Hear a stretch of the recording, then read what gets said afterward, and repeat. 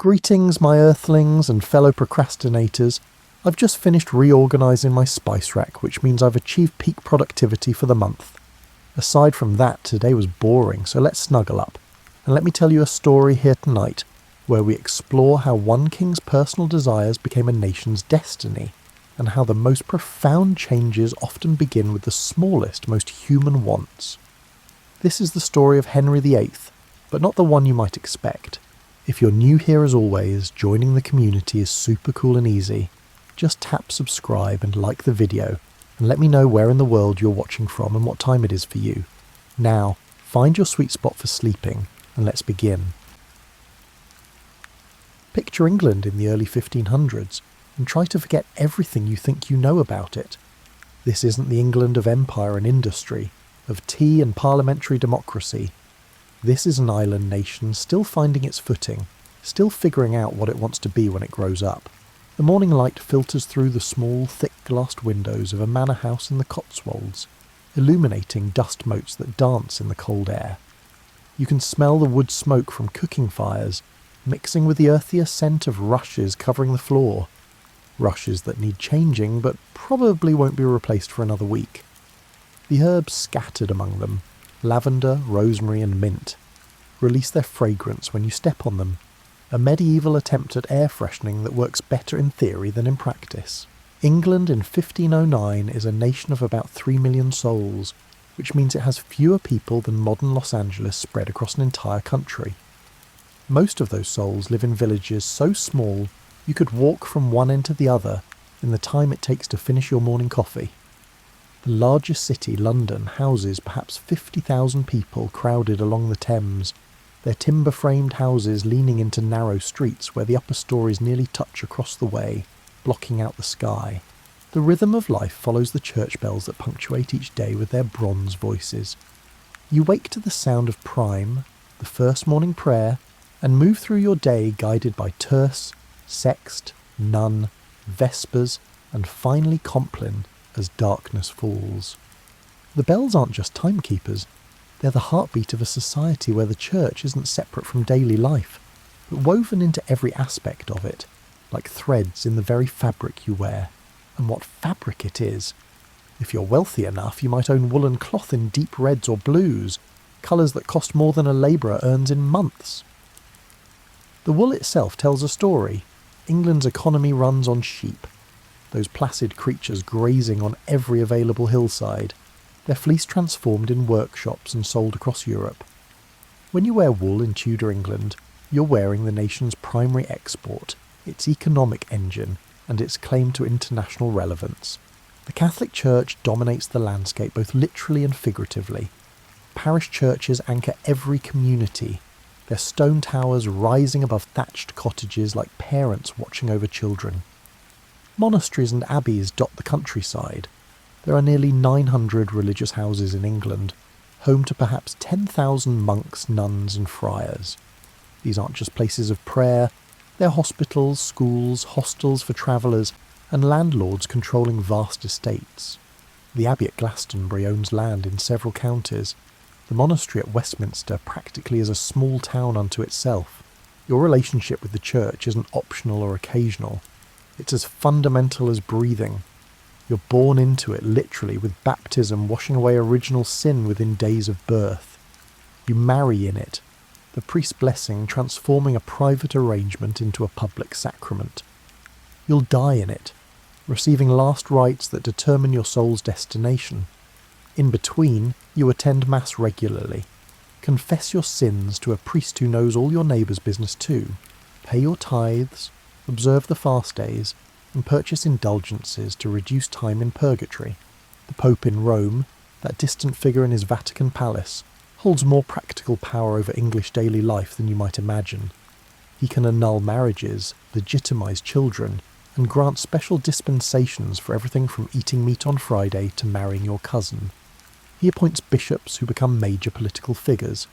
He can excommunicate anyone from king to peasant, which in this society means cutting them off from all social connection and condemning their soul to hell. It's a threat that carries real weight when everyone you know believes it absolutely, but there are grumbles. In the taverns, those dim, smoke-filled rooms where ale flows and inhibitions loosen, you might hear men complain about how much land the church owns while paying no taxes. You might hear merchants frustrated by religious restrictions on business practices. You might even hear whispers about church corruption, though no one speaks too loudly because heresy is a burning offence, literally. The political landscape is equally complex. England has a king, Henry VII, who won his crown by killing the previous king on a battlefield, and who spent his reign consolidating power and filling the treasury. Parliament exists, but it meets irregularly when the king needs money. Local administration happens through a patchwork of nobles, bishops, sheriffs, and justices of the peace, a system that works mostly because everyone's known everyone else's families for generations. England's place in the wider European world is complicated. It's not quite the backwater some continental scholars dismiss, but it's not a major power either. Spain and France are the real players, with their larger populations, stronger economies, and more assertive kings. The Holy Roman Empire sprawls across Central Europe, a complicated patchwork that makes England's administrative system look elegantly simple. The Italian city-states control trade and banking. England makes good wool and occasionally causes trouble when its kings remember they technically claim the French throne. Technology is beginning to stir.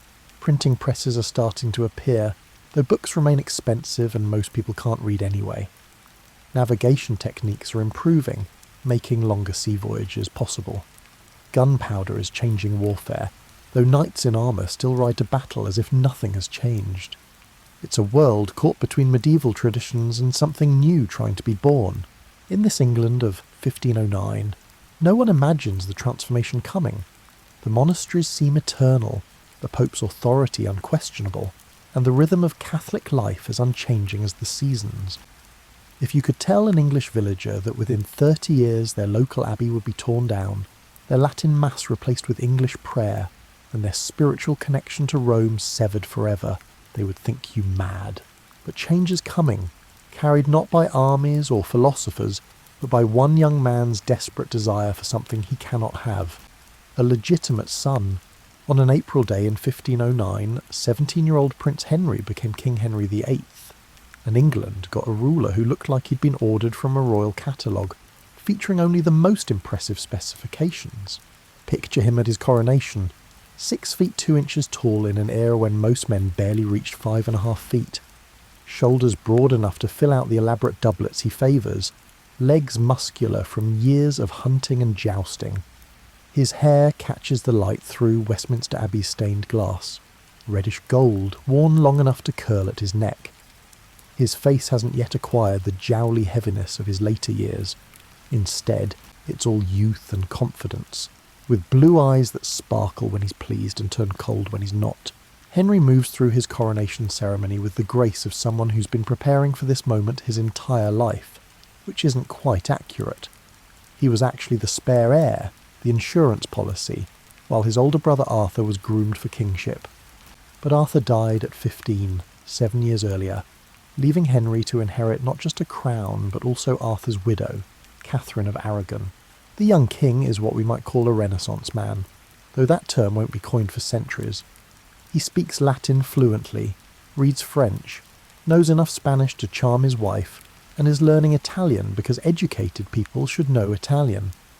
He writes poetry, not particularly good poetry, but enthusiastic poetry that scans properly and occasionally hits on a decent metaphor.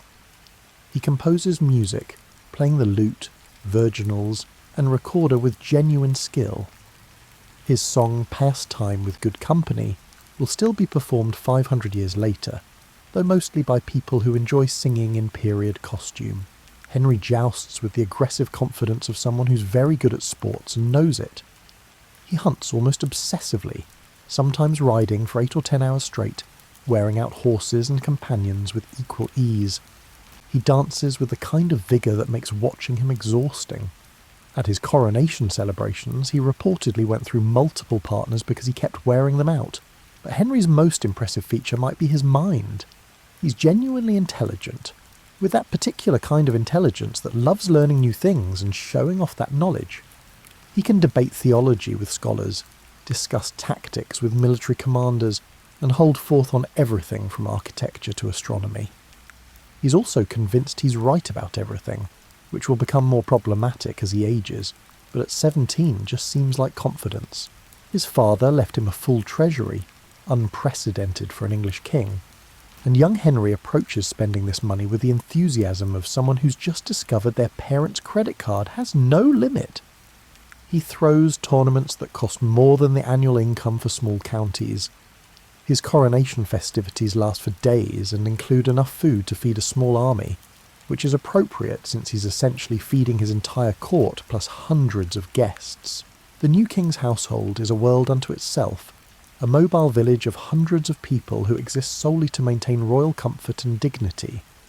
There are gentlemen of the privy chamber who help him dress, grooms who manage his extensive wardrobe, servers who bring his meals, musicians who provide entertainment, chaplains who lead prayers, physicians who monitor his health, and countless others whose jobs have titles like Yeoman of the Mouth and make perfect sense in context. Henry's daily routine would exhaust most people. He rises around 6 or 7, hearing Mass almost immediately because religious devotion and political display conveniently overlap. He conducts business in the morning, signing documents, receiving ambassadors, consulting with councillors, but never so much business that it interferes with dinner at 10 or 11. After dinner comes the real joy of his day: hunting, hawking, tennis, or jousting, depending on weather and mood. Supper arrives around 5 or 6, followed by entertainment, music, cards, dice, dancing, that can continue until midnight. His marriage to Catherine of Aragon seems initially quite successful. Catherine is 23 to Henry 17, which makes her practically an older woman in an era where most royal brides are teenagers. She's intelligent, educated, deeply religious, and genuinely seems to love her young husband. Henry appears equally devoted, calling her his true wife, and clearly enjoying her company. They're crowned together, rule together, and seem to share both affection and respect. Catherine comes from impressive stock. She's the daughter of Ferdinand and Isabella of Spain, the monarchs who completed the Reconquista and funded Columbus's voyage. Her upbringing emphasized education and piety in equal measure. She reads Latin, speaks multiple languages, and understands politics with the sophistication of someone raised in one of Europe's most powerful courts. She's not just decorative, she's competent, which Tudor England actually values in its queen consorts. The court Henry creates around himself is magnificent by English standards. The continental observers sometimes find it a bit provincial. The great hall at any of his palaces fills with courtiers wearing their finest clothes. Doublets in rich fabrics, gowns with the elaborate sleeves, and hats sporting feathers that cost small fortunes. The tables groan under roasted meats, pies, elaborate sugar sculptures, and wine from France and Spain. Musicians play from galleries while jesters and acrobats provide entertainment between courses. But beneath the magnificence, Henry's court is also a place of careful calculation. Every favour granted creates obligation. Every position filled affects the balance of power between competing noble families. Every smile or frown from the king can make or break careers. The men and women surrounding Henry are playing a complex game where the rules aren't written down but everyone knows them, and the penalty for mistakes can be severe. Henry's approach to kingship in these early years is energetic but not particularly focused. He wants to be a great king, certainly, but his understanding of greatness comes partly from medieval romance and partly from his father's example. Great kings go to war, so Henry will go to war. Great kings are learned, so Henry will be learned. Great kings are pious, so Henry will be pious.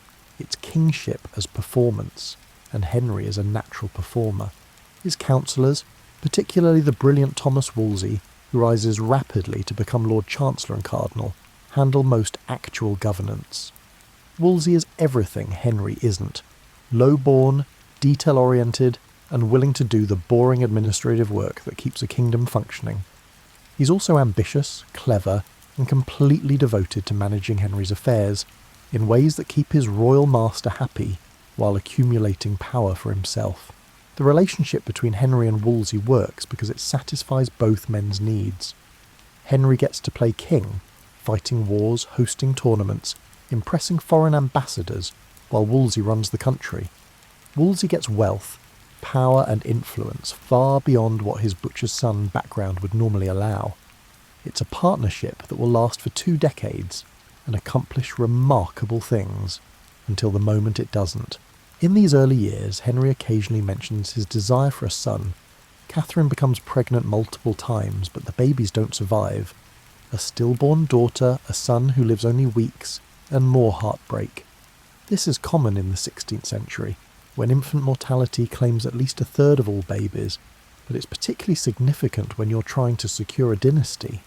Still, Henry and Catherine are young. There's time. Everyone says there's time. Henry's England in these early years hums with optimism. The king is young, energetic and generous. The treasury is full. The wars with France, while expensive and not particularly successful, at least make England feel important on the European stage. The monasteries continue their centuries-old routines. The parish churches anchor their communities. The Pope's authority remains unquestioned. Everything seems stable, permanent, and part of a natural order that will continue indefinitely. No one yet imagines that this golden young king, so devoted to his Spanish Catholic wife, will become the man who breaks England away from Rome. No one suspects that his desperate desire for a son will reshape English religion, politics and daily life. The revolution is coming, but it approaches quietly, disguised as personal frustration rather than ideological conviction. As the 1520s unfold, you might notice subtle changes in how England's king speaks about authority and power. It's nothing dramatic at first, just a young man in his 30s growing more confident about his own judgment and less interested in deferring to others, even others wearing papal tiaras. Henry's theological education is impressive for a king. Most monarchs content themselves with attending mass and letting clergy handle the complicated stuff. But Henry actually reads theology. His library contains volumes by church fathers like Augustine and Jerome, medieval scholars like Thomas Aquinas, and contemporary humanists. He doesn't just read them, he makes notes in the margins, arguing with long-dead theologians as if they're sitting across from him at dinner. In 1521, Henry writes a book defending the 7 sacraments against Martin Luther's attacks. Yes, writes, not commissions, not takes credit for, but actually writes, complete with crossed-out sections and revisions that scholars will examine centuries later. The book earns him the title Defender of the Faith from Pope Leo X, which is deliciously ironic given what's coming. Henry is genuinely proud of this title, wearing it like a teenager wears their first varsity letter. But here's what makes Henry dangerous. He's smart enough to understand complex theological arguments, but convinced enough of his own righteousness to believe that when he understands something differently than traditional interpretation, tradition must be wrong. It's the Dunning-Kruger effect in a crowd, and it's going to reshape a nation. The issue of his marriage to Catherine begins gnawing at Henry like a persistent toothache. By the mid-1520s, Catherine is in her 40s and unlikely to have more children. Their only surviving child is Princess Mary, and England has never successfully been ruled by a queen in her own right. Henry starts wondering if perhaps his marriage was cursed from the beginning. He finds his answer in Leviticus, that Old Testament book of laws that most people skip over. Chapter 20, verse 21. If a man shall take his brother's wife, it is an unclean thing. They shall be childless. Never mind that he has a daughter. The Hebrew word, Henry decides, really means sonless. Never mind that the Pope granted a dispensation specifically allowing him to marry his brother's widow. Henry has convinced himself that God is punishing him for violating divine law. This conclusion isn't entirely self-serving, though it conveniently aligns with his desires. Henry genuinely believes in divine judgment and biblical authority. He also genuinely wants a legitimate male heir to prevent the civil war that could erupt if he dies without one. And he very definitely wants to marry Anne Boleyn, the dark-eyed lady-in-waiting who has captured his attention and refuses to become his mistress. Anne Boleyn is not the conventional beauty you might expect. Contemporary descriptions suggest she's interesting looking rather than pretty. Long neck, dark hair, dark eyes, and an extra finger on one hand that she carefully conceals with long sleeves, but she's sophisticated, having spent years at the French court, educated beyond most women of her time, and possessed of that quality that's impossible to define but instantly recognisable. She's fascinating. More importantly, Anne refuses to sleep with Henry without marriage. Her sister Mary had been the king's mistress and had been discarded when he lost interest. Anne has observed this lesson and drawn conclusions. She'll be queen or nothing, which drives Henry absolutely mad with desire and frustration in equal measure. Henry's approach to solving his great matter, as the proposed annulment becomes known, reveals both his intelligence and his limitations. He deploys theologians to argue his case, commissions scholarly opinions from universities across Europe, and has his agents search libraries for precedents. He's treating his marriage like a legal case to be won through superior argument and evidence. Cardinal Wolsey, that brilliant administrator who's managed England for years, finds himself tasked with accomplishing something nearly impossible, convincing Pope Clement VII to annul Henry's marriage to Catherine, who happens to be the aunt of Charles V, the Holy Roman Emperor who recently sacked Rome and has the Pope essentially under house arrest. It's like asking someone to convince their captor to anger their captor's aunt. Wolsey tries everything: negotiation, persuasion, legal arguments, implied threats.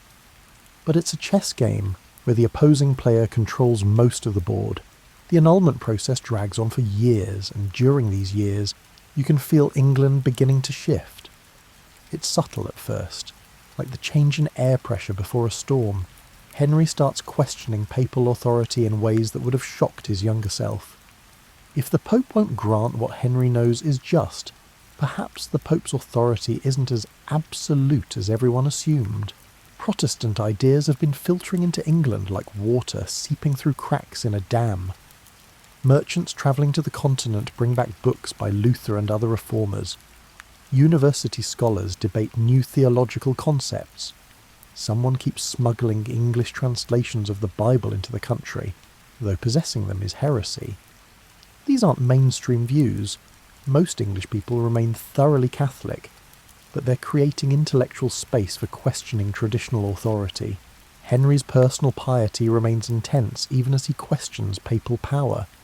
He still hears multiple masses daily, still observes fasts and holy days, and still makes pilgrimages to important shrines. But he's developing a distinction in his mind between the eternal truths of Christianity and the institutional structures of the Catholic Church. If those structures stand between him and what he's convinced God wants, perhaps the structures need adjustment. The English clergy finds itself in an impossible position. They owe allegiance to both their king and their pope, which works fine until those two authorities want opposite things. Some clergy, particularly those who've studied Reformed theology, start suggesting that perhaps national churches should govern themselves. Others remain firmly committed to papal supremacy, which is brave but increasingly dangerous. Thomas Cranmer, a Cambridge scholar with quiet manners and radical ideas, enters Henry's circle during this period. Cranmer suggests that instead of asking the Pope for permission, Henry should simply declare that English religious matters should be decided in England. It's a revolutionary idea wrapped in reasonable-sounding language, and Henry loves it. Here's someone telling him that he's not rebelling against proper authority. He's claiming authority that was rightfully his all along. The break with Rome, when it comes, won't happen in a single dramatic moment. Instead, it will unfold across several years through a series of parliamentary acts and royal declarations, each one taking another step away from papal authority while claiming to restore ancient English liberties. It's revolution disguised as restoration, radical change presented as a return to proper order. But before the formal break, you can feel English society recalibrating. Conversations in taverns include speculation about the king's marriage. Sermons from pulpits begin carefully exploring questions about religious authority. Nobles calculate which side they should support. Families divided by religious conviction navigate increasingly awkward dinners. The foundations are shifting, though the building still looks solid from outside. Henry himself becomes more unpredictable during these years of frustration. He's in his 30s now, no longer the golden youth of his coronation. His leg, injured in a jousting accident, troubles him increasingly. His temper, always quick, becomes quicker. He's used to getting what he wants, and the continued resistance to his annulment offends him both politically and personally. He's the king. Shouldn't that mean something?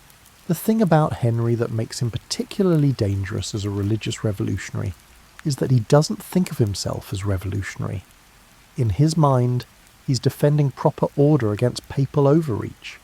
He's claiming rights that English kings always possessed but previous generations failed to exercise.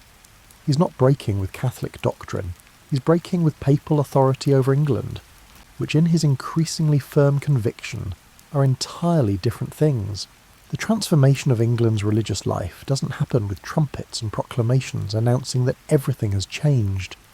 Instead, it arrives quietly, almost apologetically, disguised as administrative reform and legal clarification. In 1531, Henry has Parliament declare him Supreme Head of the Church of England, with the careful qualifier as far as the law of Christ allows, which is just vague enough to let everyone interpret it however they need to. Clergy who find this uncomfortable can focus on the qualifier. Reformers can focus on the main clause. Henry can present it as simple recognition of existing reality. The Act of Supremacy in 1534 removes the qualifier and makes it official. The king, not the pope, is the supreme head of the church in England. If you're a parish priest reading this proclamation to your congregation, you might notice the awkward silence that follows. Your parishioners aren't sure how to react. Nothing looks different. Same church building, same vestments, same Latin Mass. But somehow everything has changed. Thomas Cromwell, who has become Henry's chief minister after Wolsey's fall, approaches the transformation of England with the efficiency of a modern corporate restructurer.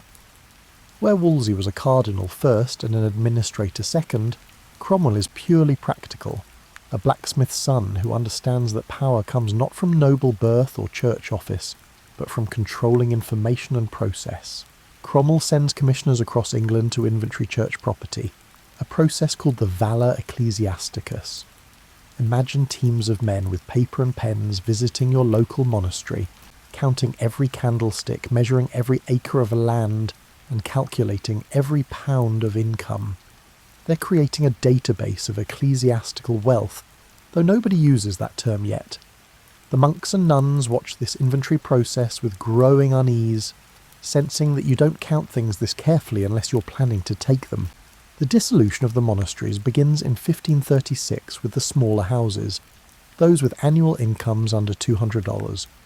The official justification involves moral failings, laziness, and corruption, though most monasteries probably function no better or worse than they have for centuries. The real reason is simpler. Henry needs money. Wars with France have depleted his father's carefully accumulated treasury, and hundreds of monasteries collectively own somewhere between a quarter and a third of England's land. If you're living near a monastery in 1536, you watch with mixed feelings as the commissioners arrive. The monastery provided employment for local people, bought supplies from local merchants, operated a hospital that treated anyone who showed up, ran a school where boys learned to read and write, and gave food to the poor every week.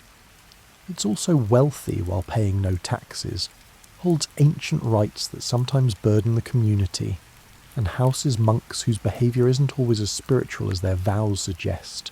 The dissolution process is surprisingly bureaucratic. Commissioners inventory the property, pension off the monks and nuns, and sell the valuable items: gold and silver plate, lead from the roofs, bells from the towers, and even the stone from the buildings themselves. Local people sometimes buy chunks of monastery to build their own houses, which means 600 years later, someone will be living in a cottage whose walls include stones that once echoed with Gregorian chant. The speed of physical transformation is startling. A monastery that stood for 400 years can be stripped and partially demolished in months. Visit the site a year later, and you'll find ruins open to the sky, ivy already beginning to reclaim walls, and locals using the old chapter house as a sheep pen. The destruction is so complete that people will later assume these ruins must be ancient. Surely nothing so recent could look so thoroughly lost, but the transformation goes deeper than dismantling buildings. The dissolution eliminates the entire monastic network that provided social services across England. Hospitals close, schools disappear, the regular distribution of food to the poor stops. Travellers lose their free accommodation. Monasteries that copied manuscripts and preserved learning are gone. It's like simultaneously shutting down hospitals, hotels, schools, libraries, and social welfare offices across an entire nation. Some communities resist.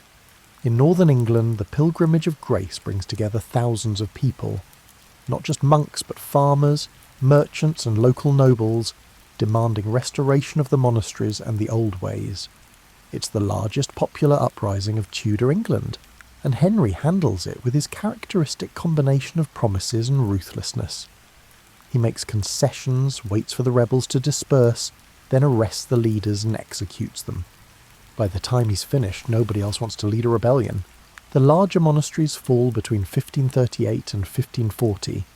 Even the great houses like Glastonbury Abbey, that once seemed as permanent as the hills themselves. The dissolution transfers an enormous amount of property into royal hands, which Henry immediately begins selling or granting to loyal supporters. It's the largest redistribution of property in England since the Norman conquest, and it creates a class of landowners whose wealth depends on the religious changes continuing. You can't go back to the old system without dispossessing thousands of newly wealthy families who now have strong interests in maintaining the new order. Religious practice itself changes more gradually. The Latin Mass continues in most parishes, looking and sounding almost identical to what it's always been. But small changes appear like cracks in familiar surfaces. Certain feast days are eliminated. Shrines to saints are dismantled and their treasures seized. Pilgrimages, once a standard part of religious life, are discouraged. The veneration of relics, those bits of bone and cloth supposedly from saints, is criticised as superstition. English Bibles begin appearing in churches, enormous volumes chained to lecterns so nobody can steal them. For people who can read, this is revolutionary. They can now check whether the priest's Latin sermon actually reflects what the text says. For people who can't read, which is most people, someone in the community usually can, and Bible reading becomes a communal activity as people gather to hear scripture in their own language. The theological changes are more subtle. Henry insists he's maintained Catholic doctrine even while rejecting papal authority. The 6 Articles of 1539 reaffirm traditional beliefs about transubstantiation, clerical celibacy, and confession. But the door has been opened to questioning, and once you start questioning one form of authority, it becomes harder to insist on unquestioning acceptance of others. Thomas Cranmer, now Archbishop of Canterbury, begins carefully, cautiously, pushing England toward more Protestant positions. He's a brilliant politician who understands that Henry won't accept dramatic changes, so he works incrementally. A modification to the liturgy here, a revised prayer there, slowly shifting the service away from medieval Catholic practice towards something more reformed. The chantries come under scrutiny next. These are endowments for priests to say masses for the dead, based on the Catholic doctrine of purgatory. Wealthy people have for centuries left money to pay for prayers that will shorten their time in purgatory's purifying fires. If you question purgatory's existence, these endowments become pointless, and the property supporting them becomes available for other purposes, like funding the king's government. Daily life for ordinary English people becomes religiously confusing. Your grandparents taught you to pray to saints, to make pilgrimages, and to purchase indulgences.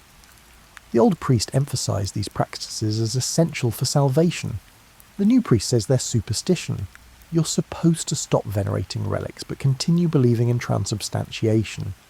You should read the Bible in English, but maintain traditional liturgy in Latin. It's like trying to follow rules that keep changing without anyone quite explaining the new system. The destruction of religious art represents a particularly visible loss. Parish churches contained centuries of accumulated beauty, painted walls showing biblical scenes, stained glass windows depicting saints, elaborate wooden screens carved by local craftsmen, and statues that children had always known. Commissioners order this art destroyed as idolatrous, and people watch as beauty accumulated over generations is whitewashed, smashed, or carted away. Something about this destruction feels wrong even to people who support reform. Must transformation require such comprehensive elimination of the past? The religious upheaval reshapes English daily life in ways both obvious and subtle, like water changing course and cutting new channels through a familiar landscape. Your morning still begins with bells, but fewer bells than before. The monastic hours that once punctuated each day with their bronze voices have fallen silent, leaving only parish church bells to mark the passing time. The absence is like missing teeth in a smile. You don't notice until you do, and then you can't stop noticing. The calendar itself has changed. Those feast days that once dotted the year like raisins in a pudding, giving breaks from labour and reasons for community celebration, have been drastically reduced. The new religious authorities consider many saints' days to be superstitious excess, but to working people, they will welcome breaks in the grinding routine of labour. Fewer holy days means more work days, which pleases employers but not employees. Food culture shifts in unexpected ways. The Catholic Church required fasting on Fridays and during Lent. No meat, though fish was permitted. This created a huge market for fish, supporting coastal communities and providing nutrition to people who might not otherwise afford protein. As Protestant ideas spread and fasting requirements are questioned, the fish trade suffers. Parliament eventually has to pass laws requiring fish consumption on certain days for purely economic reasons, which creates the odd situation of enforcing religious dietary rules for commercial purposes after abandoning them for spiritual reasons. The poor feel the dissolution of monasteries most acutely. That weekly distribution of food from the abbey is gone. The hospital that treated anyone who arrived no longer exists. The monks who provided education to clever children from poor families have dispersed. The travellers' accommodation has closed. The result is more people with nowhere to turn when times are hard, which in the 16th century is frequently. Parishes find themselves responsible for poor relief without the resources monasteries once provided. The parish has to care for its own poor, which sounds reasonable, until you realise poor people can't travel to find work without losing their parish residence, effectively trapping them in poverty. It's like deleting the social safety net and replacing it with a smaller, less effective local version, while pretending you've improved things. Education transforms from religious to secular control, though the transition takes decades and leaves gaps. Monastery schools have vanished. Cathedral schools continue but with different emphasis. Grammar schools begin appearing, funded by merchant money or wealthy individuals rather than religious houses. The education is still heavily religious. You can't escape that in Tudor England, but its purpose shifts from training clergy to training gentlemen and professionals. The English language itself begins changing as religious vocabulary transforms. Words like priest acquire different implications depending on whether you're Protestant or Catholic. Church might mean the building, the community of believers, or the institutional structure, and which meaning you intend says something about your religious position. The Bible in English introduces Hebrew and Greek concepts directly into common speech, enriching the language even as religious controversy divides communities. Women's roles shift in complex ways. The dissolution of nunneries eliminates the one respectable option for women who didn't want to marry, or whose families couldn't provide dowries. Before the dissolution, an educated woman could become a prioress or abbess, managing substantial property and wielding real authority. After the dissolution, that path no longer exists. Marriage becomes more thoroughly compulsory, which isn't liberation even if Protestant theology emphasises companionate marriage over Catholic acceptance of celibacy. Architecture begins changing, though gradually. New houses built by families who bought monastery lands look different from medieval styles, more Renaissance influence, more classical proportions, and larger windows now that clear glass is becoming more available. The country houses rising on former monastery land represent a new class of gentry, whose wealth comes from royal favour and land speculation rather than ancient inheritance. The art of dying changes significantly. Catholic tradition included elaborate rituals surrounding death, last rites, prayers for the dead, and masses purchased to shorten time in purgatory. Protestant theology questions purgatory's existence, which removes the urgency around deathbed preparations while also eliminating the comfort many people found in believing they could help deceased loved ones through prayer and paid masses. Guilds and confraternities, those medieval organisations that combined professional organisation with religious brotherhood, find their religious functions questioned. The guild still regulates who can practice certain trades, but the shared masses, the processions on patron saints' days, and the religious obligations that bound members together, these are increasingly problematic. Some guilds adapt, others decline, and urban community life becomes somehow more commercial and less communal. Publishing explodes as religious controversy creates demand for books and pamphlets arguing different positions. Print shops in London and other cities churn out Bibles, prayer books, theological treatises, and controversial pamphlets. The government tries to control this through licensing and censorship, but books are small and smuggling is easy. Ideas spread faster than authorities can suppress them, which is both thrilling and frightening depending on which ideas you support. Music in churches shifts from elaborate polyphony sung by trained choirs to simpler hymns that congregations can actually sing together. The glorious complexity of late medieval church music is being replaced by something more participatory, but perhaps less transcendent. If you loved that soaring polyphony, this feels like loss. If you always felt excluded by Latin hymns you couldn't understand sung by professionals you couldn't match, the change feels like finally being invited to participate. The rhythm of the week changes as Sunday becomes more strictly observed. Protestant emphasis on Sabbath rest means fewer of the entertainments that once accompanied holy days. No dancing, no plays, and no excessive merrymaking on the Lord's Day. This creates a peculiarly English Sunday, quiet, sober, and boring to children then and now, but also theoretically a day of rest that even servants and apprentices should receive. Legal changes ripple through daily life. Church courts, which once handled cases involving morality, marriage, wills, and defamation, lose jurisdiction to secular courts. This sounds technical until you realise it affects where you go if your neighbour slanders you, how you contest a will, or how you prove your marriage is valid. The familiar systems people relied on for generations are being replaced with new structures that work differently and require different expertise. Market days continue as always. The need to buy and sell predates any religious controversy, but the character of markets shifts subtly. Fewer religious festivals means fewer special market days. The dissolution of monasteries eliminates major institutional buyers of agricultural products.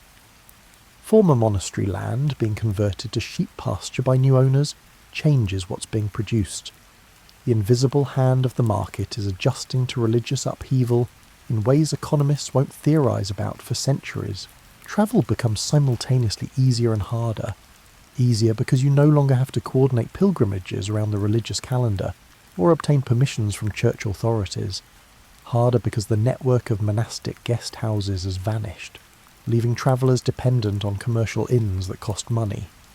The highways are more crowded with people seeking work after losing positions in dissolved religious houses, which makes roads both busier and potentially more dangerous.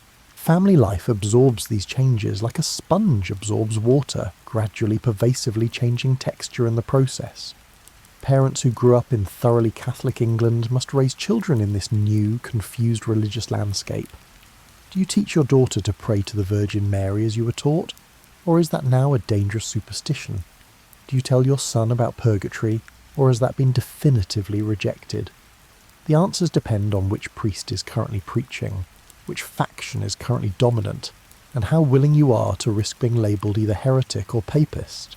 The English language of religion is creating unexpected intimacy with Scripture.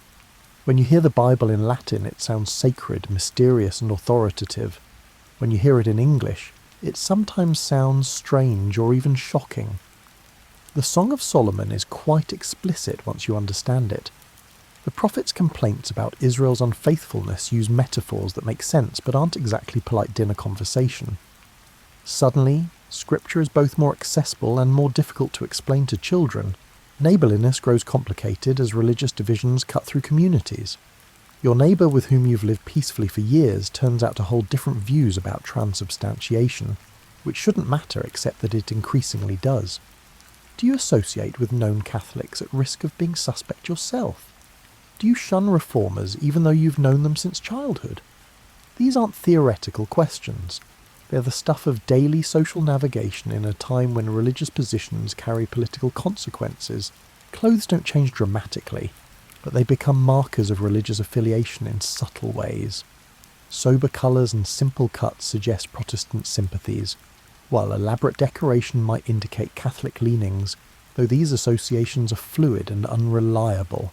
Looking too Catholic can be dangerous, but looking too Protestant can also attract negative attention. Fashion becomes a negotiation between personal preference and political prudence. Entertainment adapts to the new religious landscape. The mystery plays that once dramatised biblical stories during religious festivals are increasingly problematic. They're religious instruction but also performance. Catholic in origin but popular with everyone. Traditional but potentially heretical depending on current theological position. Some continue with modifications, others disappear, leaving gaps in community life that nothing quite replaces. Furniture in homes gradually changes as Protestant theology emphasises word over image. That small altar in the corner where your grandmother kept candles and a picture of the Virgin becomes awkward. Do you remove it and risk offending older family members, or keep it and risk visits from officials checking for Catholic sympathies? Many families compromise. The altar is quietly dismantled, but the picture is kept in a drawer just in case. The pub, that essential English institution, becomes more important as church-centred community life diminishes. When holy days no longer provide regular community gatherings, people need other places to meet, talk, and maintain social bonds. The alehouse serves this function, though religious authorities frequently complain about how much time people spend drinking, instead of attending services or reading scripture. Children growing up in this era of transformation experience a different England than their parents knew. They learn English prayers instead of Latin ones, read English Bibles in church, and never know a world with monasteries. To them, the changes their parents describe sound like fairy tales about a lost world. They can't quite imagine what was lost because they've only known what replaced it. Seasonal rhythms shift as agricultural practice adapts to new land ownership patterns. The great monastic estates, once managed for long-term sustainability and community support, are being divided, sold, consolidated and managed for profit. Former common lands are being enclosed, and former monastery fields are being converted to more lucrative uses. The landscape itself is being reorganised according to economic logic, rather than traditional usage rights. Death, always a constant companion in the 16th century, becomes religiously uncertain. The elaborate Catholic funeral rites, the prayers, the paid masses, the belief that the living could help the dead, provided both comfort and structure for grief. Protestant theology offers different comfort. The deceased is in God's hands, prayer can't change their fate, which some find liberating and others find cold. Grief remains, but the approved ways of expressing and addressing it have changed. By the time Henry VIII dies in 1547, England has become something unprecedented. A nation that's Catholic in doctrine but Protestant in governance, traditional in practice but radical in theory, conservative by royal decree but unsettled in popular opinion. The England Henry leaves behind is thoroughly confused about its religious identity, which is partly his doing, and partly the inevitable result of trying to maintain Catholic theology while rejecting papal authority. It's like trying to follow a recipe while substituting different ingredients and insisting the result is the original dish. But something deeper has shifted beyond the specific theological positions. England has discovered that it can exist independently of continental approval. For centuries, English kings looked to the Pope for legitimacy, to France for cultural standards, and to Rome for intellectual authority. Henry's break with Rome, whatever its motivation, has forced England to develop its own answers to religious and political questions. The English Bible, which Henry authorised despite his conservative theology, proves transformative in ways nobody initially anticipated. Now that ordinary people can read scripture themselves, they start developing their own interpretations. Religious authority becomes less about receiving instruction and more about individual understanding, which is fundamentally Protestant even when the reader doesn't identify as Protestant. The dissolution of monasteries has redistributed so much property that thousands of families now have vested interest in preventing Catholic restoration. They've bought monastery lands, built houses on them, and established their fortunes through Henry's religious policies. Going back to the old system would impoverish them, so they become committed defenders of the new order even if they don't particularly care about theology. Parliament has grown stronger through its role in authorising religious changes. Henry needed parliamentary acts to break with Rome, dissolve monasteries, and establish royal supremacy. Each act increased Parliament's importance and set precedents for legislative authority over matters that were previously considered royal prerogative. England is accidentally developing constitutional government while trying to manage religious transformation. The English language has gained prestige through its religious use. When the Bible, prayer book and religious instruction all appear in English rather than Latin, the language stops being merely vernacular and becomes worthy of serious literature and scholarship. This linguistic nationalism will eventually contribute to an extraordinary flowering of English literature, though Shakespeare is still decades in the future. National identity is forming around these religious changes in ways that will last centuries. To be English will increasingly mean to be Protestant, while to be Catholic will seem somehow foreign. This association is unfair to English Catholics, who are as thoroughly English as anyone, but it becomes embedded in national consciousness. English patriotism and Protestant identity become intertwined in ways that shape everything from politics to poetry. The Royal Navy, which will eventually make England a global power, is growing during this period partly because Henry's break with Rome makes continental Catholic powers potential enemies. Island nations need strong navies, and England is learning this lesson through religious controversy. The ships being built during Henry's later years will defend England against Spain and eventually control sea lanes that connect continents. Education is expanding even as its religious character shifts. Grammar schools are being founded, sometimes on the property of dissolved monasteries, teaching Latin, Greek and increasingly English to boys whose fathers can afford to send them. These schools will produce the next generation of administrators, clergy, lawyers and writers who will run Elizabethan England and create its cultural achievements. The printing press, which arrived in England just decades before Henry's break with Rome, has become a tool of religious transformation. Every theological pamphlet, every English Bible, and every prayer book represents technology enabling religious change. In an era without electronic media, print is revolutionary, making ideas portable, permanent, and reproducible in ways that oral culture never allowed. English cooking loses some of its medieval complexity as fish days are reduced and spices become less essential for preserving meat. The elaborate cuisine of the late Middle Ages, with its emphasis on strong flavours and exotic ingredients, gradually gives way to something simpler, heartier, and more focused on the quality of basic ingredients. English food is developing its reputation for plainness, though whether this is progress is debatable. Architecture is creating a distinctly English style that combines medieval Gothic traditions with Renaissance classical influences and Protestant simplicity. The great houses being built by Henry's courtiers and their successors will define English architectural taste for centuries.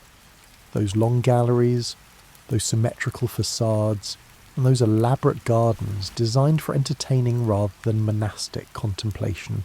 Music is diverging from continental Catholic traditions while developing its own character. English composers are creating works that reflect the Protestant emphasis on text comprehension while maintaining the sophisticated musical tradition that England has always possessed. The music of Thomas Tallis and his contemporaries sounds distinctly English, in ways that earlier church music, based on continental models, did not. The concept of loyalty is being redefined. For centuries, English people owed allegiance to king, country and pope, in a hierarchy that usually didn't conflict. Henry's break with Rome forced a choice.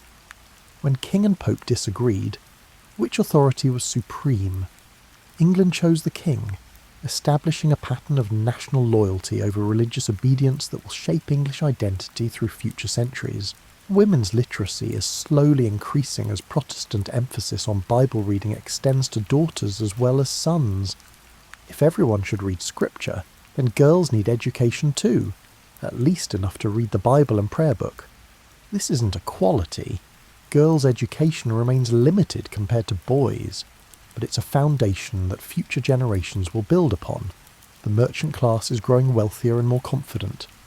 The men who bought monastery lands, who trade with the continent, and who finance ventures to the Americas are developing economic power that will eventually translate into political influence. Tudor England is accidentally creating the conditions for capitalism while trying to solve religious controversies. Regional distinctions are becoming more pronounced as religious changes affect different areas unevenly.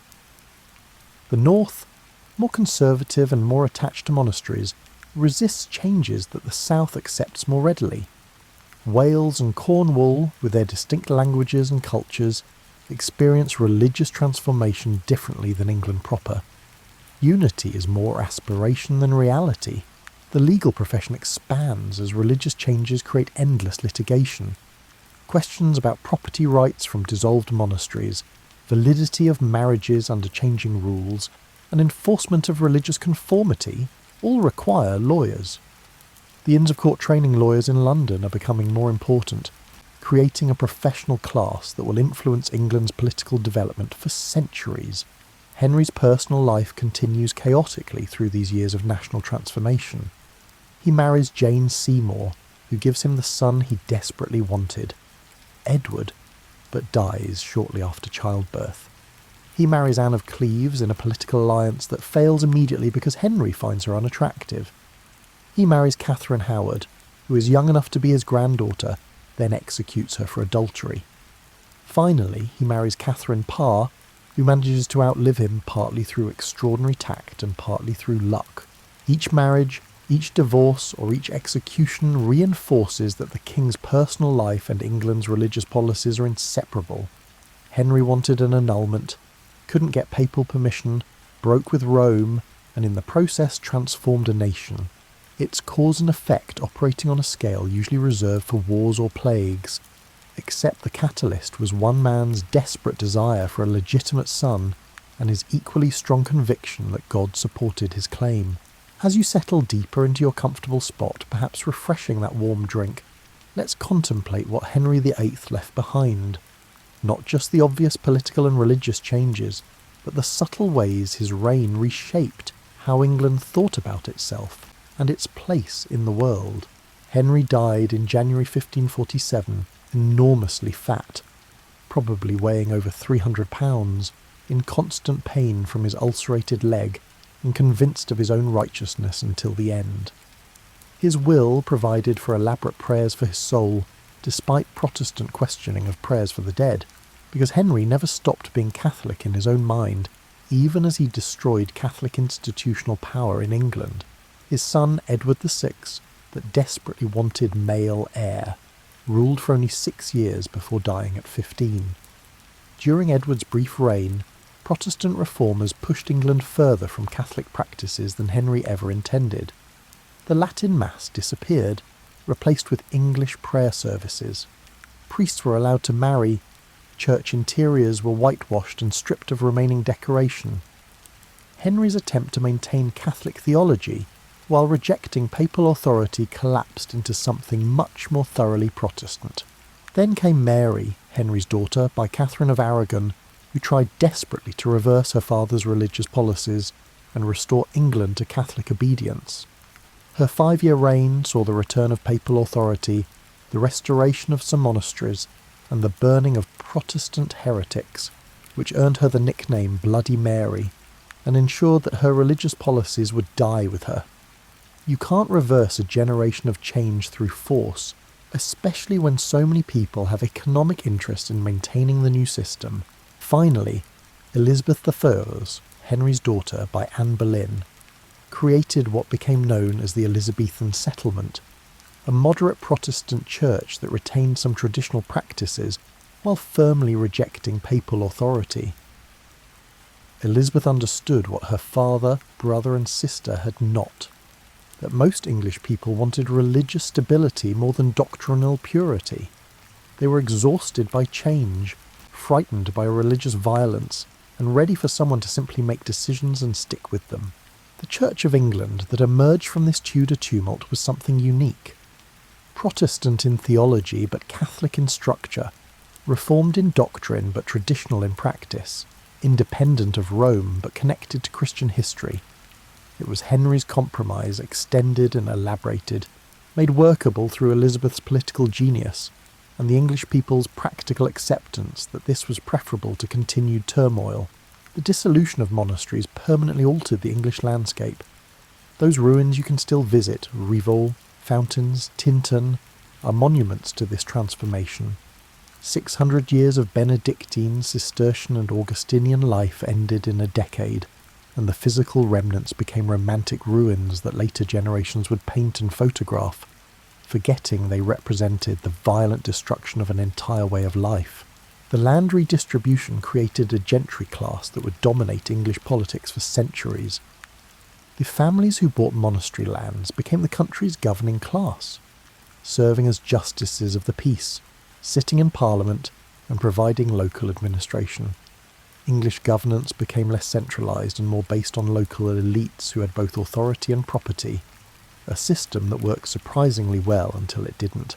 English national identity crystallised around these religious changes in ways that Henry couldn't have predicted. To be English came to mean being Protestant, being independent of continental Catholic powers, and being loyal to the crown over the Pope. This identity would shape England's conflicts with Spain and France, its eventual overseas expansion, and its internal politics for centuries. The Act of Supremacy established the principle that Parliament could legislate on religious matters, which was revolutionary even if nobody quite realised it at the time. Religious authority came from law rather than tradition or divine appointment.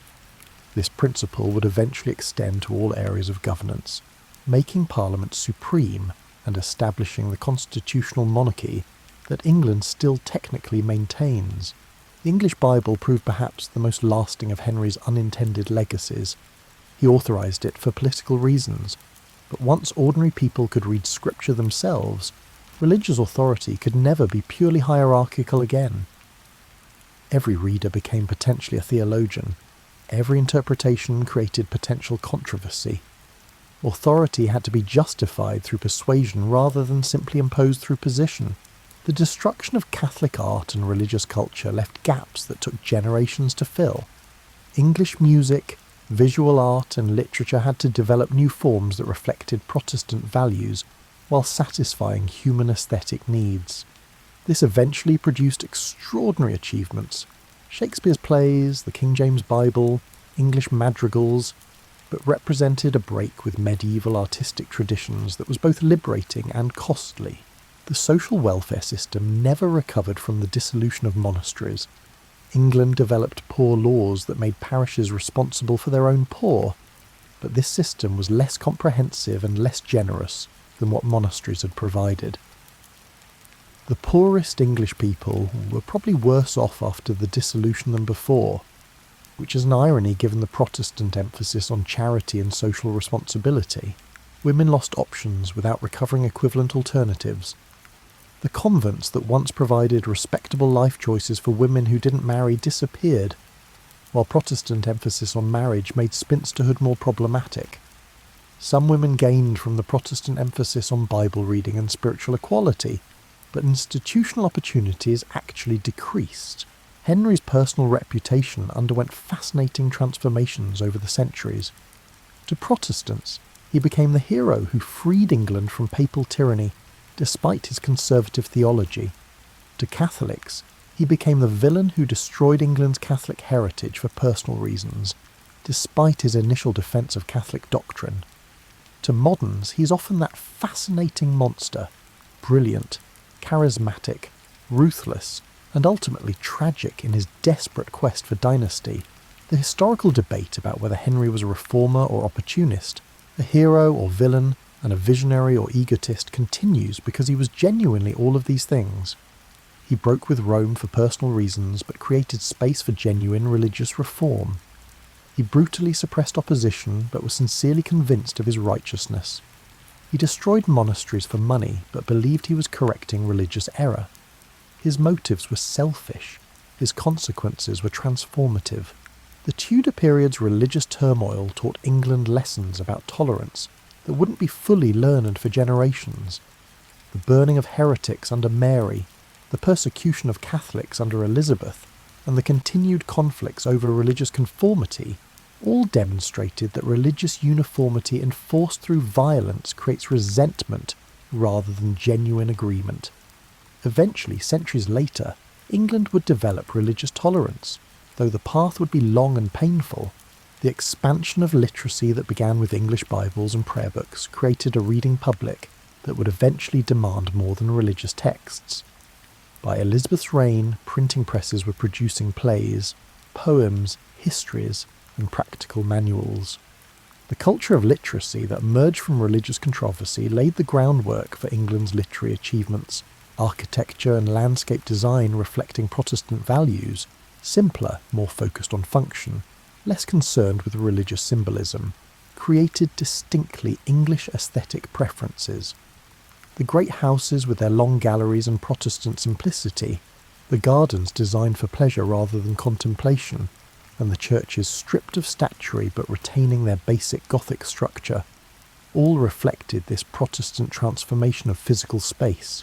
The Royal Navy's development during and after Henry's reign, partly motivated by the need to defend Protestant England against Catholic powers, eventually made England a global power. The same religious controversies that destroyed monasteries and persecuted dissenters also built the ships that would defeat the Spanish Armada and eventually create a worldwide empire. Legal developments during Henry's reign, particularly Parliament's increased authority, and the expansion of secular courts at the expense of church courts, laid foundations for English common law's development. The legal system that emerged from Tudor religious controversies would eventually be exported to England's colonies, influencing legal traditions across multiple continents. The scientific revolution that would flourish in 17th century England was partly enabled by Henry's religious changes. Once religious authority became questionable, all authority became potentially questionable. The habit of questioning established truths in religion transferred to questioning established truths in natural philosophy, creating intellectual space for scientific inquiry. As your warm drink cools and your eyes grow heavy, consider one final thought about Henry VIII and his transformation of England. The changes he initiated continued evolving long after his death, creating consequences he never imagined and solving problems he didn't know existed. The Church of England he created became the foundation for worldwide Anglican communion, spreading across continents as England expanded overseas. Churches from Nigeria to Australia to Canada trace their institutional ancestry to Henry's break with Rome, though they might emphasise Thomas Cranmer's theology over Henry's politics. The English language he elevated through biblical translation became a global language, carried by English speakers across oceans and continents, eventually becoming the international language of business, science, and diplomacy. The King James Bible, published 60 years after Henry's death, shaped English prose style for centuries and remains in print today. The principle of parliamentary supremacy he accidentally strengthened by using Parliament to authorise religious changes became the foundation of English constitutional government.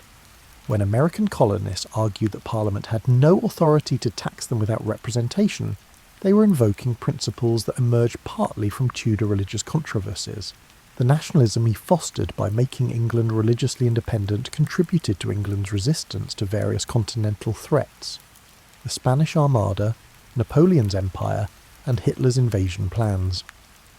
English identity formed around this idea of independence became a resource during times of crisis. But Henry's legacy also includes religious divisions that persisted for centuries. Catholics faced discrimination and legal disabilities in England until the 19th century. The tensions between Protestant and Catholic in Northern Ireland trace partly to the Tudor transformation of religion. Religious strife that Henry's actions initiated killed thousands across multiple generations. The destruction of monasteries and religious art represents cultural loss that can never be fully calculated. We'll never hear the music that was lost, read the manuscripts that were burned, or see the art that was smashed. Every whitewashed church wall represents not just religious transformation, but cultural impoverishment, however necessary reformers considered it. The social welfare gaps created by monastic dissolution took centuries to address through alternative institutions. Modern social security systems are attempting to solve problems that Tudor England created when it destroyed medieval Catholic social infrastructure without providing adequate replacements. Yet without Henry's break with Rome, England might have remained a minor European power, culturally derivative and politically subordinate. The independence, political, religious and intellectual, that emerged from Tudor religious controversies created space for English achievements in everything from literature to science to political philosophy. Shakespeare's plays, written during Elizabeth's reign, emerged from a culture transformed by Henry's actions. The English identity Shakespeare explored and celebrated in his histories and comedies was partly created by his grandfather's generation's experience of religious transformation. The language Shakespeare perfected was enriched by religious controversy and biblical translation. The scientific revolution that produced Newton, Boyle, and other English scientists emerged partly from habits of questioning authority that began with religious reformation. Once people questioned papal authority, intellectual authority of all kinds became potentially questionable, creating space for empirical investigation over traditional explanations. England's distinctive political development, its constitutional monarchy, its parliamentary supremacy, its gradual extension of political rights, connects in complicated ways to religious controversies that began with Henry. Religious tolerance emerged slowly from religious strife. Limited government emerged partly from centuries of negotiating religious settlements that required compromise rather than absolute authority. As you drift towards sleep, you might reflect that Henry VIII never intended most of what his actions produced. He wanted a son and an annulment. Instead, he triggered changes that reshaped religion, politics, culture, and national identity across centuries. History rarely unfolds as anyone plans. Small decisions combine with structural forces to produce outcomes nobody predicted.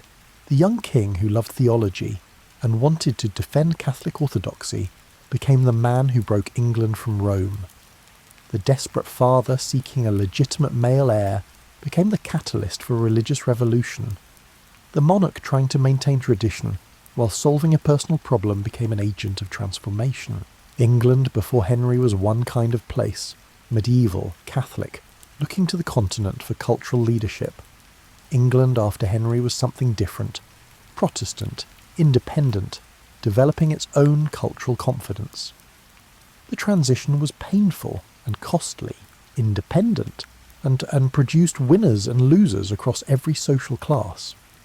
But it created the foundation for the England that would eventually emerge as a global power, for better and worse. Tonight, as you drift off to sleep, you're part of a world Henry helped create. The English language you speak was elevated partly through his religious policies. The ideas about limited government and individual rights that shaped modern democracies emerged partly from the English experience of religious transformation.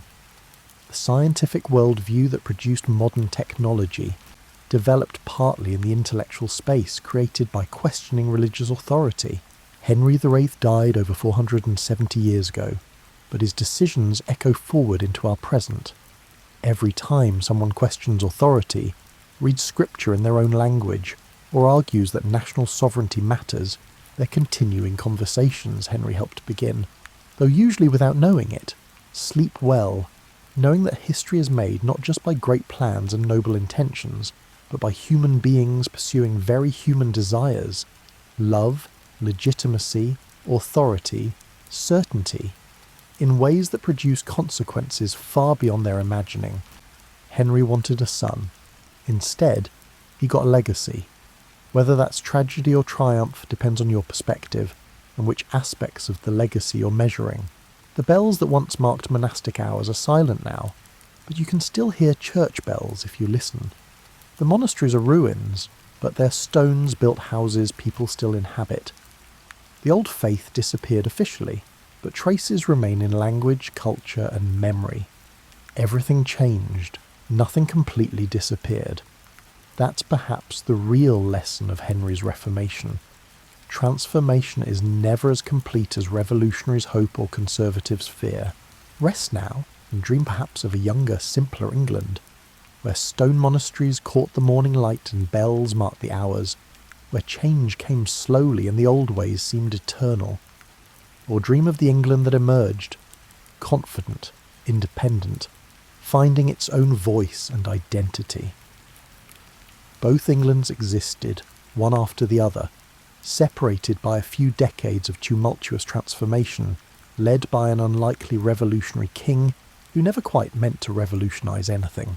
Tomorrow when you wake, you'll rise into a world still shaped by those distant Tudor transformations, still wrestling with questions about authority, identity, and faith that Henry's choices made urgent 5 centuries ago. But tonight, rest. Let history become a story, and let the story become the gentle companion of sleep. Let's start at the very beginning. Back when your biggest clothing decision was whether to drape that mammoth hide with the fur on the inside or outside. We're talking about roughly 170,000 years ago, give or take a few millennia, back when Fashion Week lasted about 4 seasons, literally. Your earliest ancestors had what you might call the ultimate minimalist wardrobe. Imagine waking up each morning and your only outfit choice being naked, or slightly less naked with some leaves strategically placed. It was like having a closet with just one item, and that item was whatever you could hunt, gather, or convince to stay put long enough to provide coverage. But here's where it gets interesting. Those early humans weren't just randomly throwing animal skins over their shoulders like they were playing prehistoric dress-up. They were actually solving problems. The same kind of problems you face today, just with higher stakes. Instead of, will this make me look professional in my Zoom meeting? They were dealing with, will this keep me from becoming a popsicle during the Ice Age? The first real breakthrough came when someone, let's call them the world's first fashion designer, figured out that you could actually shape these animal hides. Instead of just draping a deerskin over your shoulders like a furry cape, you could cut holes for your arms. Revolutionary stuff. This was probably the moment when clothing stopped being just about survival and started being about looking good while surviving. You can almost picture it. Some Paleolithic trendsetter walking around the camp showing off their new fitted mammoth hide jacket, while their neighbours were still wearing shapeless fur blankets. Oh, this old thing. They'd probably grunt in whatever passed for language back then. I just threw it together. It's vintage Pleistocene. The tools they used were beautifully simple. Sharp stones for cutting, bone needles for sewing. Yes, they had needles 40,000 years ago, which means they were probably dealing with the same frustrating experience of trying to thread a needle in dim light that you face today. Some things never change. But the really clever part was how they figured out different materials for different needs. Lighter skins for summer, thicker furs for winter, waterproof treatments for rainy seasons. They were essentially creating the world's first weather-appropriate wardrobes, long before anyone had invented weather forecasts to ignore. And let's not forget the accessories. Archaeological evidence shows they were making jewellery, decorative elements, even what appear to be the world's first buttons. Because apparently, even 100,000 years ago, humans looked at functional clothing and thought, this is nice, but how can we make it prettier? By the end of this era, your ancestors had essentially invented everything we still use in clothing today. Cutting, sewing, layering, accessorizing, and most importantly, the eternal human struggle of having a closet full of options and still feeling like you have nothing appropriate to wear to the clan's mammoth barbecue. Around 10,000 years ago, something remarkable happened that would forever change what you wore to bed. Humans discovered agriculture, which meant they could stop chasing their dinner around and start growing it instead. This was great news for many reasons, but particularly excellent news for your wardrobe. You see, when people settled down and started farming, they suddenly had time to think about things other than, where's my next meal coming from? Questions like, why am I wearing the same mammoth skin my great-grandfather wore? And surely there's got to be something softer than hide for undergarments? Enter plant fibres. Some brilliant early farmer looked at their fields of flax and thought, I bet I could turn this into something more comfortable than leather. And thus began humanity's long, beautiful relationship with textiles that don't require hunting large, dangerous animals. The process of turning plants into clothing was wonderfully complex and completely mind-boggling if you really think about it. Take flax, for instance. You had to harvest it, ret it, which is a fancy word for letting it rot in just the right way. Break it, scutch it, hackle it, and then finally spin it into thread. It was like the world's most complicated recipe, except instead of ending up with dinner, you ended up with linen underwear. But here's what's really charming about this period. People started specialising. Instead of everyone in the village making their own clothes, you had the person who was really good at spinning, the one who excelled at weaving, and the one who had a knack for dyeing things interesting colours. It was the beginning of the fashion industry, though they probably didn't call it that. More likely they called it, hey, can you make me something that doesn't itch? The invention of the loom was particularly revolutionary. Imagine being the first person to see fabric being created on one of these contraptions. It must have seemed like absolute magic. Threads going in one direction, threads going in the other, and somehow out comes cloth. It was like watching a 3D printer, except the technology was made of wood and required actual skill to operate. Cotton appeared on the scene around this time too, first in India and Pakistan. Cotton was like the miracle fabric of its day, softer than linen, more comfortable than wool, and it got better the more you washed it. Ancient peoples probably looked at cotton the way you look at moisture-wicking, stain-resistant, wrinkle-free fabrics today, like some kind of textile wizardry. Wool brought its own revolution. Sheep were basically walking sweater factories, and once people figured out how to shear them, hopefully without too much protest from the sheep, they had access to a renewable resource for warm, durable clothing. Plus, wool had this amazing property of keeping you warm even when wet, which made it the ancient equivalent of high-tech outdoor gear. The really interesting part of this agricultural clothing revolution was how it started creating social distinctions. The quality of your fabric began saying things about who you were. Fine linen suggested you had time and resources. Coarse wool meant you were practical and hard-working. Certain colours became associated with wealth, because the dyes were expensive or difficult to obtain. By the end of this period, you had gone from wearing whatever animal you could catch to having actual choices. Linen for hot weather, wool for cold, different weaves for different occasions. It was the birth of the seasonal wardrobe, and probably the birth of that familiar feeling of looking at your closet and sighing, I need new clothes.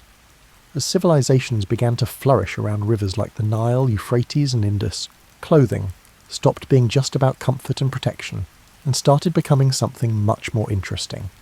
A way to show the world exactly who you thought you were. The ancient Egyptians were perhaps the world's first fashion influencers, though their Instagram would have been painted on tomb walls. They took linen, remember that plant fibre we talked about, and elevated it to an art form.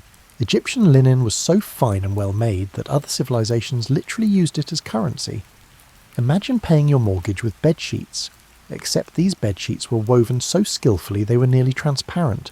Egyptian fashion was all about clean lines, elegant draping and accessories that would make a modern jewellery designer weep with envy.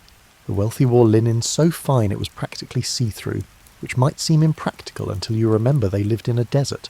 Their clothing was designed to be cool, comfortable and stunning, the ancient equivalent of athleisure, if athleisure came with golden collars and enough eyeliner to supply a rock band.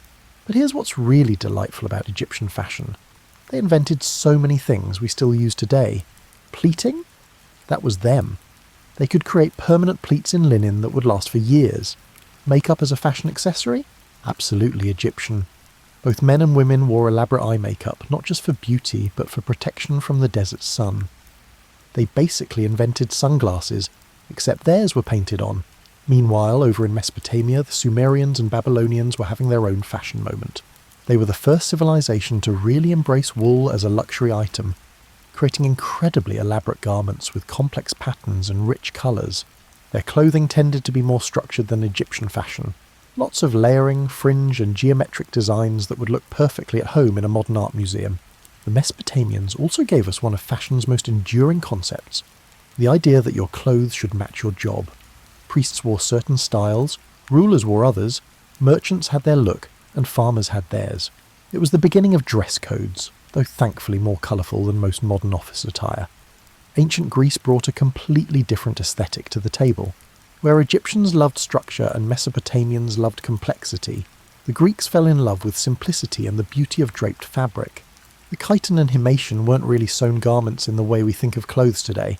They were essentially rectangles of fabric draped and pinned in elegant ways. Greek fashion was remarkably democratic, at least in terms of basic construction. Rich and poor wore essentially the same styles. The difference was in the quality of the fabric and the fineness of the weave. A wealthy Greek might wear a chiton made of the finest imported silk, while a farmer wore one made of rough wool, but the basic shape was the same.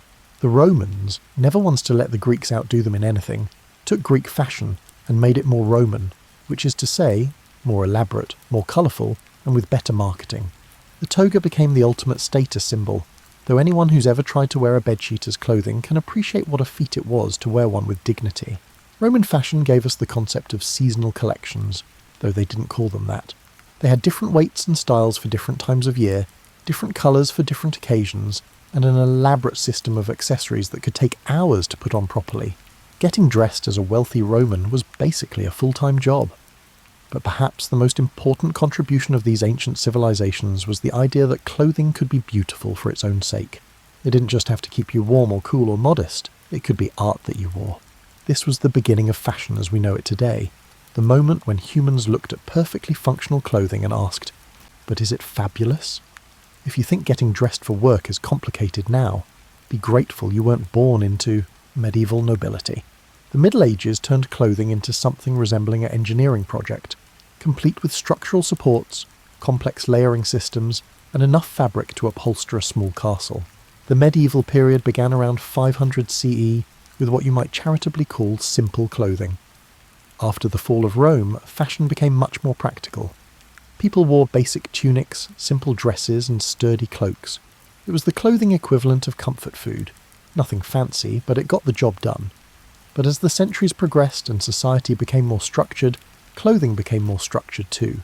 By the High Middle Ages, getting dressed, especially if you were wealthy, required assistance, planning, and occasionally architectural knowledge. Let's start with the undergarments, because medieval people were surprisingly sophisticated about what went underneath. Women wore linen chemises that served as both underwear and protection for their expensive outer garments. Men wore brays, which were essentially linen shorts tied at the waist. These weren't just practical, they were essential, because medieval wool could be remarkably itchy. The layering system that developed during this period was like wearing your entire closet at once. Women might wear a chemise, then a tunic, then a surcoat, then a cloak, each layer serving a specific purpose. It was practical for the climate, certainly, but it also created endless opportunities for showing off different fabrics, colours and trims. Medieval fashion gave us some of the most impractical but gorgeous clothing innovations in history. Take the hennin, those tall pointed headdresses that look like traffic cones decorated by angels. They could be several feet tall and required careful navigation through doorways. Imagine trying to get into a car while wearing one. Actually, don't imagine that, it's too disturbing. The wealthy medieval Europeans were obsessed with sleeves. Not just any sleeves, but sleeves that defied logic and occasionally gravity.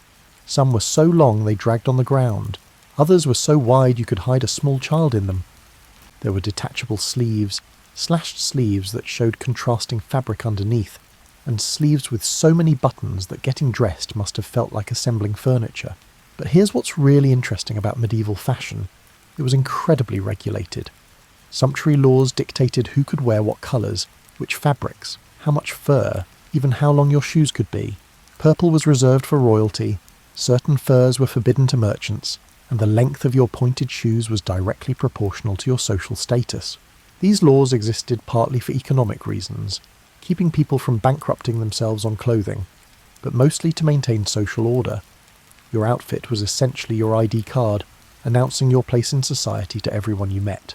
It was like wearing your LinkedIn profile, except more colourful and with better accessories. The medieval period also gave us some of fashion's most enduring mysteries, like the coat hardie, which fashion historians still can't quite figure out how to put on.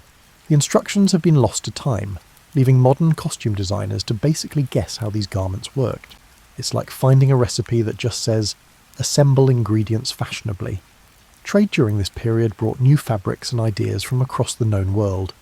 Silk from Asia, fine wools from England, exotic dyes from everywhere in between.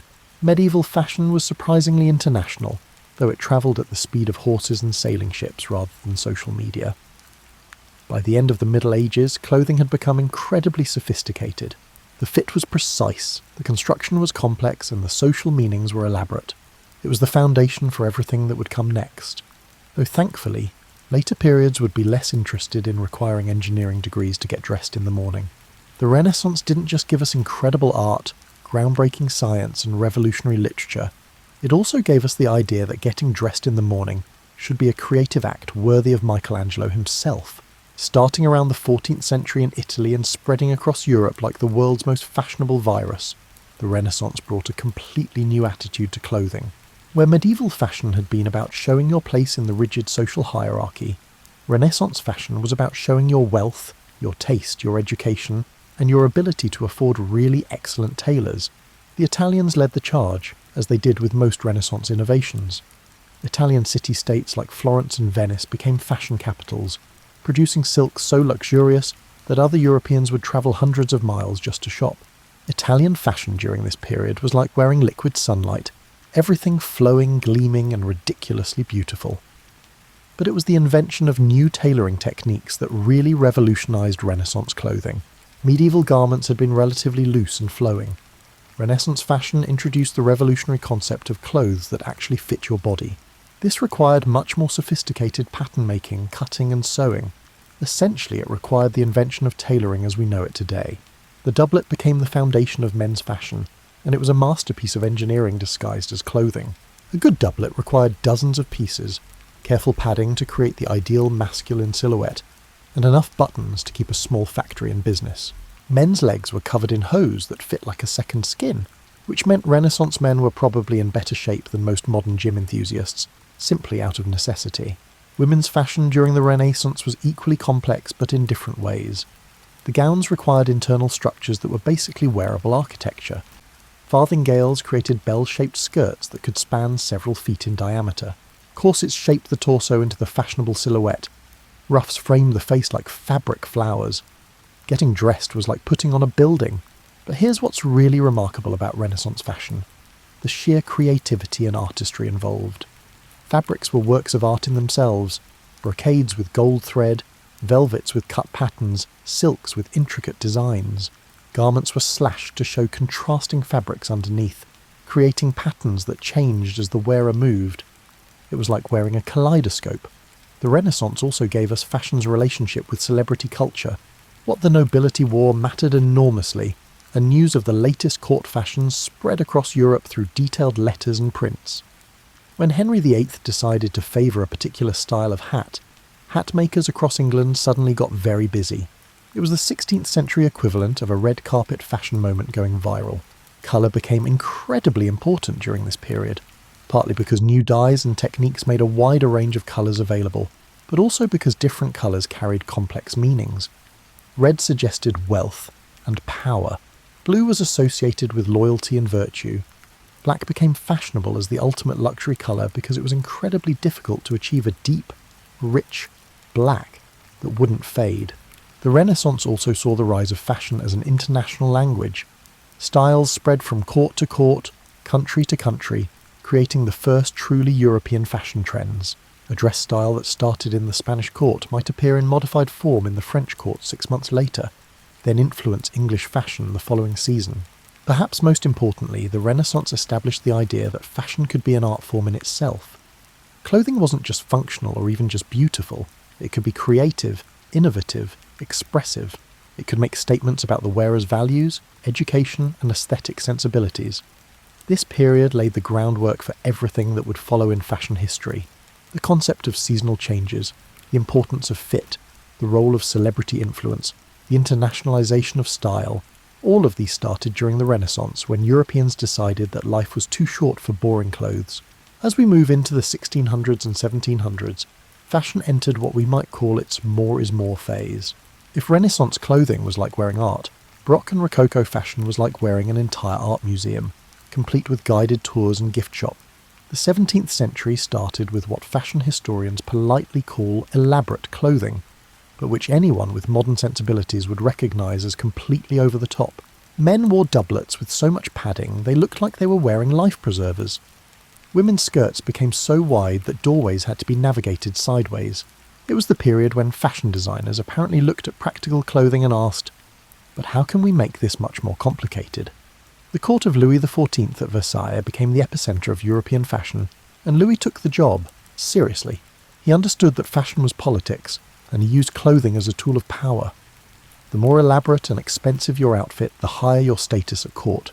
It was like a very expensive, very beautiful arms race.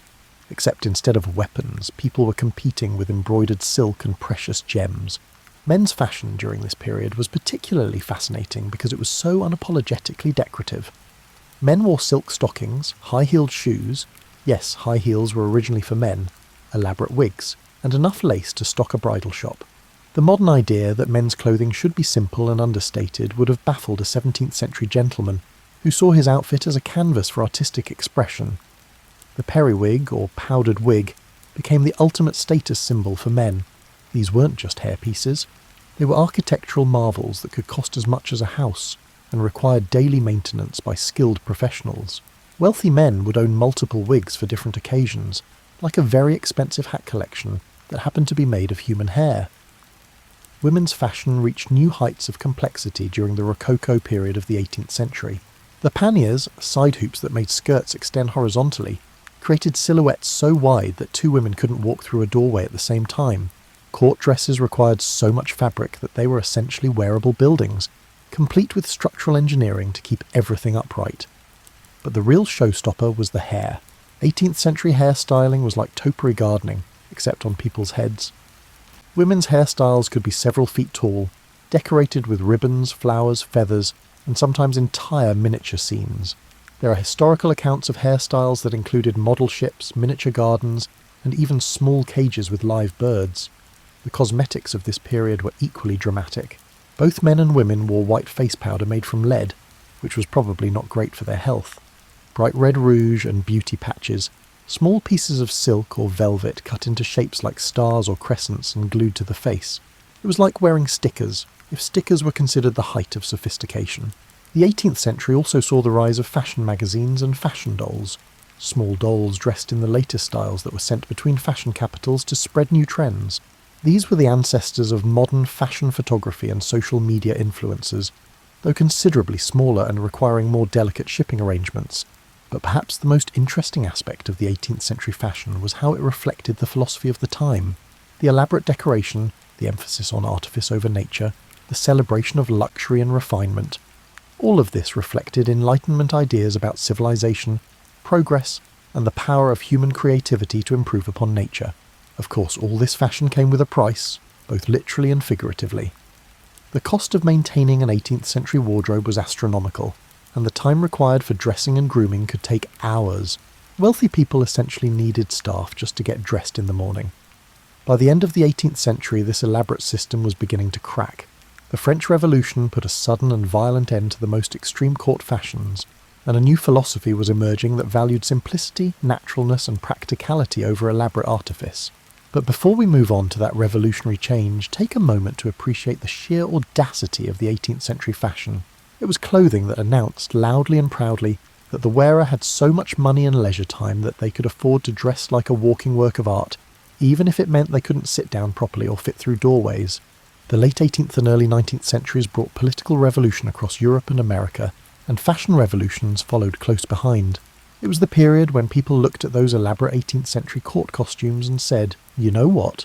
Maybe wearing a small building on my head isn't the best way to show I'm in touch with the people. The French Revolution of 1789 didn't just change government, it completely transformed what people wore. It was the ultimate fashion do-over, motivated by actual fear for your life. The revolutionary period introduced what we might call democracy dress. simpler, more practical clothing that suggested you were a hard-working citizen rather than a parasitic aristocrat. The sans-culotte, literally without knee breeches, got their name from rejecting the silk knee breeches worn by the upper classes in favour of practical long trousers. It was the first time in European history that pants became a political statement. Women's fashion underwent an equally dramatic transformation. The enormous panniers and elaborate hairstyles disappeared almost overnight, replaced by simple white muslin dresses inspired by classical Greek and Roman clothing.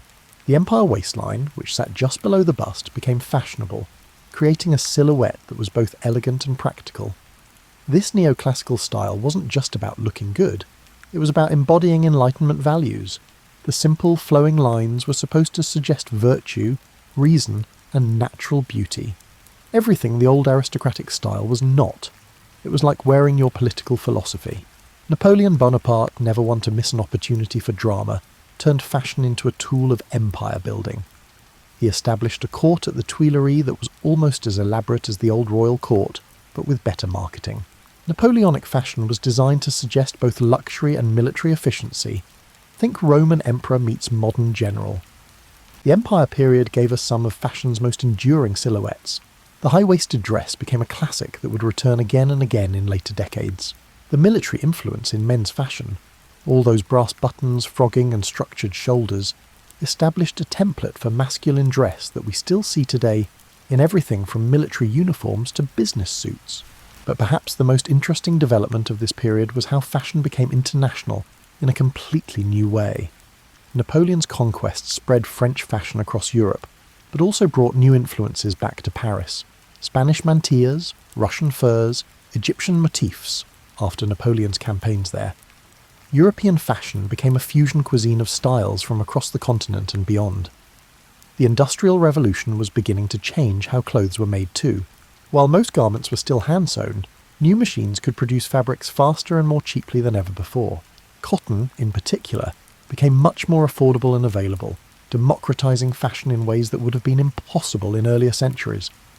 This period also saw the rise of the fashion press as we know it today.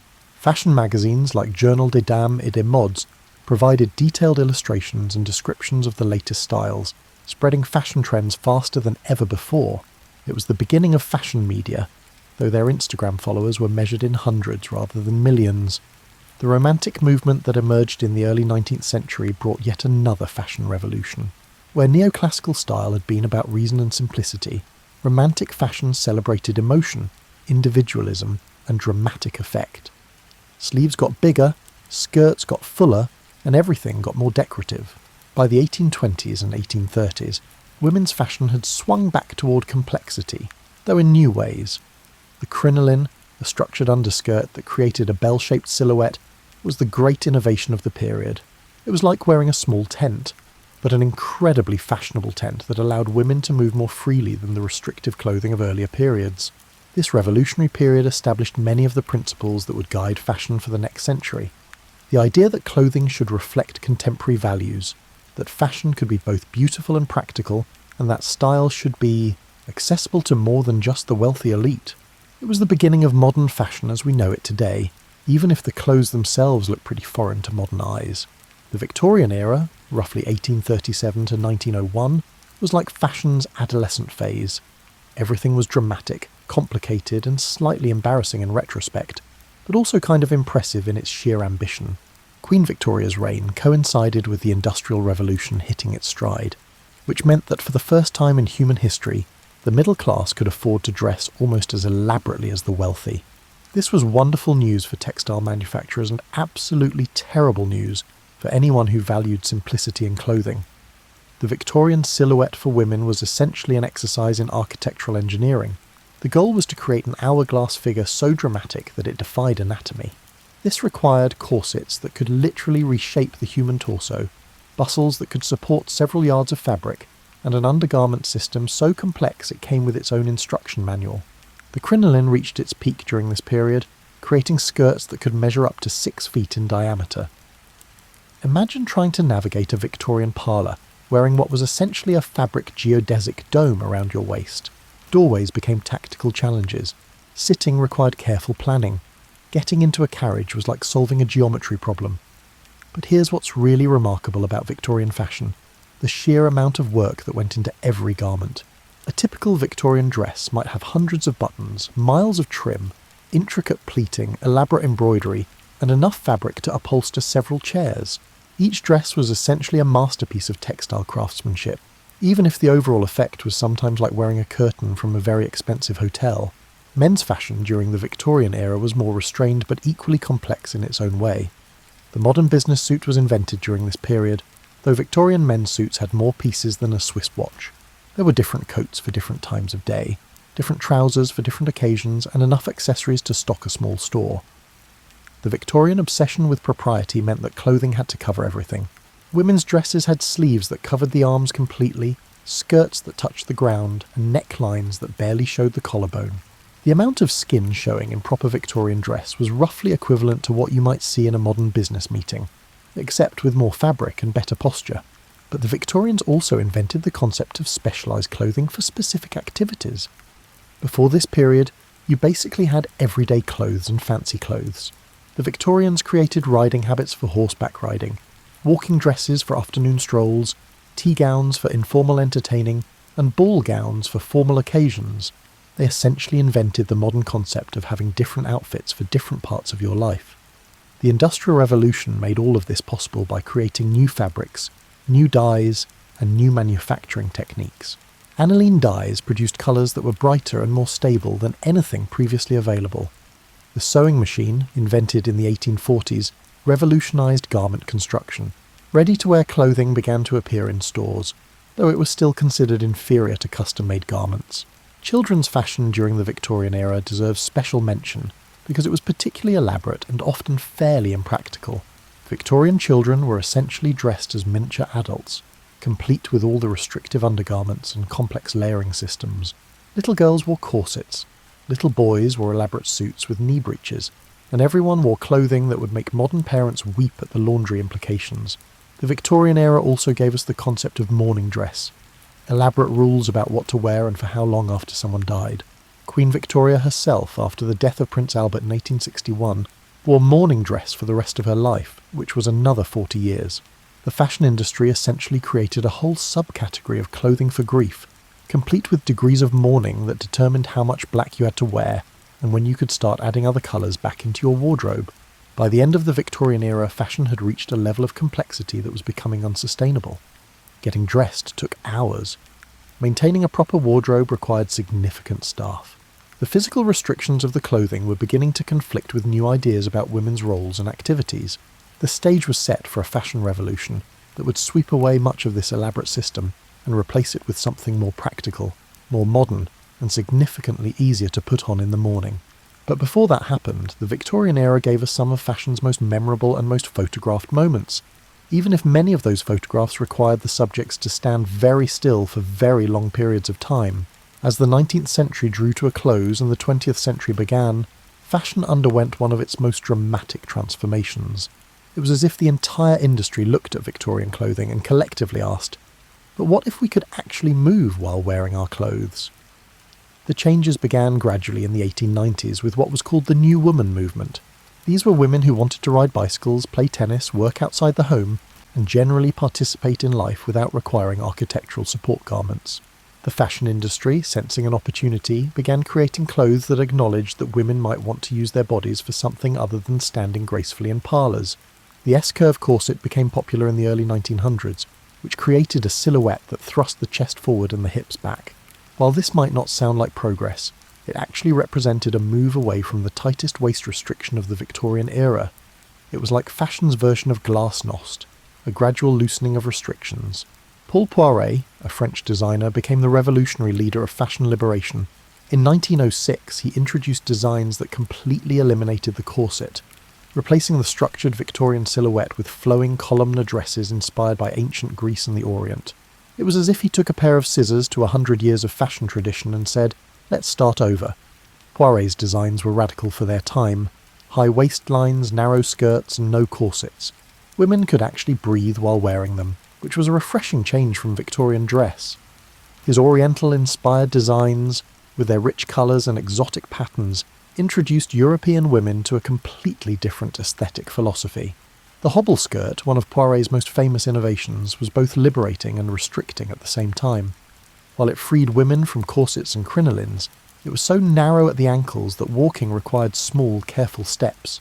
It was like trading one set of restrictions for another, but at least the new restrictions didn't require structural engineering. World War I accelerated these fashion changes dramatically. With men away at war and women entering the workforce in unprecedented numbers, practical clothing became a necessity rather than a choice. The elaborate, time-consuming dress of the pre-war period was simply incompatible with working in factories, driving ambulances, or managing businesses. Hemlines began to rise, first just enough to show the ankle, then gradually higher. This might seem like a small change, but it was revolutionary. For the first time in Western fashion since ancient Greece, women's legs became visible in public. It was a seismic shift in social norms disguised as a fashion trend. The war also changed men's fashion, though more subtly. Military uniforms influenced civilian clothing, making men's suits more structured and functional.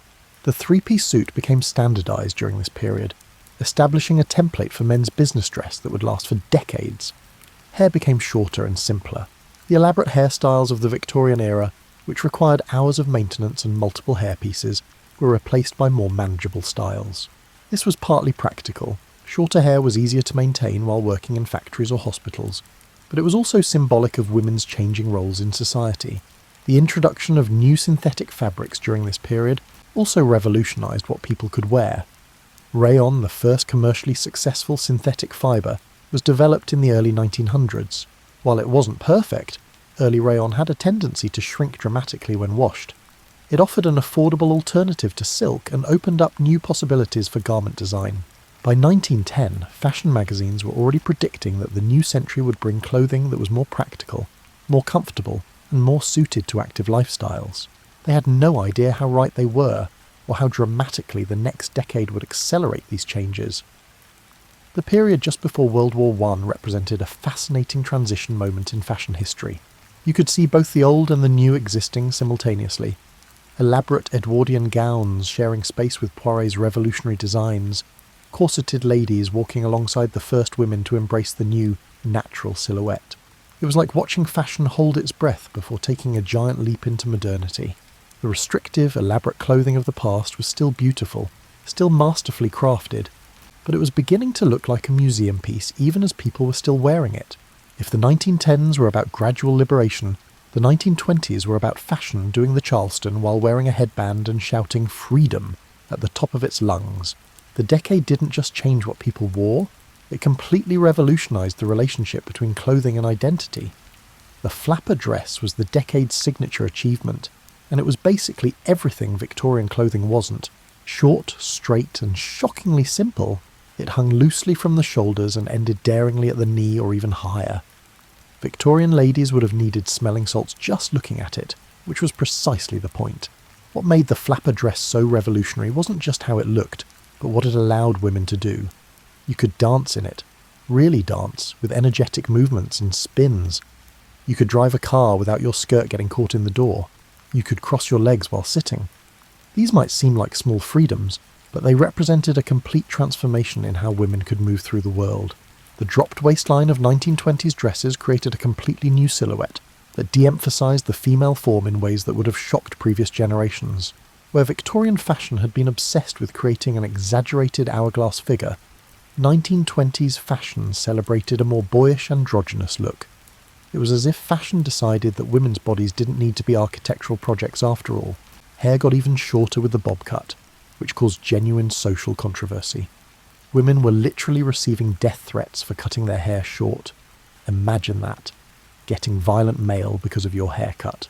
But the bob was more than just a hairstyle. It was a declaration of independence from the time-consuming beauty routines that had kept women tethered to their vanity tables for hours each day. Men's fashion during the 1920s became more relaxed and varied, though it was still more formal than what we consider normal today. The three-piece suit remained standard, but new fabrics and cuts made it more comfortable and practical. +4s for golf, sweater vests for casual wear, and the introduction of sportswear began to give men more options for different occasions.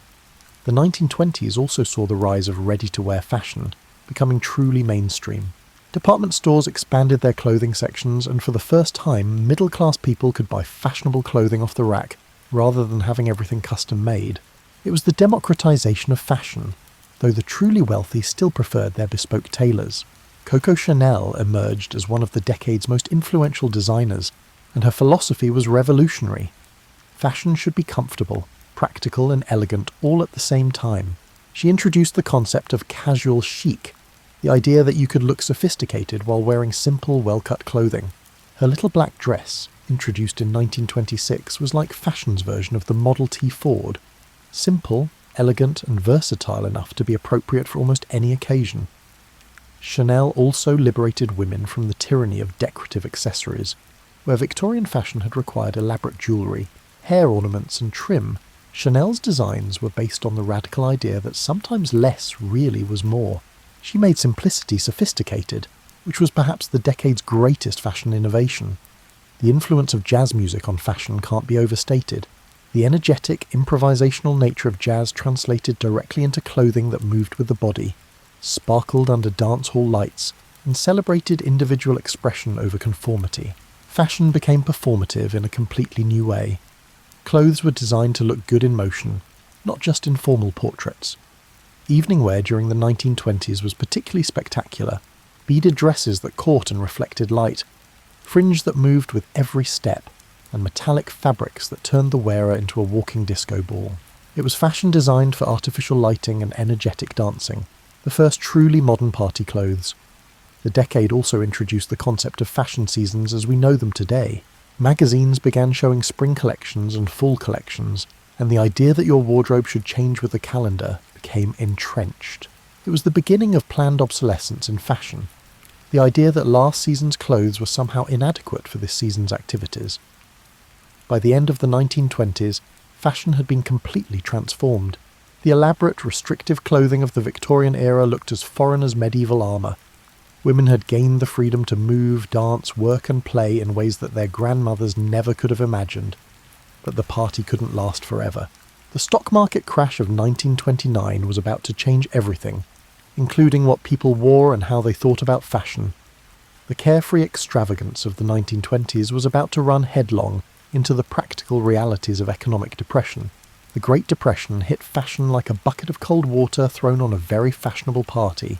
Suddenly, the carefree extravagance of the 1920s seemed not just outdated, but almost offensive.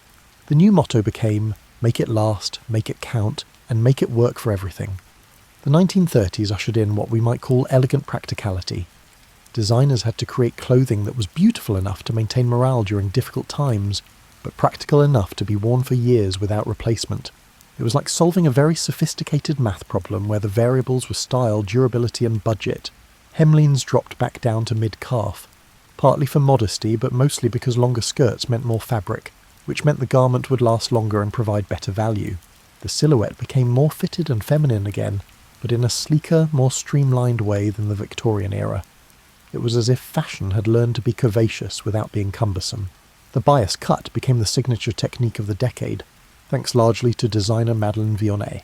Cutting fabric on the bias, at a 45-degree angle to the grain, created garments that draped beautifully and moved with the body, using the fabric's natural stretch rather than fighting against it.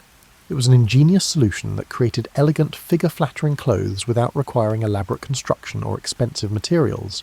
Hollywood became a major influence on fashion during this period, partly because movies provided an escape from economic hardship, but also because film stars had the resources to wear beautiful clothes when most people couldn't afford them. Magazines featured pages of Hollywood style on a depression budget, showing readers how to achieve movie star glamour with ingenuity and thrift. The concept of separates became popular during the 1930s. Blouses, skirts and jackets that could be mixed and matched to create different outfits from fewer pieces. It was the beginning of the modern concept of a wardrobe, as a coordinated system rather than a collection of individual dresses. You could buy one skirt and 3 blouses and suddenly have multiple outfits, which was revolutionary for people on tight budgets. Daywear became more casual and practical. Shirtwaist dresses, essentially button-up shirts extended into dress length, became a staple because they were comfortable, easy to launder, and appropriate for both work and casual social occasions. It was clothing designed for real life rather than for making fashion statements.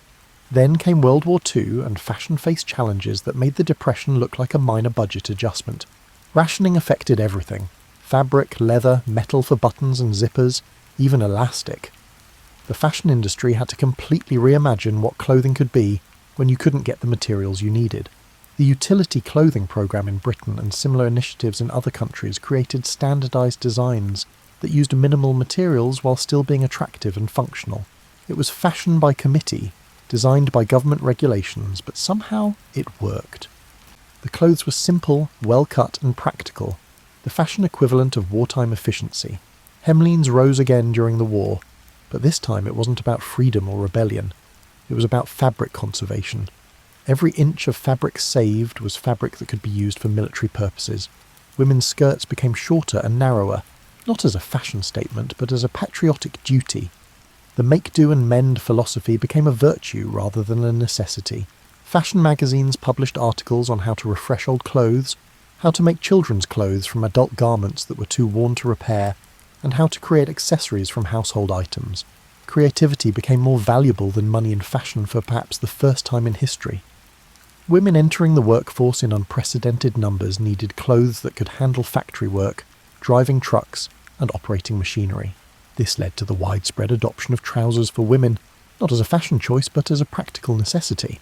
Rosie the Riveter's uniform of practical pants and sensible shirts became an icon not just of women's capabilities, but of fashion's ability to adapt to changing social needs. Men's fashion was similarly affected by wartime needs. Civilian suits were simplified, no trouser cuffs, fewer pockets, narrower lapels to conserve fabric. The victory suit became a symbol of patriotic sacrifice, proving that even fashion could contribute to the war effort. But perhaps the most important development of this period was the psychological role that fashion played. During the darkest times of economic depression and global war, people still cared about looking good. Fashion became a form of resistance against despair, a way of maintaining dignity and hope when everything else was falling apart. The period also saw the rise of American fashion as a force independent of European influence. With Paris under German occupation, American designers had to develop their own aesthetic rather than copying French couture. This led to a distinctly American style that was more practical, more casual, and more democratic than traditional European fashion. By the mid-1940s, fashion had been tested by economic catastrophe and global war, and it had survived by becoming more practical, more creative, and more attuned to real people's needs. The stage was set for the post-war fashion explosion that would celebrate both the return of prosperity and the lessons learned during the lean years. In 1947, after years of fabric rationing, utility clothing, and making do with less, Christian Dior unveiled his new look, and fashion essentially fainted from sheer relief. Here finally was clothing that celebrated abundance, femininity, and the return of peacetime prosperity. The new look was everything wartime fashion wasn't. Full skirts that used yards and yards of fabric, tiny cinched waists that required foundational undergarments, and a silhouette that was unabashedly feminine and decorative. It was like fashion had been holding its breath for 6 years and finally exhaled in a whoosh of silk and satin. The reaction was immediate and intense. Women who had spent years in practical, simplified clothing fell in love with the romantic femininity of Dior's designs. But there was also controversy. Critics argued that the new look was a step backward for women's liberation, forcing them back into restrictive, impractical clothing just when they had proven they could do anything men could do. But the new look succeeded because it wasn't really about going backward. It was about having choices again.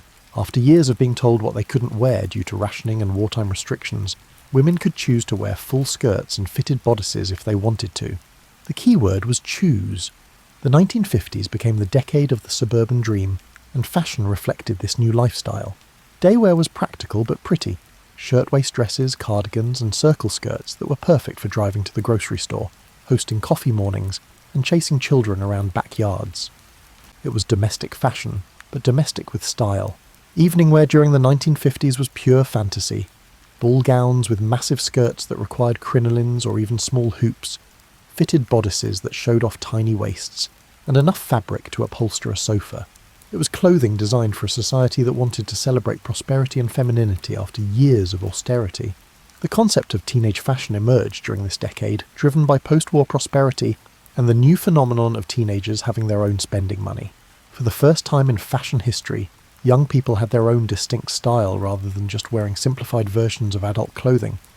Poodle skirts, saddle shoes, and letter sweaters became the uniform of American youth.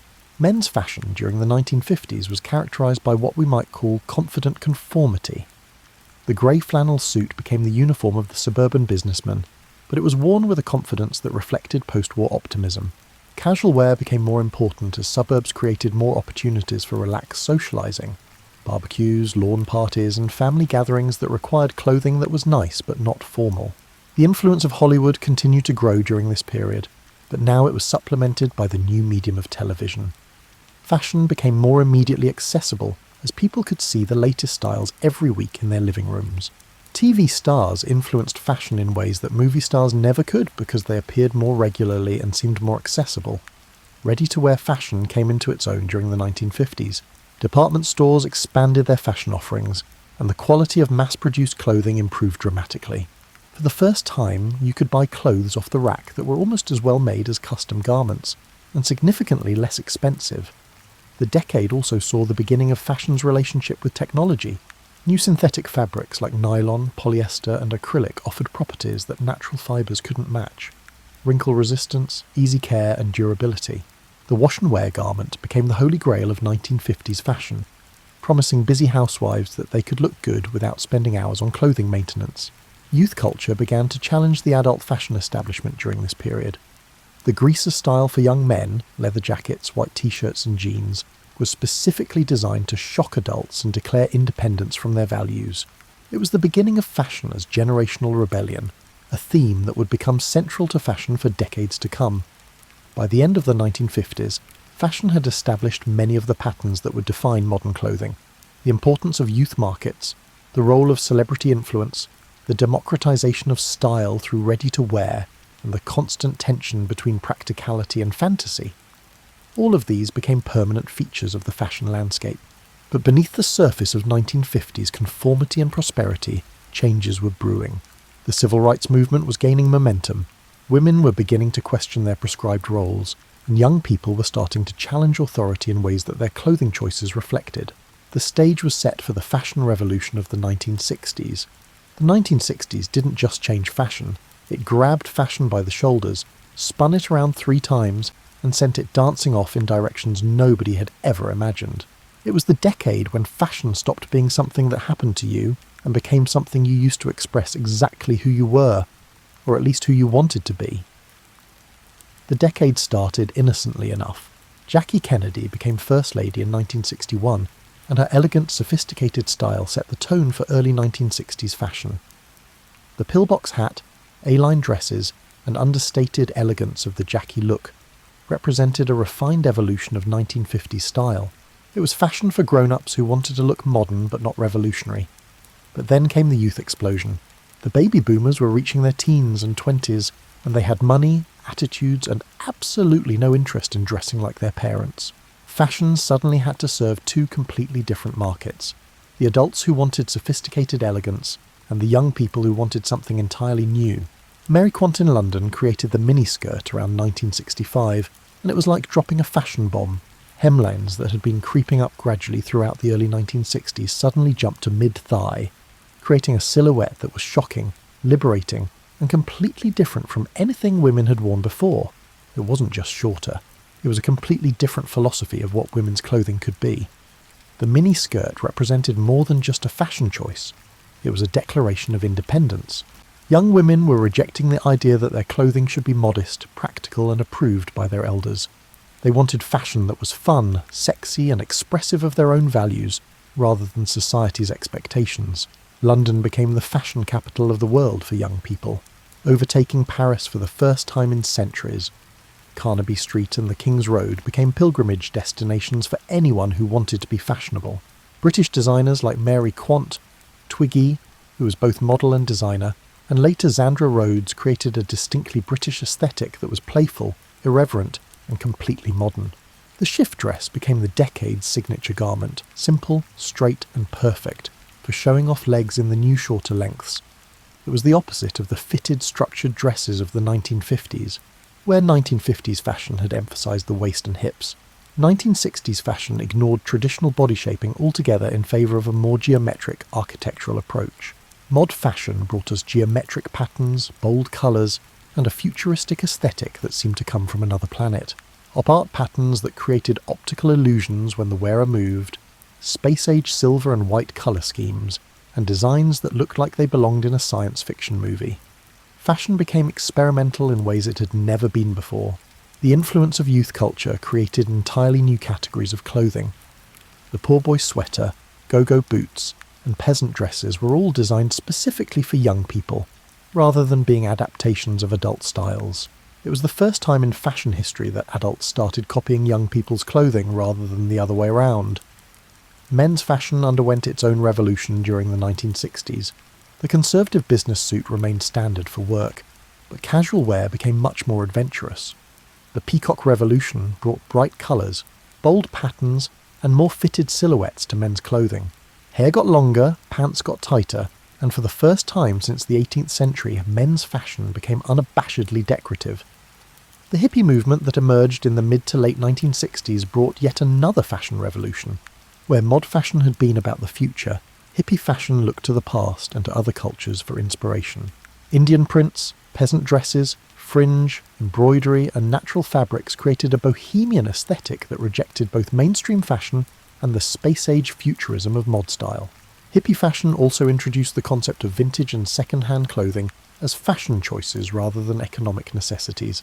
Shopping at thrift stores and wearing your grandmother's clothes became ways of rejecting consumer culture, while creating individual style. It was fashion as philosophy, not just appearance. The decade also saw the rise of fashion as political statement.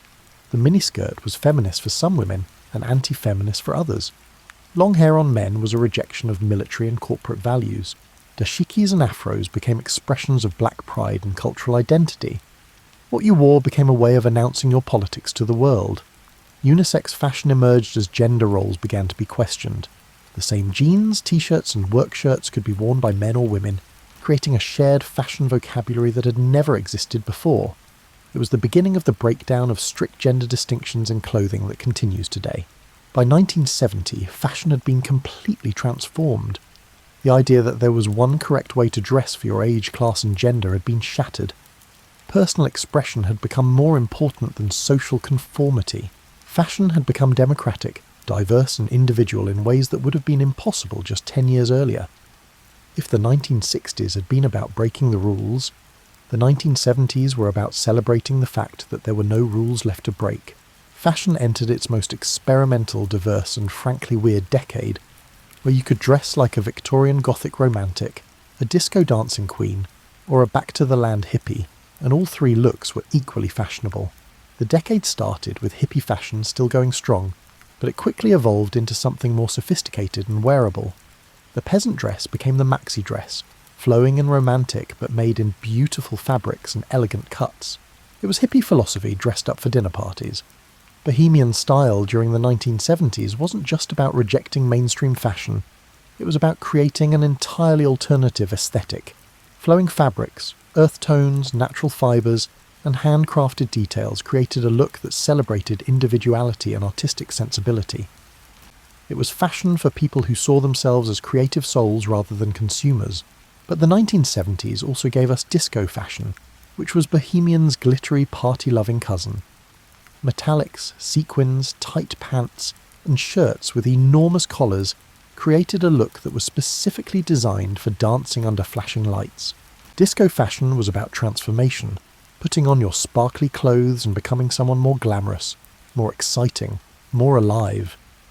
The decade's silhouettes were revolutionary in their diversity. You could wear a flowing maxi dress that covered you from neck to ankle, or shorts so short they were barely there, or anything in between. Fashion had finally accepted that different people wanted to show different amounts of skin, and that was perfectly fine. Platform shoes became the decade's most distinctive accessory, and they were essentially architecture for your feet. Some platforms were 6 inches high or more, turning walking into a performance art piece, and making everyone several inches taller than nature intended. They were impractical, occasionally dangerous, and absolutely fabulous. The influence of different decades became a major theme in the 1970s fashion. There was a revival of 1930s and 1940s styles. flowing dresses, dramatic shoulders, and vintage glamour. But there was also a fascination with the Victorian era, high necklines, long sleeves, and romantic details. Fashion became historical, drawing inspiration from the past while creating something entirely new. Punk fashion emerged in the mid-1970s as a deliberate rejection of both mainstream fashion and hippie idealism. Ripped clothes, safety pins, aggressive makeup, and deliberately ugly combinations created a look that was designed to shock and challenge. Punk fashion was about anger, rebellion, and the rejection of beauty as a social value. But punk was also incredibly creative and influential.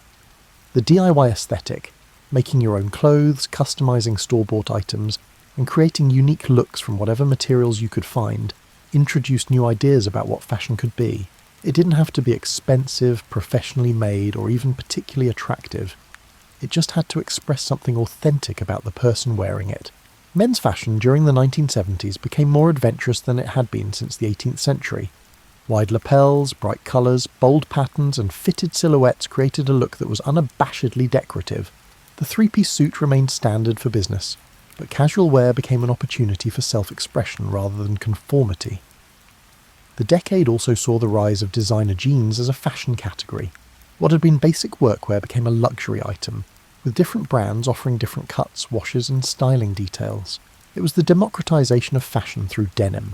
Everyone could afford jeans, but designer jeans offered a way to be fashionable within that democratic framework. Athletic wear began to influence fashion during the 1970s, driven by new interest in fitness and health. Jogging suits, tennis dresses, and exercise clothes began appearing in non-athletic contexts. It was the beginning of the athleisure trend that would eventually take over casual fashion completely. The concept of lifestyle dressing became important during this decade.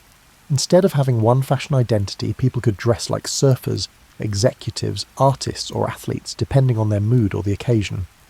Fashion became fluid and situational rather than fixed and hierarchical. By the end of the 1970s, fashion had become incredibly diverse and individualistic. The idea that everyone should dress alike had been completely abandoned in favour of a philosophy that celebrated personal expression and cultural diversity. It set the stage for the 1980s, which would take this individualism and turn it into performance art. The 1980s looked at fashion and said, "You know what this needs? More of everything. More colour, more texture, more volume, more accessories, more attitude." It was the decade when subtlety went into hiding and didn't emerge until sometime in the mid-1990s. Power dressing became the decade's signature concept, driven by women entering corporate environments in unprecedented numbers. The power suit, with massive shoulder pads that could double as small aircraft wings, was designed to help women compete in male-dominated workplaces by literally making them look bigger and more imposing. It was fashion as armour, designed for corporate warfare. The shoulder pads of the 1980s deserve their own chapter in fashion history. Starting as modest additions to create a more structured silhouette, they grew throughout the decade until they reached proportions that challenged doorway architecture. By the late 1980s, shoulder pads had become so enormous that they looked like fashion's interpretation of American football gear. But power dressing wasn't just about looking tough, it was about looking expensive. The 1980s celebrated wealth in ways that previous decades had considered vulgar. Designer labels became status symbols, worn prominently on the outside of clothing rather than hidden discreetly inside. It was the decade when fashion became about broadcasting your success to anyone within visual range. The influence of television, particularly shows like Dynasty and Dallas, created a fashion aesthetic that was pure fantasy. Evening wear featured massive quantities of sequins, beads, and metallic fabrics. Hair got bigger, jewellery got more elaborate, and makeup became more dramatic. It was fashion designed to be seen from the back row of a theatre, except people wore it to dinner. Casual wear during the 1980s was equally excessive. Athletic wear became street fashion, but not the simple athletic wear of previous decades. This was athletic wear designed by fashion designers who apparently thought that exercise clothes should be suitable for Las Vegas showrooms. Neon colours, metallic fabrics, and geometric patterns created workout clothes that were more about making fashion statements than actual working out. The decade also saw the rise of youth fashion as a commercial force independent of adult fashion. MTV launched in 1981, and suddenly young people had a visual reference for how musicians dressed.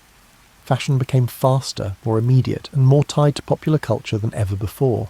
What you wore became a way of showing which bands you liked, which movies you'd seen, and which cultural tribes you belonged to. Punk fashion evolved during the 1980s into new wave style, which took punk's rebellious aesthetic and made it more wearable and commercially viable. The result was fashion that was edgy and artistic but didn't require safety pins or deliberate ugliness. It was rebellion with better production values. The preppy look also became fashionable during the 1980s, driven partly by nostalgia for simpler times and partly by the popularity of films like The Breakfast Club. Preppy fashion represented security, tradition and belonging to established social institutions, everything that punk and new wave fashion rejected. But perhaps the most interesting aspect of 1980s fashion was how it embraced artificial materials and construction. Synthetic fabrics, structured silhouettes, and obviously manufactured looks became desirable rather than apologetic. It was the first decade when fashion celebrated the fact that clothes were human-made rather than trying to mimic natural forms and materials. Hair became a fashion accessory in its own right during the 1980s. The bigger, the more elaborate, the better. Hairspray became an essential fashion tool, and hairstyles required architecture and engineering to maintain their structural integrity. It was like wearing sculpture on your head, except the sculpture was made of your own hair and industrial-strength styling products. Colour during the 1980s was intense and often clashing. Electric blue, hot pink, acid green and metallic silver were combined in ways that would have been considered garish in any other decade. Fashion became fluorescent, glittery, and deliberately artificial. It was like wearing a neon sign, which was exactly the point. The decade also introduced the concept of mix and match dressing taken to extremes. Different patterns, textures, and colours were combined in ways that created visual chaos, but somehow worked because everyone was doing it. It was fashion democracy through excess. If everyone was wearing too much of everything, then no one looked out of place. By 1990, fashion had reached such heights of excess that the only possible response was a complete reaction in the opposite direction. The 1980s had been so much about more that the 1990s would inevitably be about less. But before that happened, the 1980s had established some important principles. Fashion could be fun, experimental, and completely divorced from practical considerations while still being socially acceptable and commercially successful. As the 1990s dawned, fashion looked at the excess of the 1980s and said, you know what, maybe we went a little overboard with those shoulder pads. The decade began with what fashion historians call the minimalist reaction, a complete swing away from the more is more philosophy that had dominated the previous decade. Calvin Klein became the poster child for this new minimalism, creating clothes that were clean, simple, and almost architectural in their purity. His designs celebrated negative space, neutral colours, and the beauty of perfect proportions. It was fashion that whispered rather than shouted, and after a decade of shouting, whispering felt revolutionary. But the 1990s quickly proved that it wasn't going to settle for just one fashion philosophy. Grunge fashion emerged from the Pacific Northwest music scene, bringing thrift store aesthetics into mainstream fashion. Flannel shirts, ripped jeans, and the deliberate anti-fashion aesthetic of bands like Nirvana created a look that celebrated not caring about fashion, which paradoxically became a major fashion trend. Marc Ecko, Calvin Klein, and other designers took grunge influences and refined them into something more wearable for people who wanted to look casually rebellious without actually shopping at thrift stores.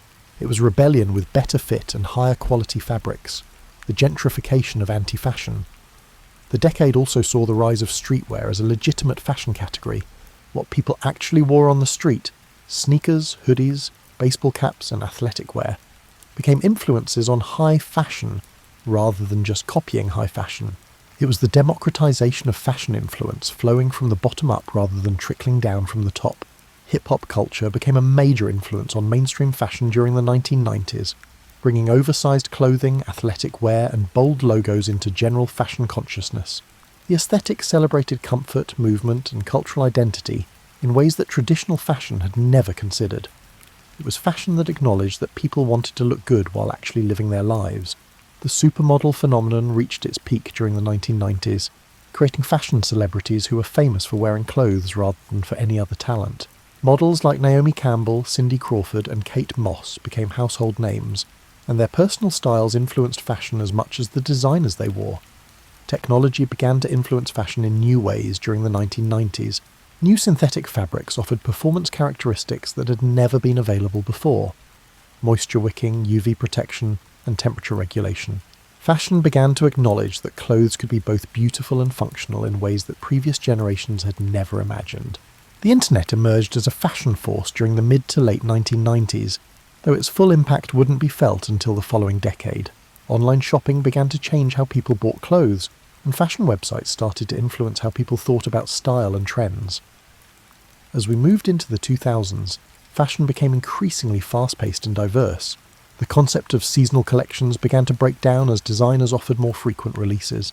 Fast fashion retailers could take a trend from the runway to the store in weeks rather than months, democratizing fashion but also accelerating its pace in ways that were sometimes overwhelming. The 2000s brought their own aesthetic revolutions: the rise of casual Friday that gradually expanded to casual everyday, the influence of reality television on fashion, and the beginning of social media's impact on how people thought about personal style. Looking back over this entire journey from animal skins to Instagram-worthy outfits, what's remarkable is how consistent certain human impulses have remained. People have always wanted to look good, express their identity through their appearance, and use clothing to navigate social situations. The materials, techniques, and social contexts have changed dramatically, but the fundamental human relationship with clothing has remained surprisingly constant. Fashion has always been about solving problems: protection from the elements, social signalling, personal expression, and cultural belonging. The solutions have evolved from mammoth hides to moisture-wicking synthetics, but the problems have remained recognisably human throughout history. So here you are, at the end of this journey through fashion history, probably wearing the culmination of 170,000 years of human creativity and ingenuity. That comfortable t-shirt you're wearing? It represents the development of cotton cultivation, textile manufacturing, the invention of knitting machines, the creation of synthetic dyes, and centuries of refinement in garment construction. Those jeans you might have on represent the California gold rush, the needs of working people for durable clothing, the influence of American casual culture on global fashion, and the transformation of workwear into fashion statements. Even your socks, yes, your socks, represent innovations in knitting, synthetic fibres, and foot comfort that would have amazed our ancestors. The amazing thing is that you got dressed this morning in about 10 minutes, choosing from options that represent the best of human textile technology and fashion design, and you probably didn't think about any of this history. You just wanted to put on something comfortable, appropriate for your day, and maybe something that made you feel like yourself. That's the real triumph of fashion history. Not the elaborate court dress or the revolutionary designs, but the fact that good clothing has become so accessible and unremarkable that we take it for granted. Your closet contains options that would have been unimaginable luxuries to most humans throughout history. Fabrics that are soft, durable, and easy to care for. Colours that won't fade after one washing. Clothes that fit your body and your lifestyle. Seasonal options that keep you comfortable in any weather. The freedom to choose clothing that expresses your personality rather than just your social class or economic status.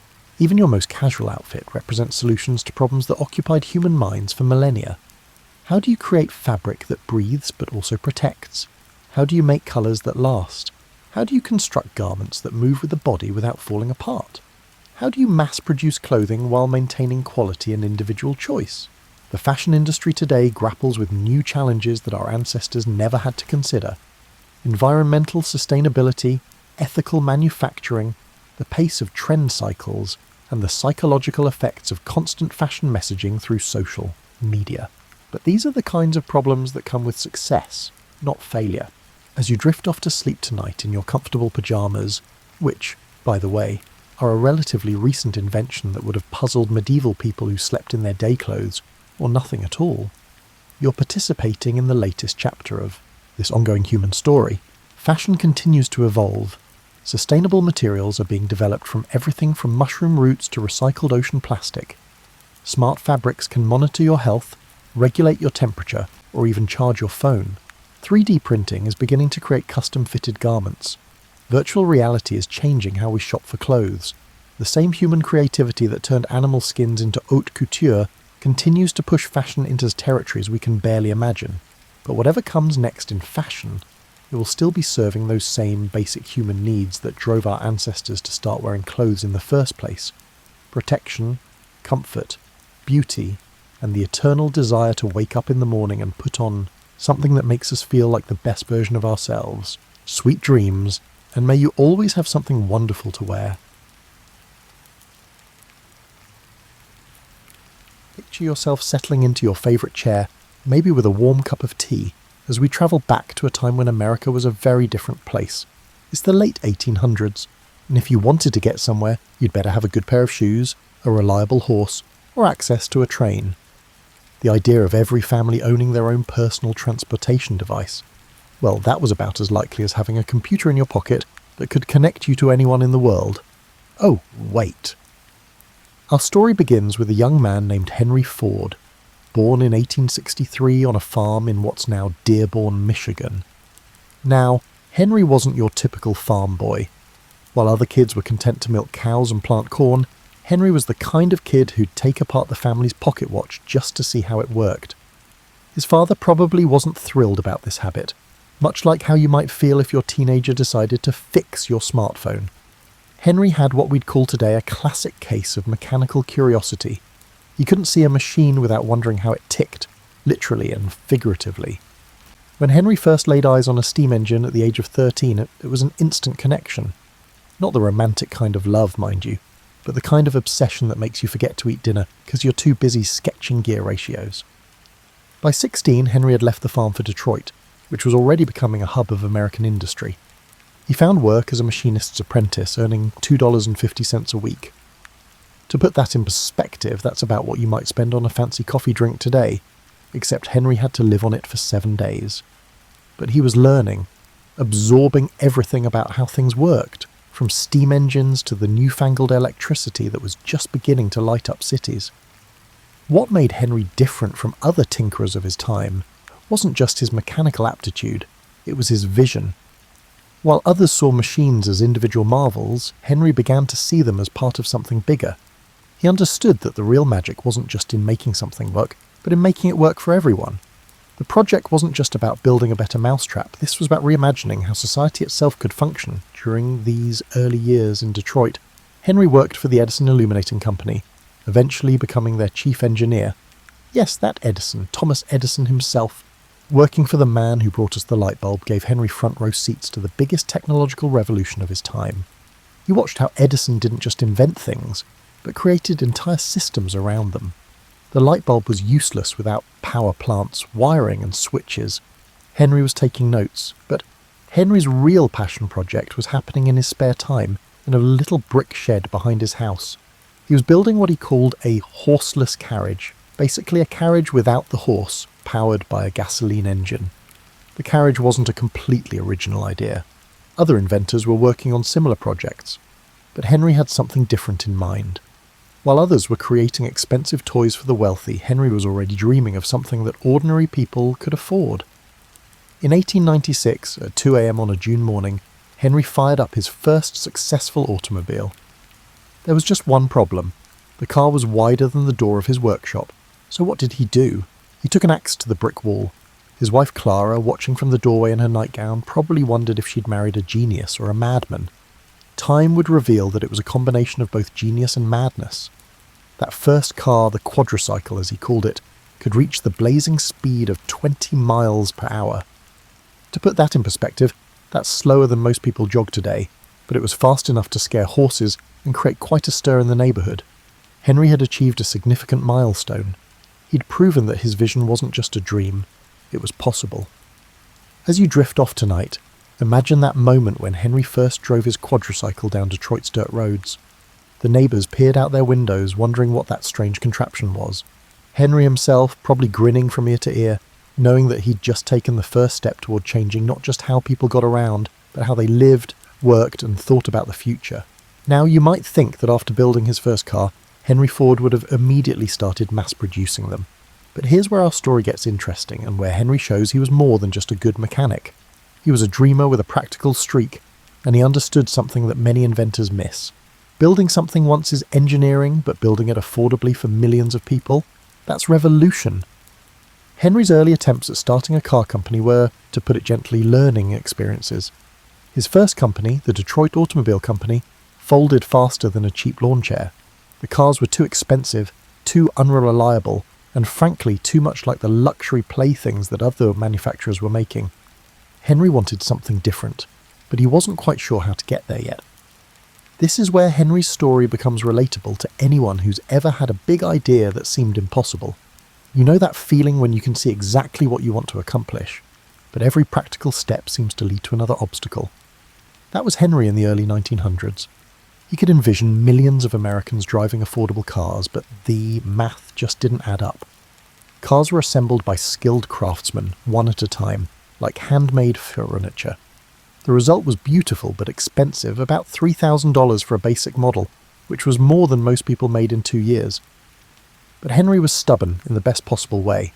Instead of giving up or settling for the luxury market, he became obsessed with a single question.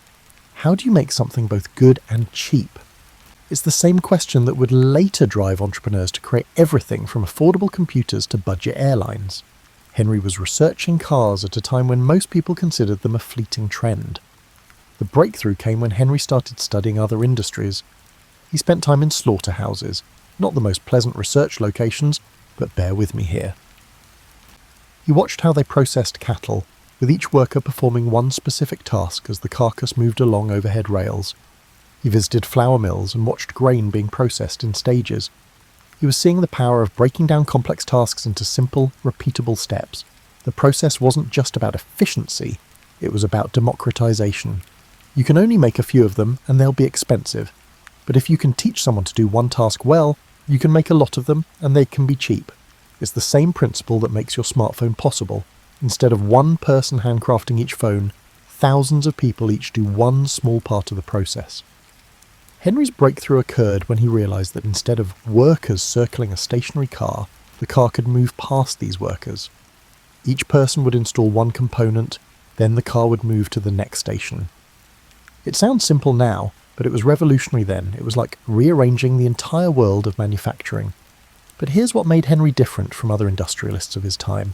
He didn't just want to make cars efficiently, he wanted to make them so efficiently that his own workers could afford to buy them. This wasn't just good business, it was visionary.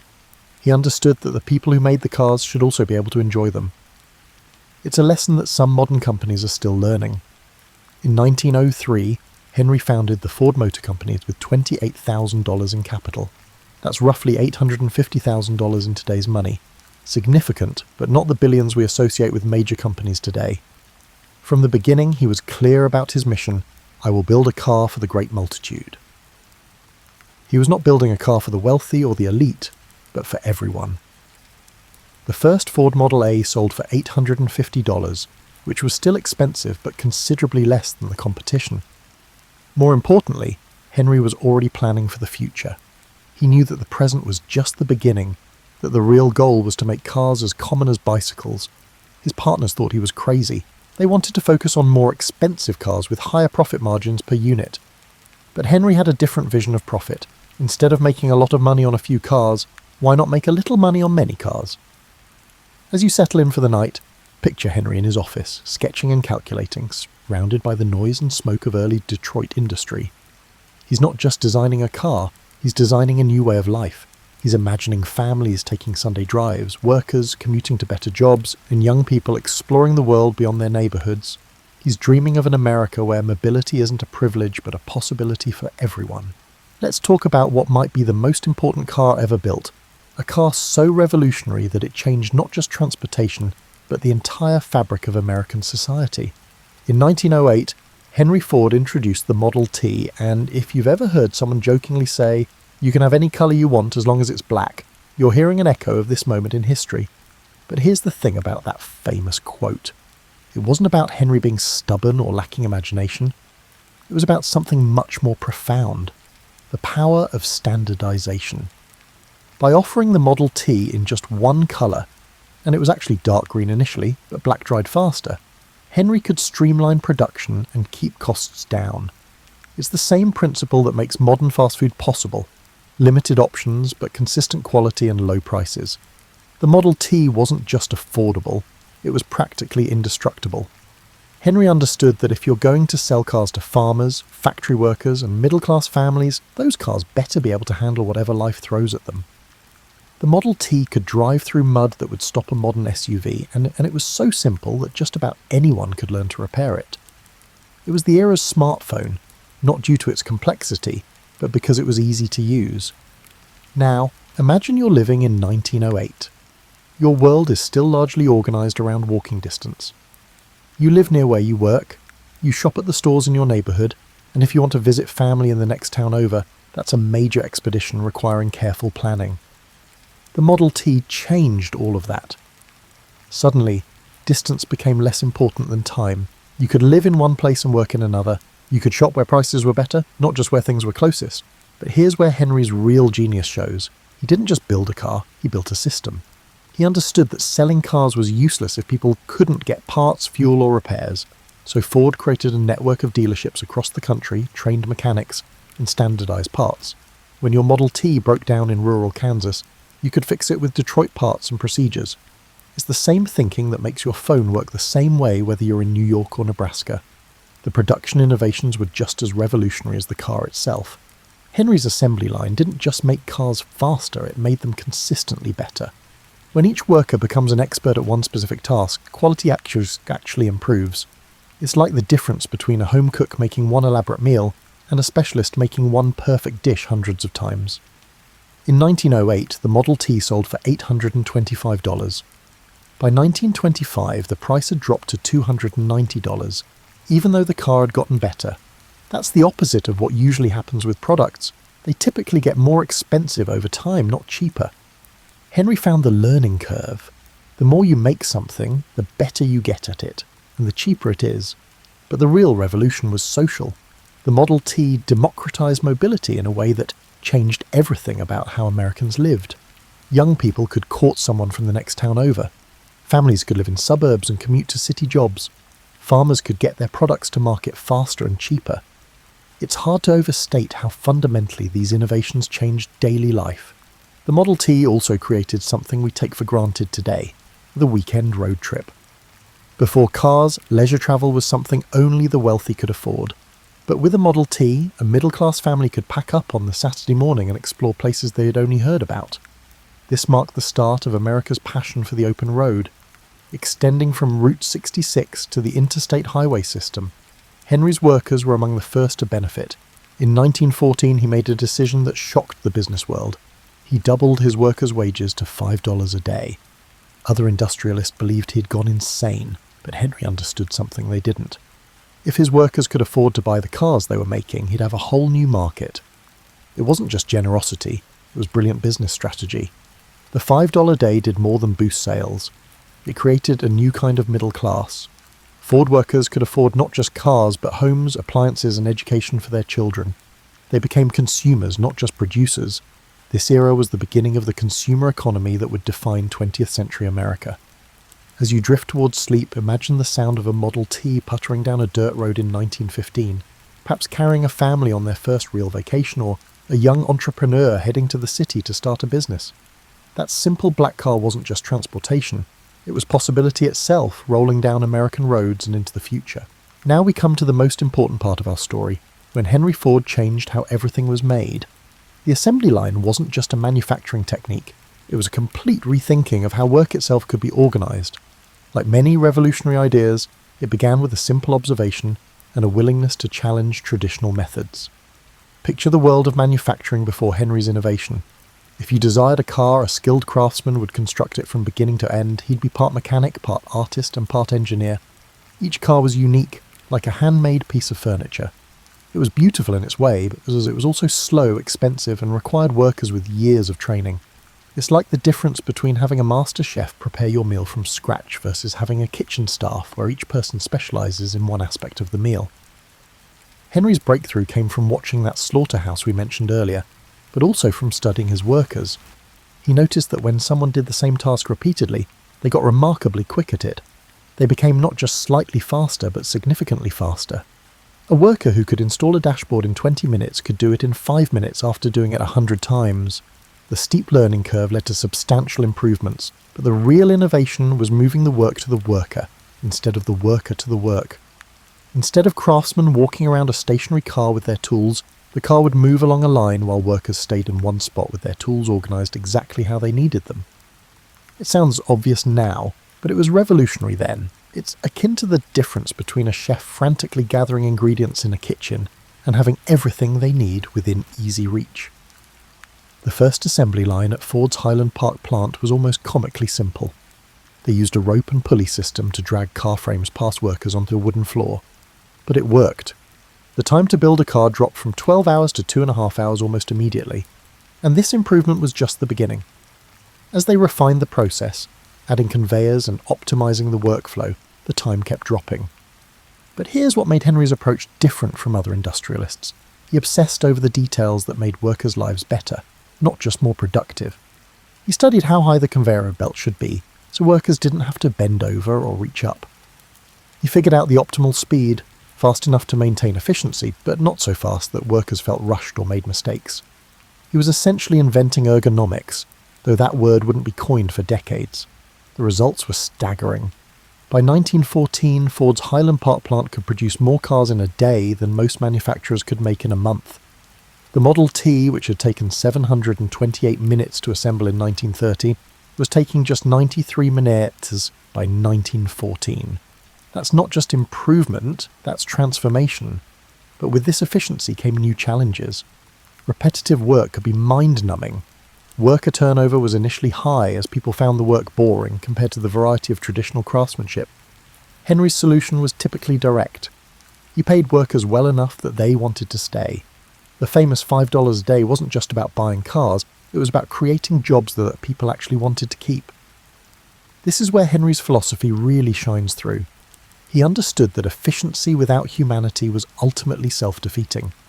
Happy workers were productive workers. Well-paid workers were loyal workers. Workers who could afford the products they made were also customers. It was a virtuous cycle that benefited everyone. The assembly line also democratized skill. Previously, making cars required master craftsmen with years of training, but Henry's system could take someone with no experience and make them productive in days. The initiative wasn't about replacing skilled workers, it was about creating a new kind of skilled work. Workers became experts in their specific tasks, often innovating better ways to do their jobs. Other industries took notice. The assembly line principle spread to everything from appliances to electronics to food processing. Even today, when you unwrap a smartphone or open a packaged meal, you're benefiting from principles Henry Ford pioneered.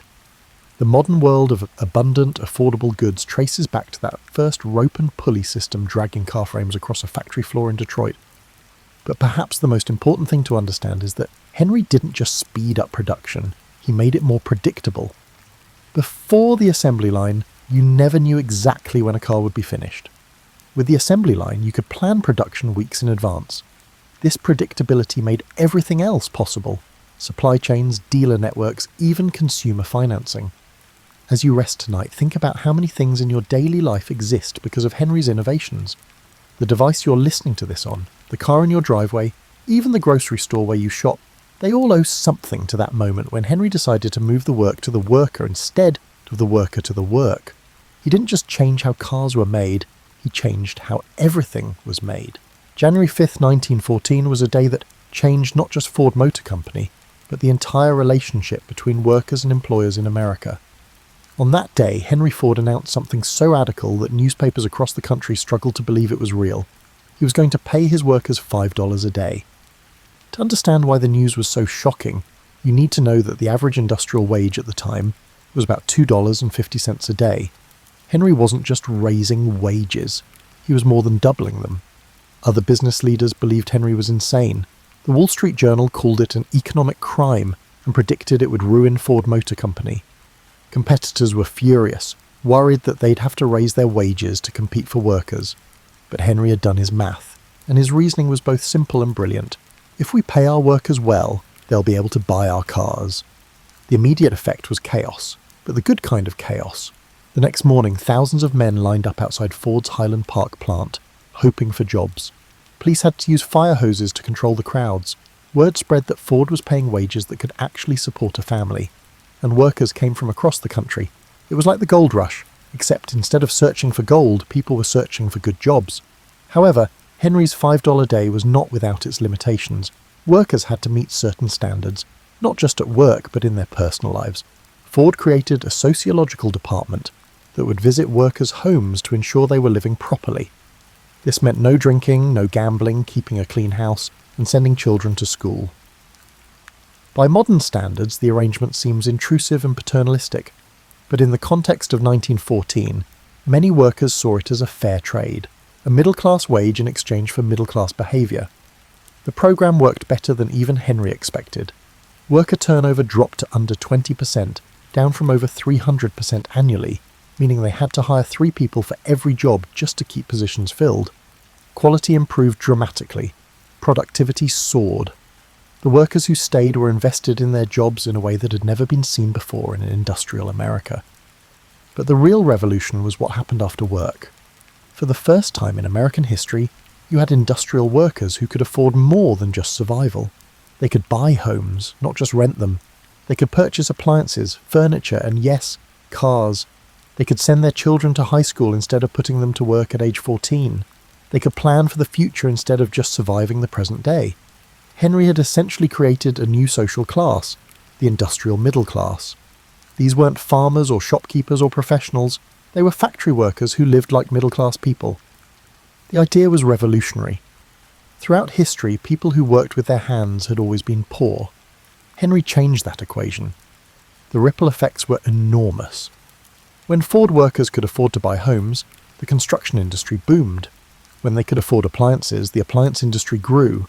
When they could afford cars, the entire automotive industry expanded. Henry had discovered something that economists would later call the multiplier effect. When you put money in workers' pockets, they spend it, which creates more jobs, which creates more spending. Other companies slowly began to follow Ford's lead, not out of generosity, but out of necessity. They discovered what Henry had already figured out. Well-paid workers were more productive, more loyal, and more innovative. The idea that paying workers well could build a better business challenged the notion that paying them as little as possible would work. But the $5 day was about more than wages. It was about dignity. For the first time, industrial workers experienced a sense of partnership in the business, rather than being mere components. They had a stake in the company's success because that success directly affected their lives. When the Model T sold well, Ford workers benefited. When the company grew, their job security increased. Henry also understood something that many modern companies have forgotten. Training workers is an investment, not an appels. The sociologicals department didn't just monitor workers' behaviour, it provided education and support. Workers could learn English, take classes in personal finance, and get help navigating the bureaucracy of home ownership. Ford was creating not just employees, but citizens. The program wasn't perfect. The intrusion into workers' private lives was problematic, and the standards were sometimes arbitrary and culturally biased. But the fundamental principle that workers should share in the prosperity they help create was revolutionary and remains relevant today. By 1915, Ford workers were buying Model Ts with their own paychecks. Henry's forecast had materialized. His employees had transformed into his clients. More than that, they had become tangible evidence that the American dream was achievable for individuals who employed their hands, not just their minds. As you settle into sleep, imagine what it must have felt like to be a Ford worker in 1915, driving home in a car you built and paid for with wages that seemed impossible just a few years earlier. You weren't just going home from work, you were driving toward a future that previous generations of workers could never have imagined. By the 1920s, something remarkable had happened in America. The country had become mobile in a way that no society in human history had ever been before. Thanks to Henry Ford's vision and the Model T's success, cars were no longer luxury items for the wealthy. They were becoming as common as telephones and electric lights. And this transformation was changing everything about how Americans lived, worked, and thought about themselves. The numbers tell an incredible story. In 1910, approximately 500,000 cars were present throughout the United States. By 1920, there were 9 million. By 1930, there were 26 million. That's not just growth, that's a complete transformation of society. It's like the adoption of smartphones, but even more fundamental because cars changed where people could live, work, and play. Think about what this development meant for a typical American family. In 1910, your job options were limited to what you could reach on foot or by streetcar. Neighbourhood stores were the only places you could shop. Your social life was limited to people who lived nearby. Your children's education was limited to the local school. By 1925, all of those limitations had been swept away. The car had given ordinary people a kind of freedom that had previously been available only to the wealthy. The transformation was especially dramatic in rural areas. farmers had been among the most isolated people in America, sometimes going weeks without seeing anyone outside their immediate family. The Model T changed that overnight. Farmers could drive to town for supplies, attend church regularly, and send their children to better schools. They could get their crops to market faster and cheaper. They could access medical care that had been unreachable before. The car didn't just change rural life, it saved it. But perhaps the most profound change was in how young people lived. Before cars, courtship was a highly supervised affair. Young men would visit young women in their family's parlour, under the watchful eye of parents. The car changed all that. Suddenly young people could go out together, alone, and explore their feelings without constant supervision. It's hard to overstate how revolutionary the invention was. The car didn't just change transportation, it changed romance, marriage, and family formation. Cities began to reshape themselves around the automobile. New suburbs sprang up, connected to downtown areas by roads rather than streetcar lines. Shopping centres moved from downtown to the outskirts, where land was cheaper and parking was abundant. The mall, that quintessentially American institution, was born from the marriage of cars and commerce. People could live in quiet residential areas and commute to work, shop at convenient locations, and still have access to urban amenities. The car also democratized leisure in ways that are difficult to imagine today. Before cars, vacation travel was something only the wealthy could afford. Working families might take a day trip to a nearby lake or park, but real travel required trains and hotels that were beyond most people's budgets. The car changed that. Families could pack up and drive to national parks, beaches, or mountains. They could camp along the way, making vacation travel affordable for the first time. This phenomenon gave birth to an entirely new industry: roadside America. Gas stations, motor courts, the predecessors of motels, diners, and tourist attractions sprang up along major highways. Route 66, the famous highway from Chicago to Los Angeles, became a symbol of American freedom and adventure. Railroads had bypassed small towns, but if they happened to be along a major highway, they suddenly found themselves back on the map. But the car revolution wasn't just about leisure, it was about opportunity. Workers could live in one place and work in another, which meant they could choose jobs based on quality rather than just proximity. Businesses could locate where land was cheaper and still attract workers. The entire economic geography of America was being redrawn by the automobile.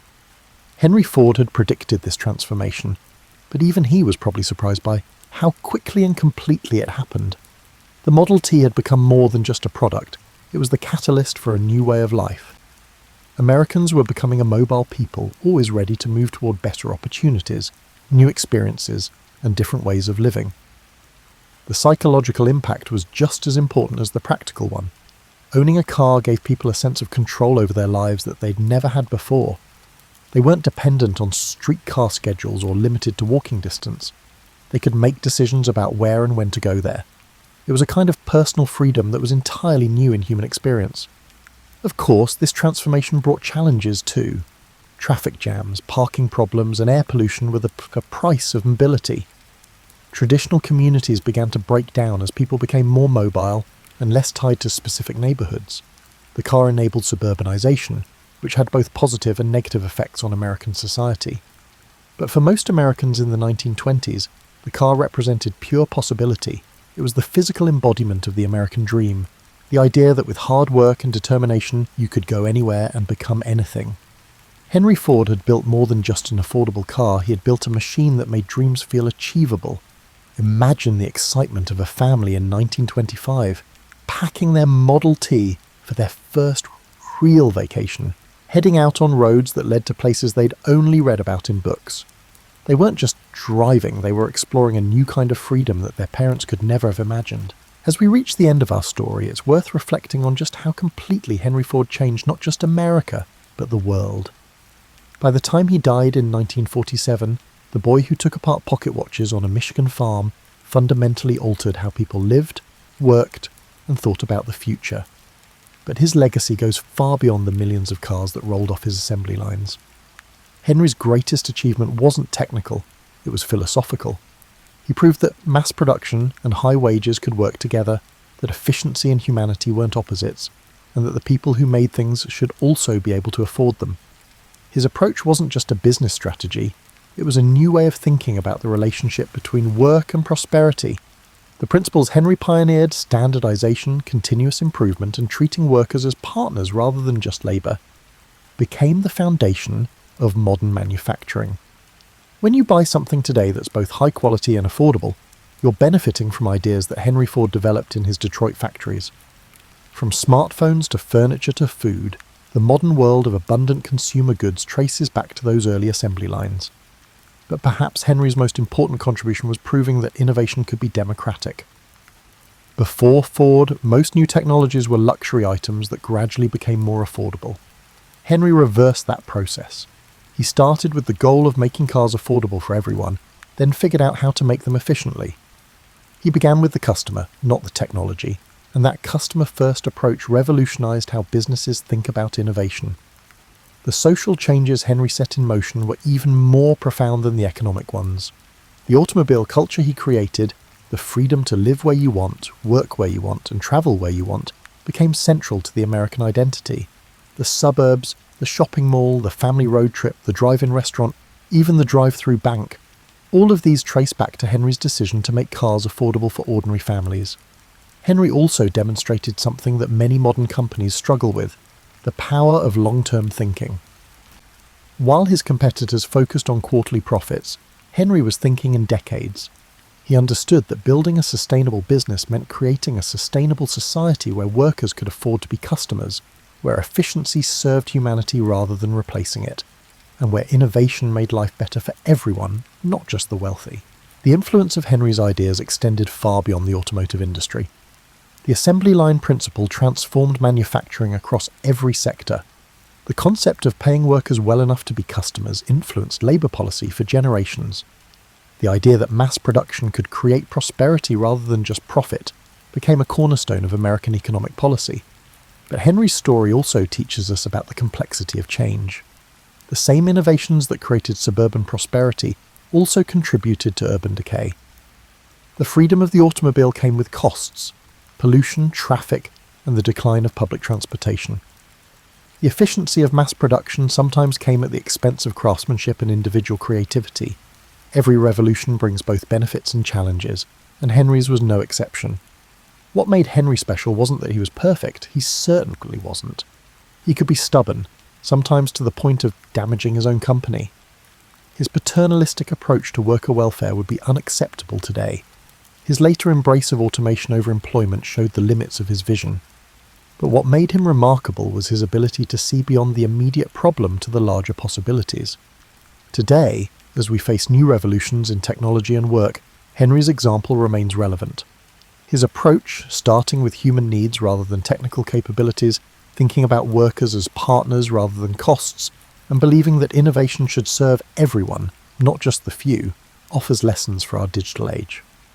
When you drive your car tomorrow, remember that you're not just using a machine, you're participating in a revolution that began with a young man who couldn't resist taking things apart to see how they worked. When you buy something that's both high quality and affordable, you're benefiting from principles that Henry Ford pioneered over a century ago. Henry proved that work can provide not just survival but prosperity. The boy who left his father's farm to work in Detroit factories became the man who showed the world that technology could serve humanity, that efficiency could coexist with fairness, and that innovation could create opportunities for everyone. He didn't just change how cars were made, he changed how we think about work, prosperity, and the possibilities of American life. As you settle into sleep tonight, remember that you're living in the world that Henry Ford helped create, a world where ordinary people can afford extraordinary things, where innovation serves humanity, and where the next great breakthrough might come from someone who simply refuses to accept that things have to be done the way they've always been done. Remember, every revolution begins with someone brave enough to imagine that things could be different. Now, if you will, imagine that your great-great-great times 1,000 grandmother is sitting around a fire some 40,000 years ago, and she has just created the most groundbreaking technology of her era. No, it won't be the wheel for another 35,000 years. She has discovered a way to leave meaningful marks on cave walls. Prior to this point, human knowledge was like water attempting to survive in a sieve. Entire libraries of knowledge just vanished into the smoky prehistoric air whenever an elder passed away. Imagine having no other way to transmit that knowledge than through the delicate telephone game of human memory. Imagine being the one who knew exactly which berries wouldn't kill you, which animal tracks meant dinner versus which meant you were about to become dinner, or how to track mammoth migration patterns across seasons. Remember, your forefathers weren't sluggish. Their brains were identical to ours in every way, including their ability to think abstractly and solve challenging problems.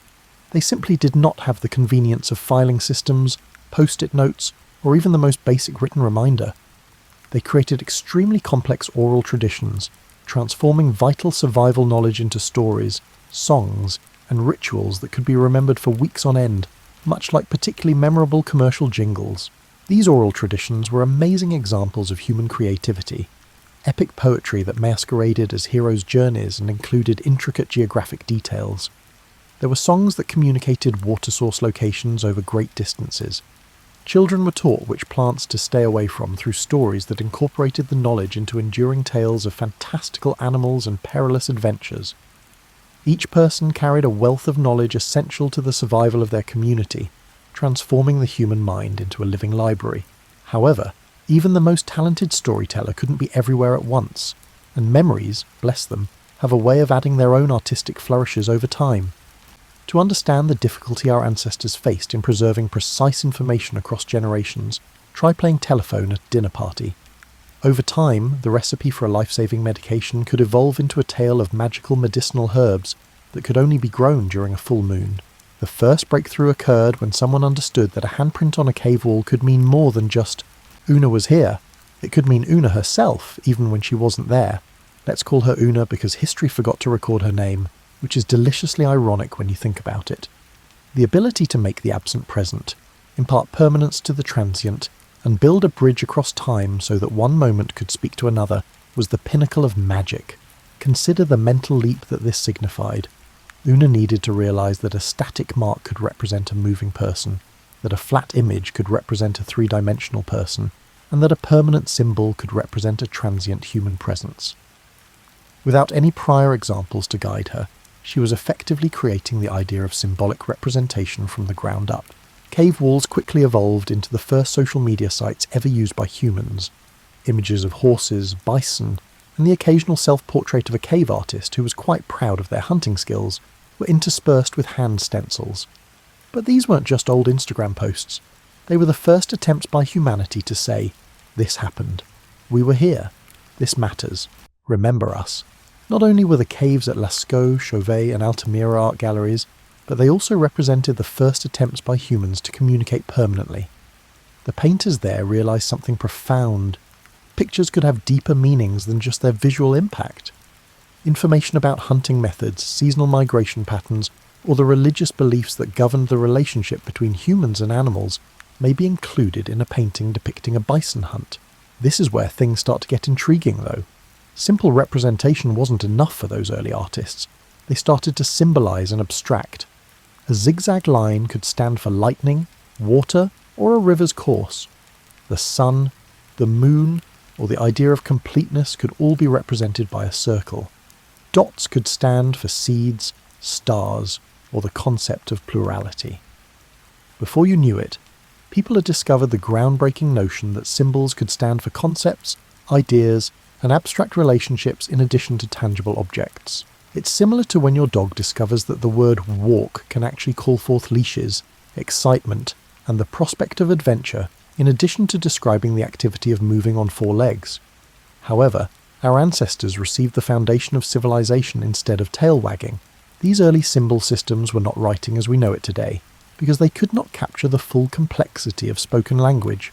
However, this realization by humans was the pivotal first step, demonstrating that meaning could be permanently encoded and decoded by other minds, even though separated by great time and space. In ancient Mesopotamia, around 3200 BCE, the Sumerians are tackling a problem that would make any contemporary accountant cry with recognition: how to keep track of who owes what to whom when your economy is twice as dramatic and more complicated than a soap opera family tree.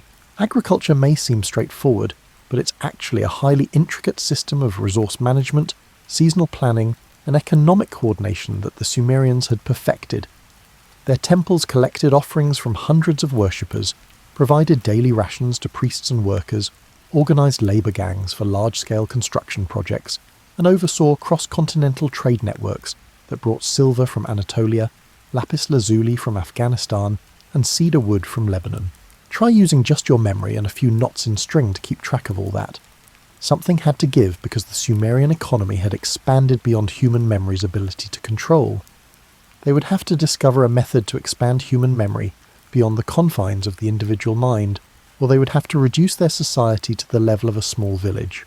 The protagonist of our tale is an anonymous Sumerian bureaucrat who is most likely the archetypal counterpart of the person in your workplace who remembers everyone's birthdays, organises the supply closet without being asked, and actually reads the terms and conditions. This administrative whiz thought, there has to be a better way, after observing the disarray of record-keeping. The initial attempts were exquisitely basic. Tiny tokens made of clay, each signifying a certain amount of a particular good. A sheep is worth 1 token, a bushel of barley is worth another, and an oil jar is worth a third. To represent real transactions, these tokens could be transferred, counted, and stored. You could give someone 10 sheep tokens if you owed them 10 sheep. And the debt was noted in a way that was more flexible than engraving marks on stone, but more permanent than memory. Tokens, however, had their own issues.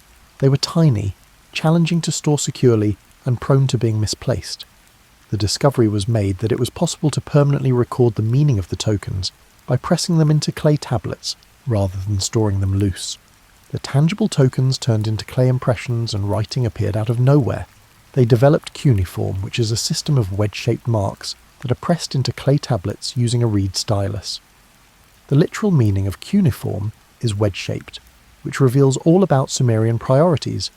They were pragmatic individuals who named their writing system after the mark's shape, rather than after cosmic principles or gods.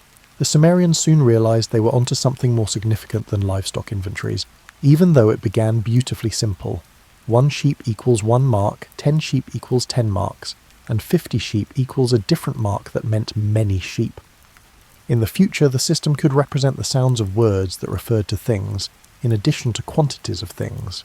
Imagine the moment when a scribe, likely working through the night with flickering lamplight, discovered that the symbol for barley could also stand for the sound she, because that was how barley was pronounced in Sumerian.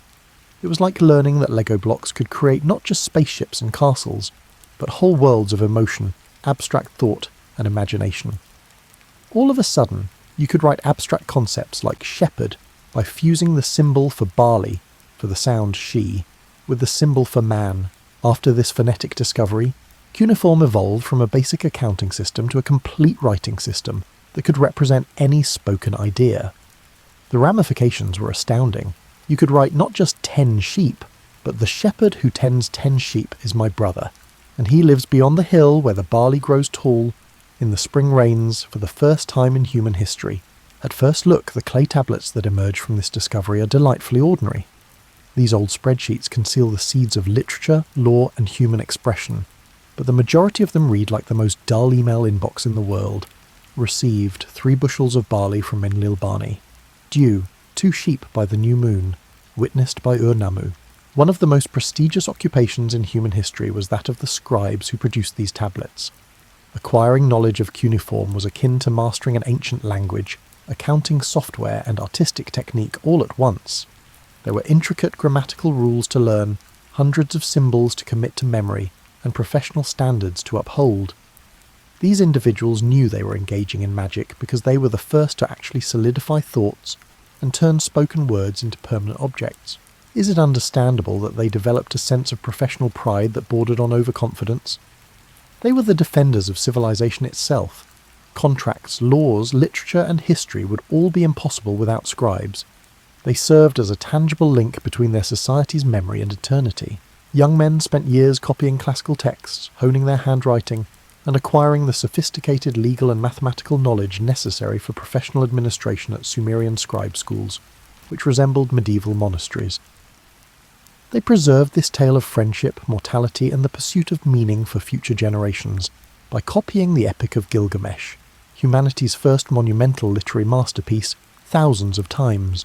The ancient Egyptians were creating their own method of permanent communication, while the Sumerians were busy refining their wedge-shaped filing system. and because they were Egyptians, they decided to make it utterly beautiful. Why settle for something that works when you can make something that will amaze for 5,000 years? Around the same time as cuneiform, hieroglyphics appeared. However, Egyptian hieroglyphs resembled the most intricate picture book in the world, whereas Sumerian writing appeared as though someone had been piercing clay with a very methodical fork.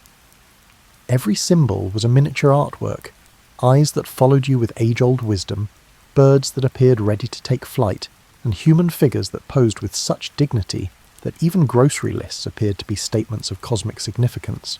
The definition of hieroglyph, which literally translates to sacred carving, provides all the information you require about the Egyptians' perspective on their writing system. This was more than just useful communication. It was a gift from God, a conduit between the world of the gods and the mortal world, a means of engaging with the eternal through writing. According to Egyptian creation myths, the ibis-headed god of wisdom Thoth created hieroglyphs after noticing the footprints that birds made in the mud along the Nile. The idea that writing started because someone noticed that movement could leave permanent traces and that life could inscribe itself on the landscape is a lovely one, regardless of whether you believe in divine inspiration. Thoth, who is said to have invented writing and functioned as the scribe of the gods, was so revered by Egyptian scribes that they had their own patron deity. Imagine working in a profession so esteemed that it was believed the gods themselves practiced it. The instruction of dwarf from ancient Egypt asserts that scribes are the best at what they do. There is no trade without a director except that of the scribe. He is the director.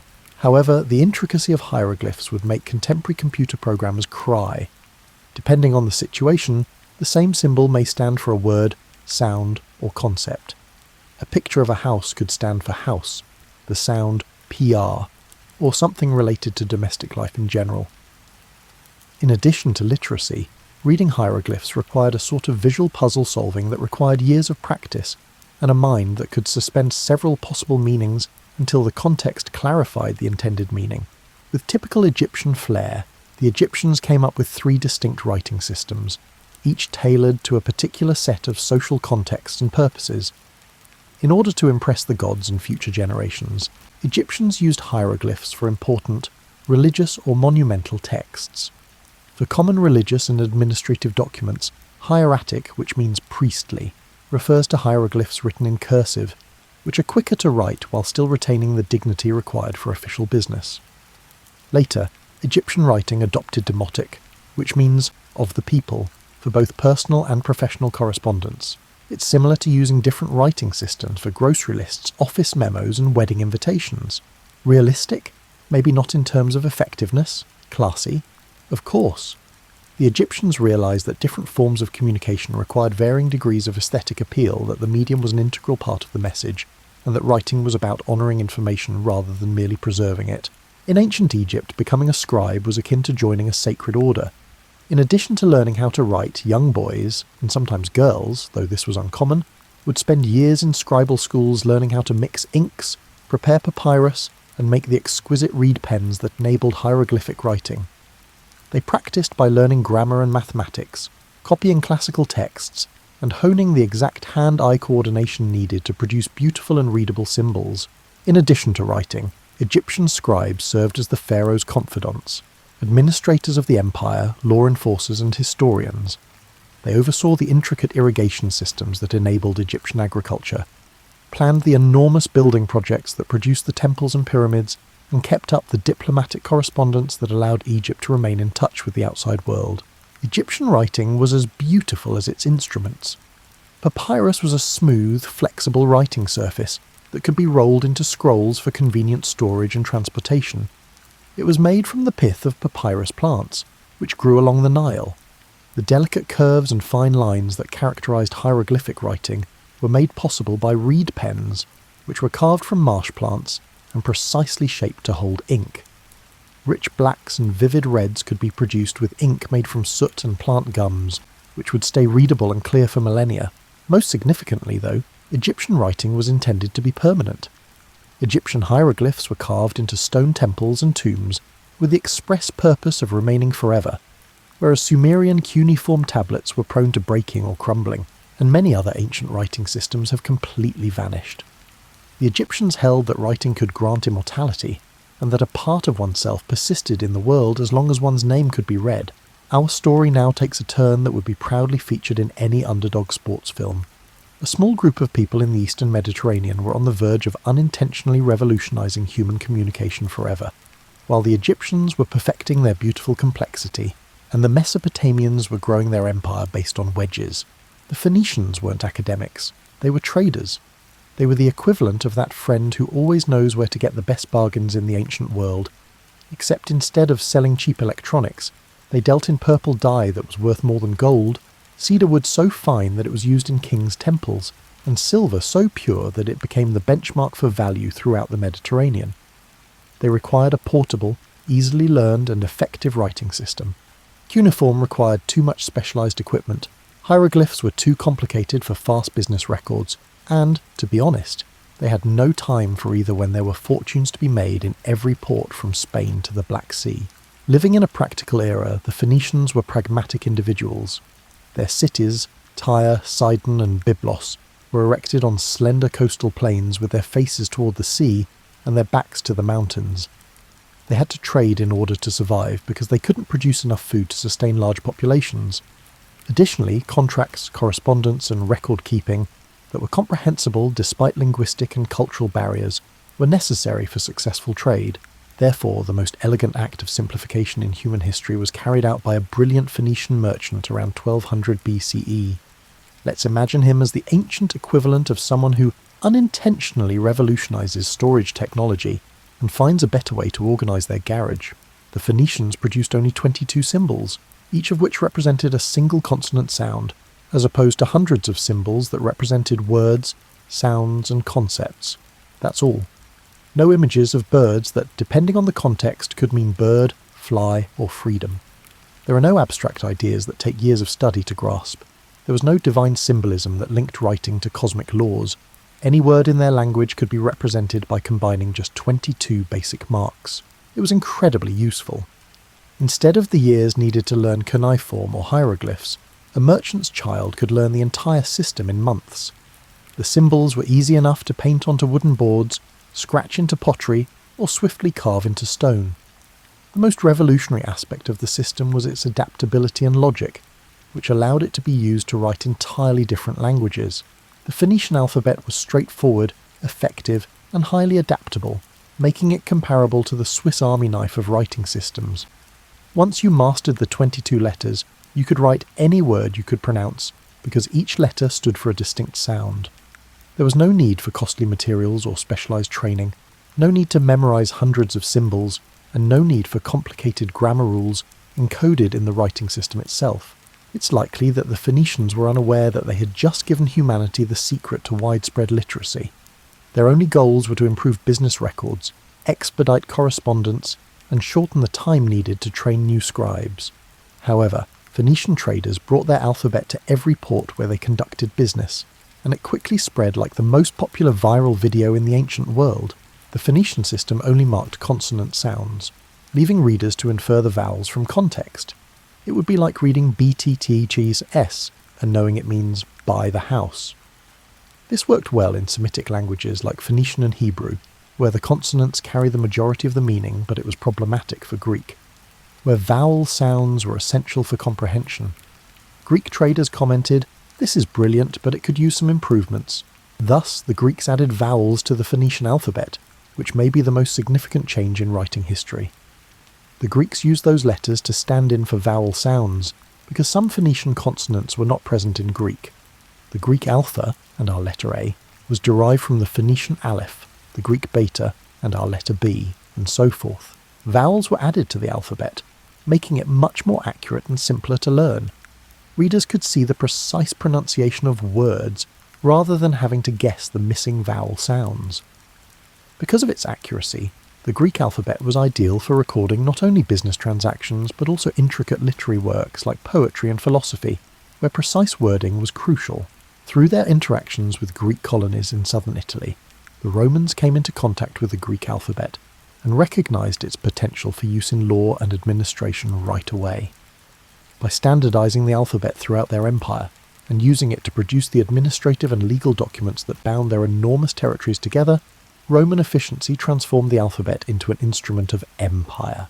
And that Latin script, perfected and refined by Roman scribes and bureaucrats, it is currently being read by you. The 26 letters that you see on your keyboard are direct descendants of those 22 Phoenician consonants. They were altered by Greek creativity and Roman pragmatism, and were passed down through centuries and continents to reach the page or screen in front of you.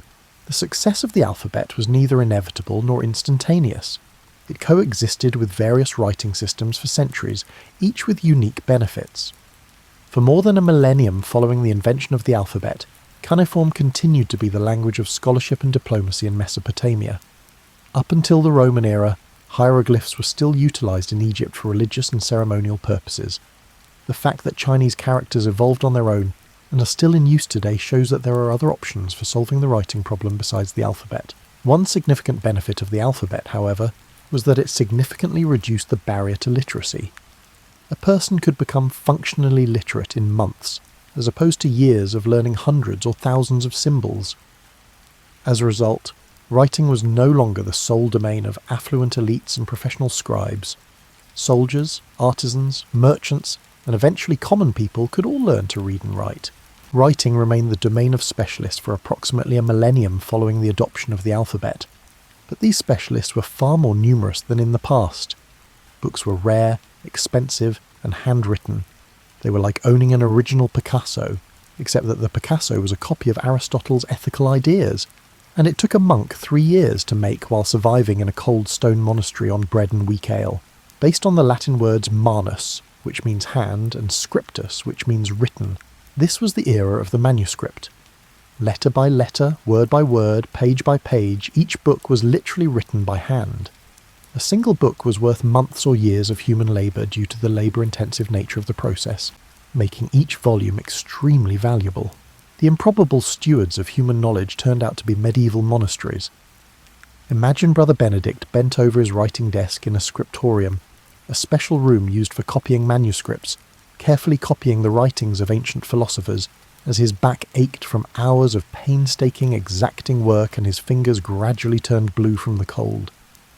In their meticulously copied books, these monks preserved everything from agricultural methods to mathematical theorems to theological arguments, making them more than just scribes. They were the first backup hard drives of human civilization. It was almost supernatural how much work it took to create a medieval manuscript.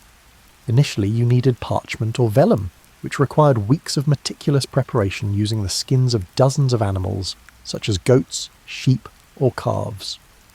To produce a smooth, long-lasting writing surface, the skins needed to be soaked, scraped, stretched, and lime-treated. 300 sheep's skins could be needed for one Bible. The creation of inks followed, some of which called for substances more unusual than anything found in a contemporary chemistry set. Gum arabic, iron sulfate, and oak galls, growths produced by wasp larvae, were used to make black ink. Cinnabar or red ochre were used to make the red ink that was used for chapter headings and significant passages. Real gold leaf was ground with gum and honey to create gold ink, which was saved for the most valuable writing. The writing itself necessitated specific instruments and methods. To hold ink and create accurate marks, quill pens, which were fashioned from the flight feathers of geese or swans, had to be precisely cut and shaped. Sand was used to blot excess ink and speed drying, and the scribe's desk was angled to avoid ink pooling. However, the illumination, the addition of ornamental elements that transformed every page into a work of art, was where the true artistry was found. Detailed initial letters that could include whole miniature landscapes, marginal decorations that told visual stories, and full-page illustrations that infused text with rich details and vibrant colours were all characteristics of illuminated manuscripts. Among the most exquisite items ever made by human hands are the most well-known illuminated manuscripts, such as the Book of Kells or the Très Riche Heures du Duc de Berry. Hundreds of hours of labour by talented artists employing methods that took decades to perfect are represented on each page. The pigments were made from vellum so fine it was almost translucent, gold leaf applied with brushes made from single hairs, and lapis lazuli imported from Afghanistan. It sounds romantic to say that each book was unique, but it also means that each one cost enough to wipe out a small kingdom. A complete collection of Aristotle's writings could cost more than a small farm, a single Bible could cost as much as a house, and even basic prayer books were luxury items only the wealthy could afford. Because of this scarcity, the majority of people continued to rely on memory, oral tradition, and the occasional helpful neighbour who could read, while the wealthy and the clergy continued to enjoy the privilege of literacy. However, something significant was taking place even in this secluded realm of handwritten books. In a way never seen before, knowledge was becoming portable. From monastery to monastery, a manuscript could spread concepts across centuries and continents. These meticulously reproduced books brought the writings of Greek philosophers, who had been preserved by Islamic scholars during the Dark Ages in Europe, back to Christian Europe. Through Thomas Aquinas' work, Aristotle's Physics, which was translated from Greek to Arabic to Latin, had an impact on Christian theology during the Middle Ages. Ptolemy's Geography, which has been reproduced and recopied for centuries, served as a guide for the exploration expeditions that brought Europeans to the New World. The scribes and monks who produced these manuscripts established a culture of knowledge preservation of their own. Each book became a dialogue across time as a result of the marginalia, comments and observations in the margins that they added. Reading a medieval manuscript today is similar to listening to a group of academics who are centuries apart debate the same text, adding their own interpretations and insights while also agreeing and disagreeing. While some of these side remarks are academic and sombre, others are surprisingly relatable and human. The weather, it's raining heavily outside the scriptorium, complaints about the cold, my hand is numb from writing, and even drawings of cats, which it seems medieval monks found just as adorable as we do today, can all be found in medieval manuscripts. New types of books with distinct functions also emerged during the manuscript era. Both clergy and lay people adopted the Psalter as their go-to prayer book because it contained the 150 biblical psalms. Among the most popular manuscripts for affluent people were books of hours, which contained prayers for various times of the day. Through their descriptions of mythical and real animals, bestiaries blended natural history with moral teaching in ways that were both entertaining and instructive. When universities first appeared in the 12th century, they brought with them new production techniques and demands for books. Multiple copies of the same text could be produced more quickly thanks to the piecea system, which divided text into sections that could be copied by multiple scribes at once. Although it still took months to produce a single book, this was the medieval equivalent of mass production. China had been subtly transforming the very medium of writing, while Europe continued to treat books as priceless artifacts that needed the sacrifice of whole herds of sheep. Making paper from plant fibres was a technique that would eventually change the world, and it was perfected by a court official named Kai Lun around 105 CE during the Han Dynasty. When you take into account the alternatives that dominated writing surfaces for centuries, this invention may not seem like a game changer. Imagine attempting to transport a library of clay tablets on a journey. They were both heavy and brittle.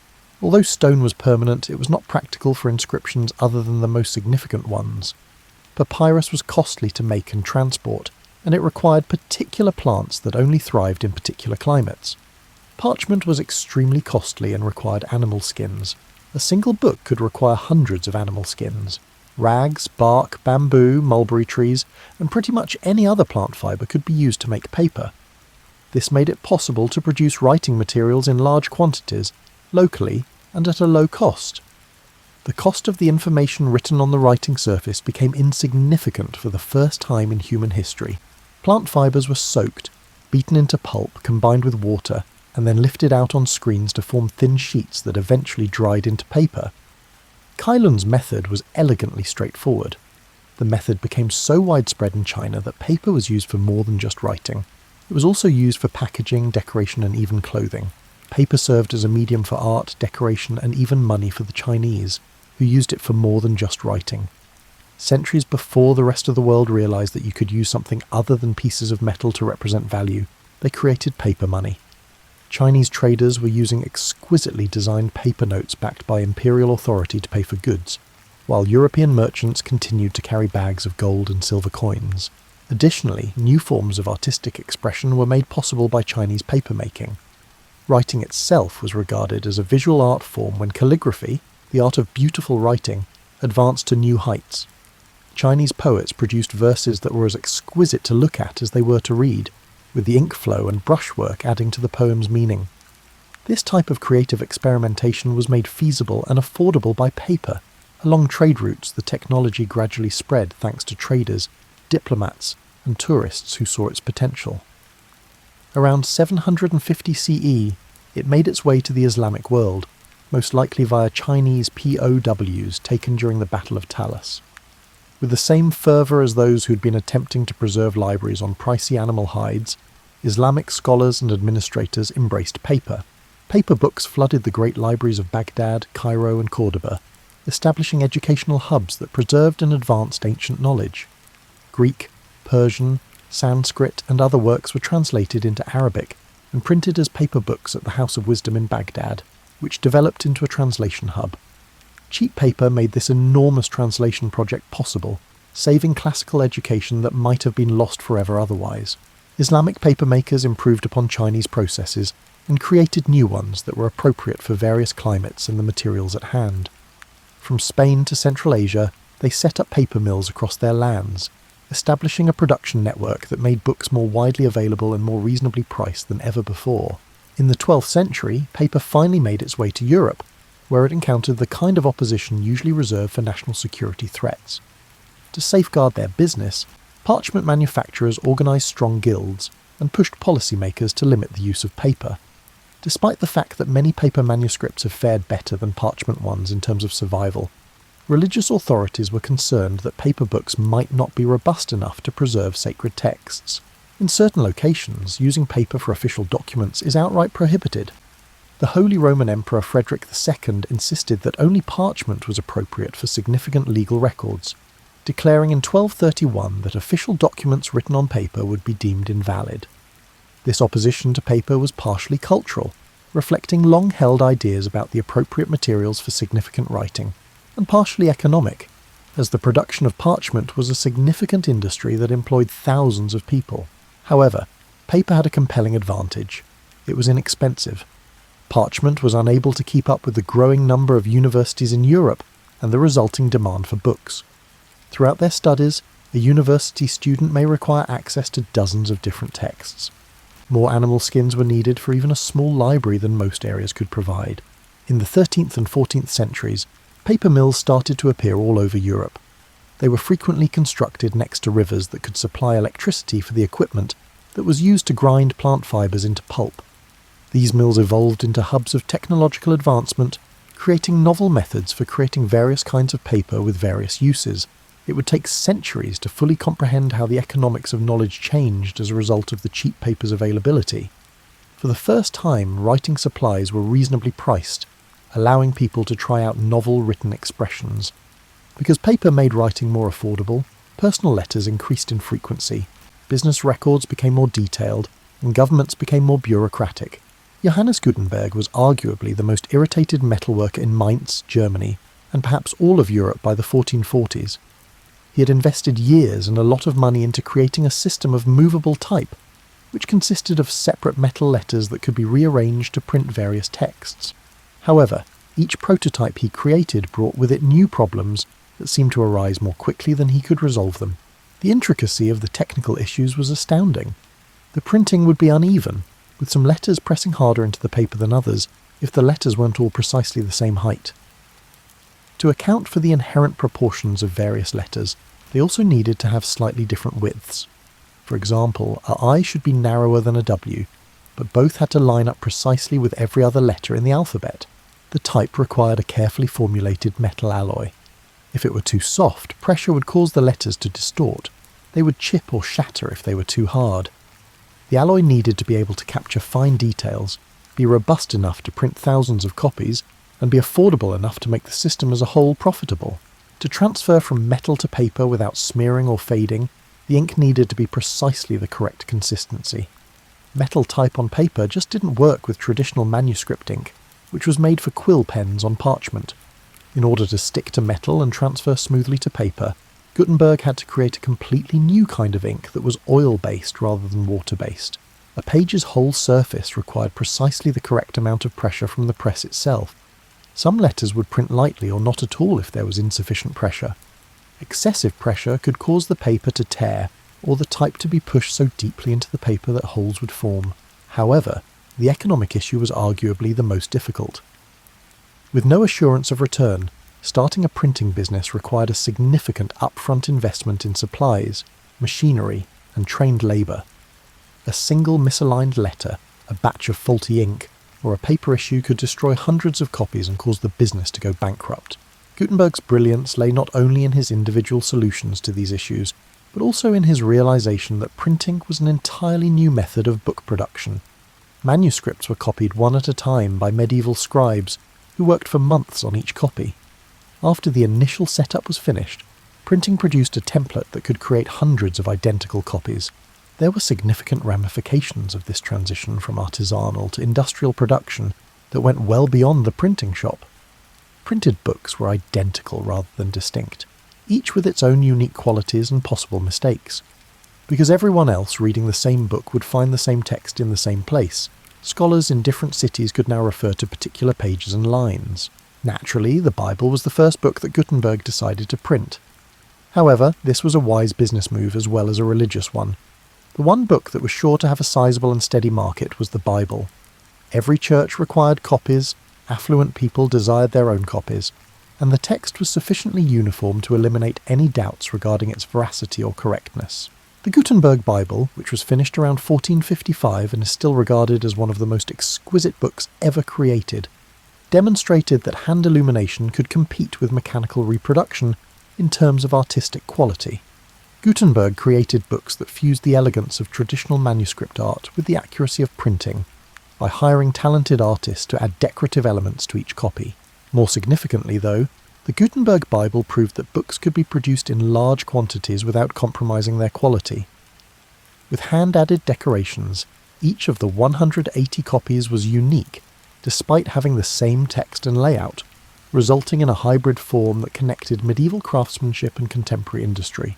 With the rapidity of a particularly potent plague, but with far greater advantages, the printing press spread throughout Europe. By 1500, more than 250 cities, ranging from Stockholm to Naples and Lisbon to Moscow, had printing presses. Millions of books were being produced by these presses every year, changing Europe from a place where books were rare and valuable to one where printed materials were becoming widely available. The ramifications for society were profound. The simultaneous existence of identical copies of the same text in several locations was unprecedented in human history. With the assurance that their peers would be reading the same words, academics could now participate in authentic intellectual discourse by citing particular passages and page numbers. Scholarly discourse became more cumulative, more collaborative, and more precise. After being nailed to a Wittenberg church door in 1517, Martin Luther's 95 theses were reprinted and disseminated throughout Germany in a matter of weeks, translated into several languages in a matter of months, and then dispersed throughout Europe in a year. Luther's accusations of church corruption might have remained a local theological dispute in the absence of printing. Their invention of printing served as the catalyst for the Protestant Reformation, which fundamentally altered Christianity in Europe. Researchers on different continents could now instantly share scientific discoveries. Within months of its publication in De Revolutionibus in 1543, Copernicus's groundbreaking theory, that the Earth revolved around the Sun, was known to astronomers all over Europe. Published in De Humani Corporis Fabrica that same year, Vesalius's precise anatomical illustrations provided medical students worldwide with access to intricate illustrations that were previously limited to a small number of hand-drawn manuscripts. In both subtle and revolutionary ways, the printing press democratized knowledge. With less expensive bindings, a farmer's son could now own the same books as a nobleman. Instead of competing based on the wealth of their patron, ideas could do so on their own merit. Simply being able to reproduce text at low cost and disseminate it widely enabled the Protestant Reformation, the Scientific Revolution, and the Enlightenment. However, printing also gave rise to new kinds of control and inequality. Even though the cost of books decreased, their production still required a large investment. By determining which texts were worthy of being printed and which concepts merited widespread dissemination, publishers took on the role of new information gatekeepers. Governments implemented licensing programs, censorship, and printing press control after realizing the power of printing. The spread of Protestant texts through printing prompted the Catholic Church to create the Index Librorum Prohibitorum, a list of books that Catholics were prohibited from reading. Realizing that controlling the presses meant controlling the information flow, Governments across Europe set up official printers and mandated licenses for printing businesses. It was impossible to fully regulate printing in spite of these control attempts. Smugglers transported banned texts across borders, underground presses produced books that were prohibited, and the sheer volume of printed material made complete censorship impracticable. Since mass communication had escaped, it would never be able to be reined in. In the 17th and 18th centuries, something extraordinary occurred. Common people started reading for enjoyment. Not for religious education, not for work-related reasons, but just because reading was now a fun, inexpensive, and socially acceptable pastime. In addition to reflecting broader shifts in European society, this change was partially brought about by the printing press, which made books more affordable and accessible. More people had free time and disposable income as a result of growing prosperity. As cities grew more populated, bookshops, lending libraries, and literary discussions became commonplace. As literacy rates increased, more people were able to read the increasingly accessible books. Most significantly, though, authors started producing content especially for this new readership. Published in 1719, Daniel Defoe's Robinson Crusoe was adventure fiction for merchants, shopkeepers, artisans, and anybody else with a few free hours and the cost of a book. It was not written for academics or aristocrats. Written in simple terms that anyone could understand and appreciate, the book told the tale of an average man dealing with extraordinary circumstances. The 18th century's social media platforms were coffee shops. More than 3,000 coffee shops in London functioned as gathering spots where people congregated to read newspapers, talk about pamphlets, and debate the concepts that were being discussed in print. These were places where common people could engage in the intellectual life of their era, debating politics, science, literature, and philosophy over coffee cups and clay tobacco pipes. They were not official educational institutions. Every coffee shop had its own personality and customer base. After becoming the epicenter of maritime insurance, Lloyd's Coffee House changed its name to Lloyd's of London. Publishers and booksellers came to the chapter coffee house. Jonathan's Coffee House developed into a hub for stock trading, while Will's was well known for its literary discussions. The coffee shop served as a hub for social networks, business transactions, and the formation of public opinion. A literary genre that was ideal for this new reading culture was the novel. Novels told stories about people like the readers themselves, in contrast to philosophical treatises or epic poems, which required specialized knowledge or classical education to fully appreciate. They looked at the moral dilemmas of daily life, the social dynamics of modern society, and the inner lives of regular people.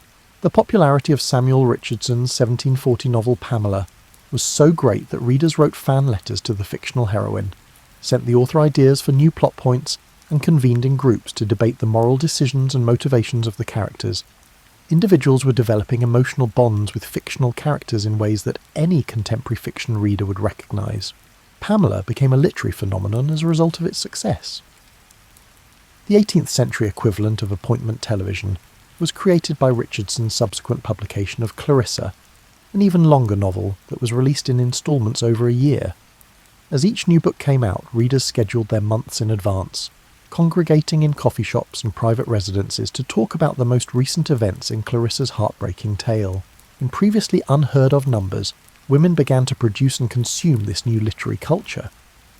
Because the novel was regarded as a new literary form devoid of long-standing masculine traditions, and because women were acknowledged for their unique understanding of the emotional and domestic themes that novels addressed, it was one of the few literary genres in which female authors could compete on an equal footing with men.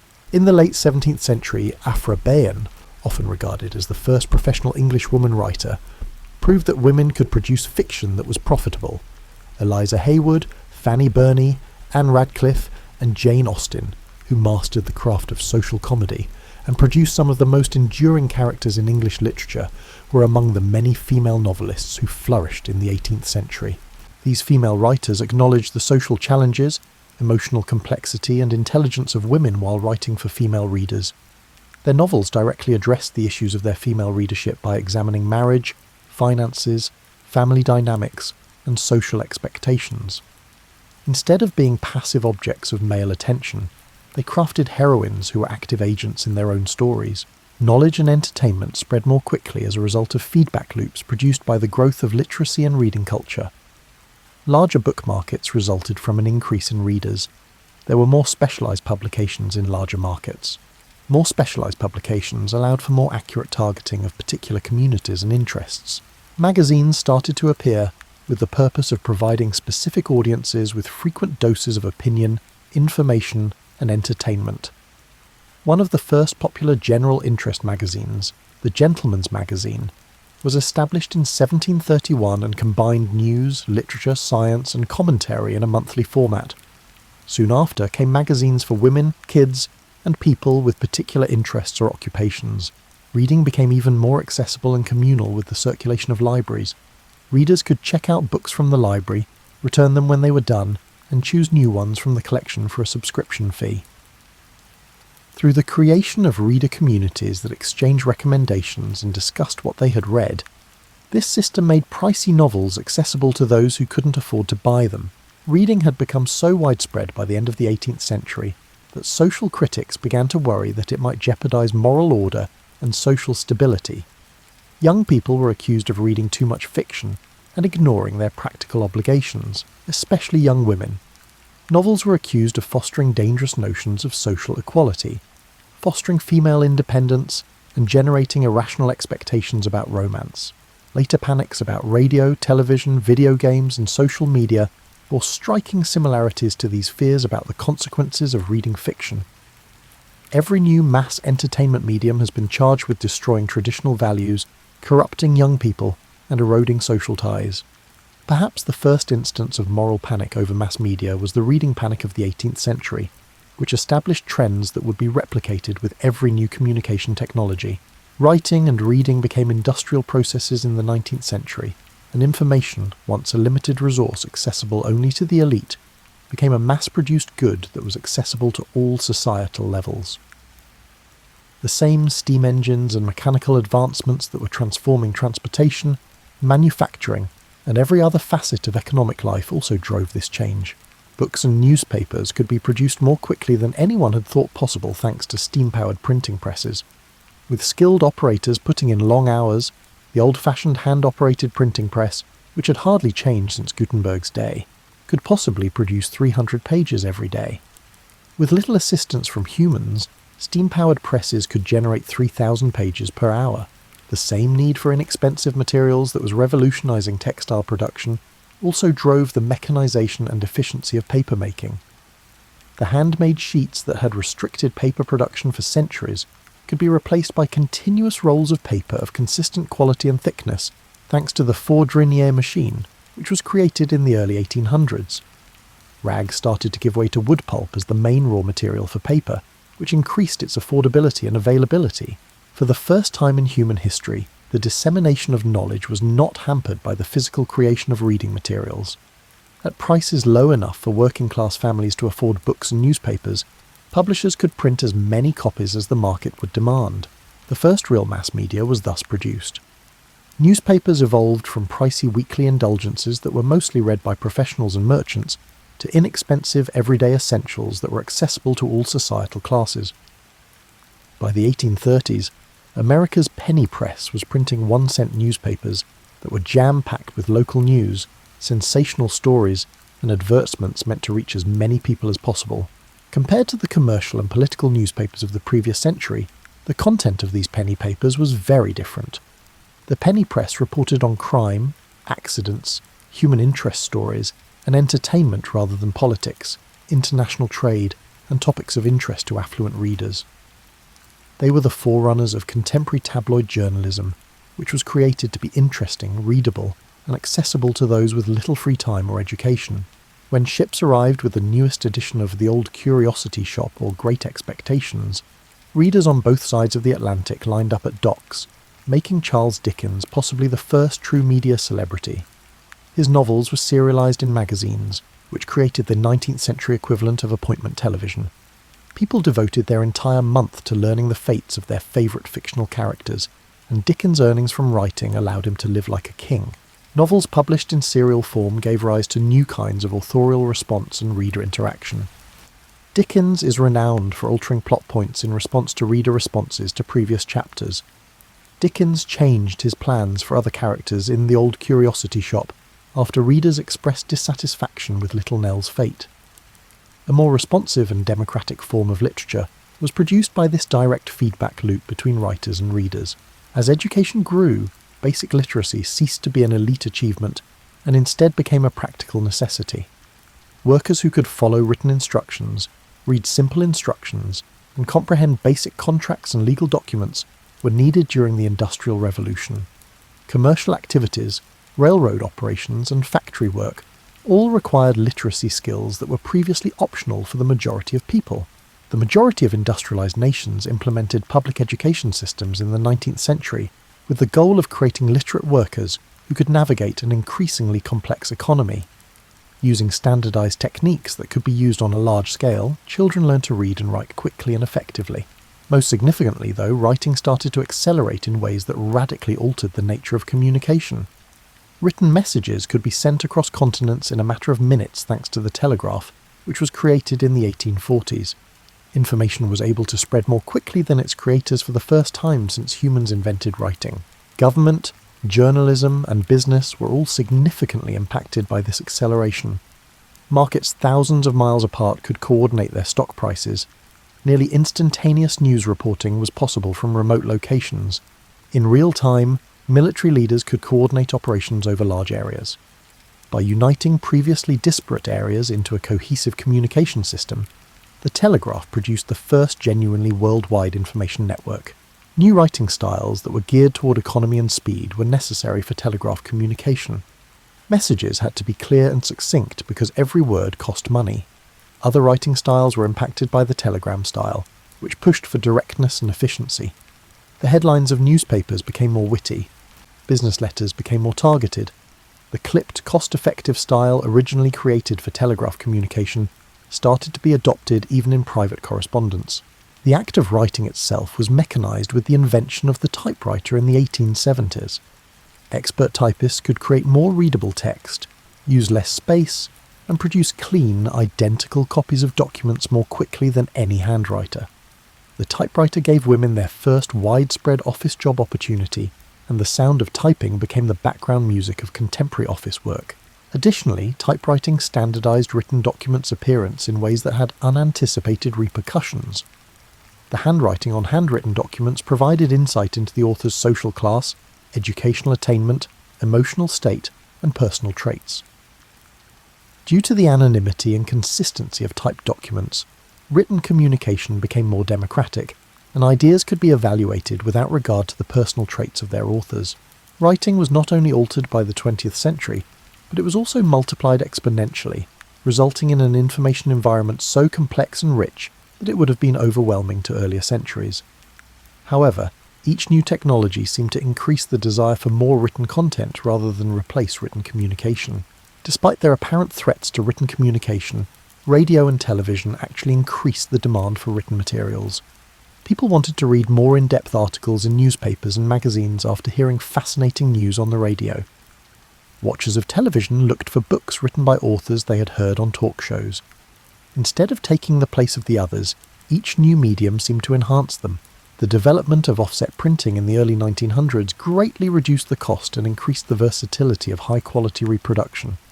Any image or text that could be photographed could be reproduced using offset printing, as opposed to traditional letterpress printing, which required the manual setting of individual pieces of metal type. This allowed publishers to experiment with new layouts and visual designs, magazines to include photographs alongside text, and books to include diagrams and illustrations. With magazines catering to every imaginable interest and demographic, their variety and circulation skyrocketed. Through breathtaking photography and readable prose about far-off locales and fascinating cultures, National Geographic brought the world into American homes. Photojournalism was invented by Life magazine, which used pictures and thoughtfully chosen text to tell stories, while Ladies' Home Journal sparked a national dialogue among women about fashion, social issues, and domestic life. Popular science helped make technical advancements understandable to a wider audience. Publishers like Penguin in Britain and Pocketbooks in America led the paperback revolution, which made books more accessible and portable than ever before. Complete novels, collections of poetry, or non-fiction could be published in paperback books that cost no more than a magazine. All of a sudden, serious literature was as disposable as magazines and as easily accessible as newspapers. New literary communities and reading habits were spawned by this accessibility. Individuals could afford to gamble on unproven writers or uncharted territory. Books stopped being significant investments and instead became impulsive purchases. Millions of people were exposed to authors and genres they might not have otherwise come across in traditional bookstores, thanks to the paperback rack in pharmacies and airports. Over the course of the industrialised world, typewriters went from being a luxury piece of office equipment to becoming everyday household objects that were used in homes, schools, and small businesses. Ordinary people were able to create documents that looked professional in their homes for the first time, in ways that would have astounded medieval scribes who spent years honing their handwriting. The typewriter democratized neat, readable writing. The nature of private correspondence was also altered by the widespread availability of typewriters. For speed and clarity, letters could be typed while retaining the unique writing style of each individual. Standardized format and appearance for business letters led to the development of templates and conventions that continue to shape formal correspondence today. The speed and reach of written communication, however, were undergoing a true revolution. With the advent of the airmail service in the 1920s and 1930s, letters could now be sent across oceans in a matter of days as opposed to weeks. International trade and cooperation were made possible at a speed that would have seemed miraculous to earlier generations. A business letter sent from New York on Monday could arrive in London by Thursday. Newspapers were able to instantly share stories across continents thanks to teleprinters and wire services. A more integrated global awareness of current events could result from the simultaneous publication of the same news story in newspapers from Tokyo to New York. Reports from the front lines could be filed by war correspondents and published the following day in local newspapers. Due to the extraordinary demand for communication and information brought about by World War II, many of these trends were accelerated.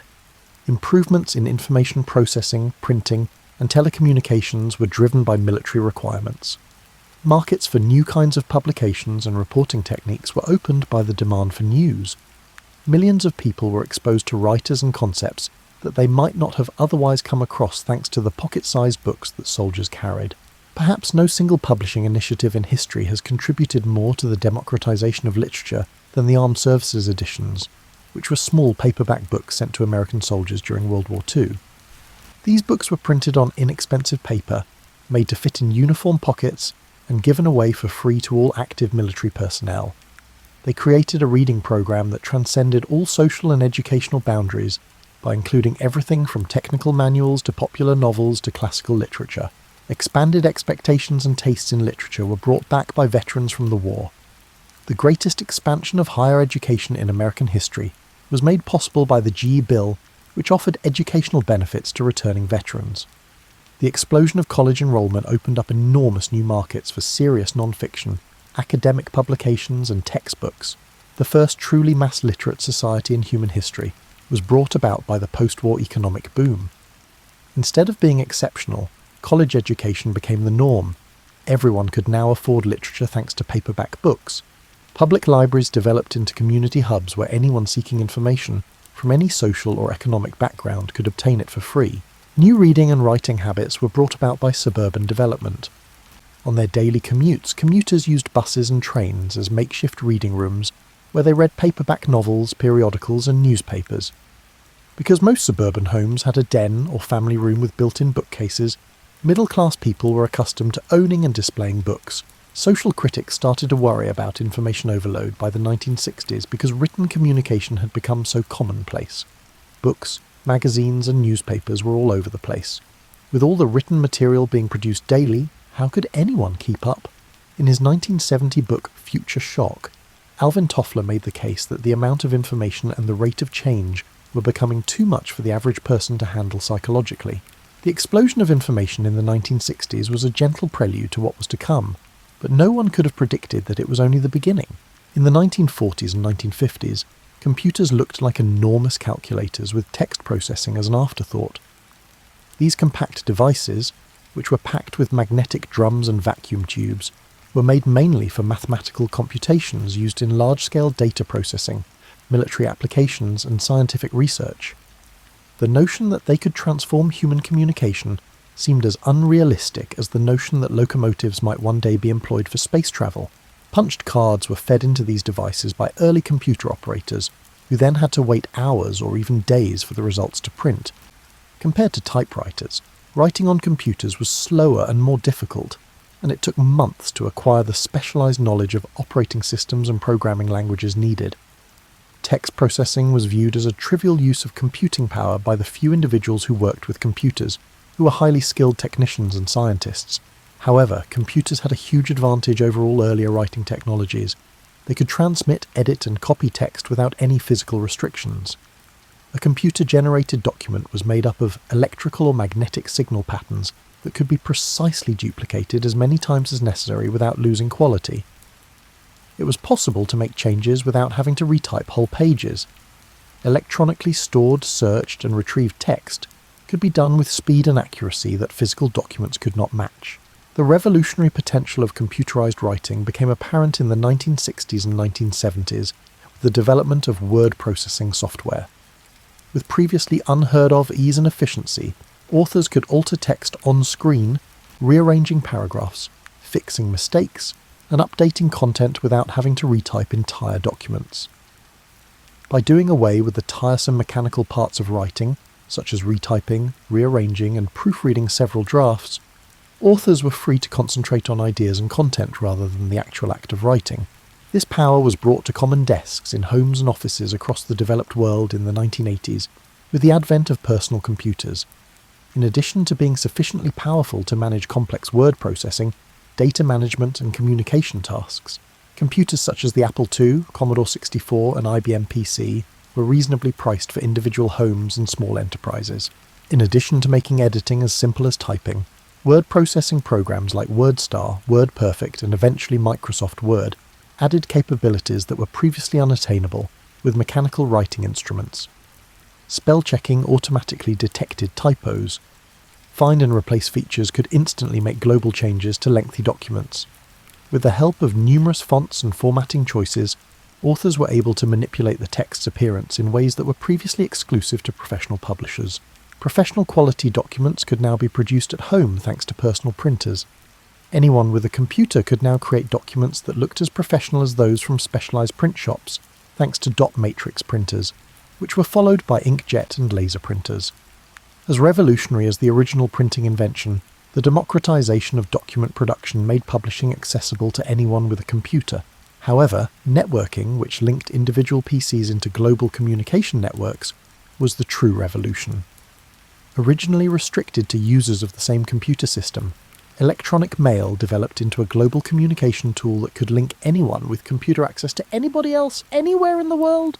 Written communication became instantaneous and interactive with email. Instead of days or weeks, you could compose a message, send it to someone on the other side of the globe, and get a response in a matter of minutes or hours. While maintaining the accuracy and permanence that set writing apart from speech, written communication started to catch up to conversational speed. More sophisticated forms of computer-mediated communication were made possible by the protocols and standards that made email possible. Anyone with system access could read the messages that users posted on bulletin board systems BBS. Global discussion forums centered on particular topics of interest were established by Usenet newsgroups. These early online communities showed that new kinds of social interaction that relied solely on written communication could be supported by computer networks. The largest library in human history was created almost instantly after the World Wide Web was made available to the general public in the early 1990s. You could access millions of documents from any computer with an internet connection, eliminating the need to physically visit places to find information. Most of the obstacles that had previously restricted access to information and publication were removed by the internet, which turned every computer into a printing press and every person into a potential publisher.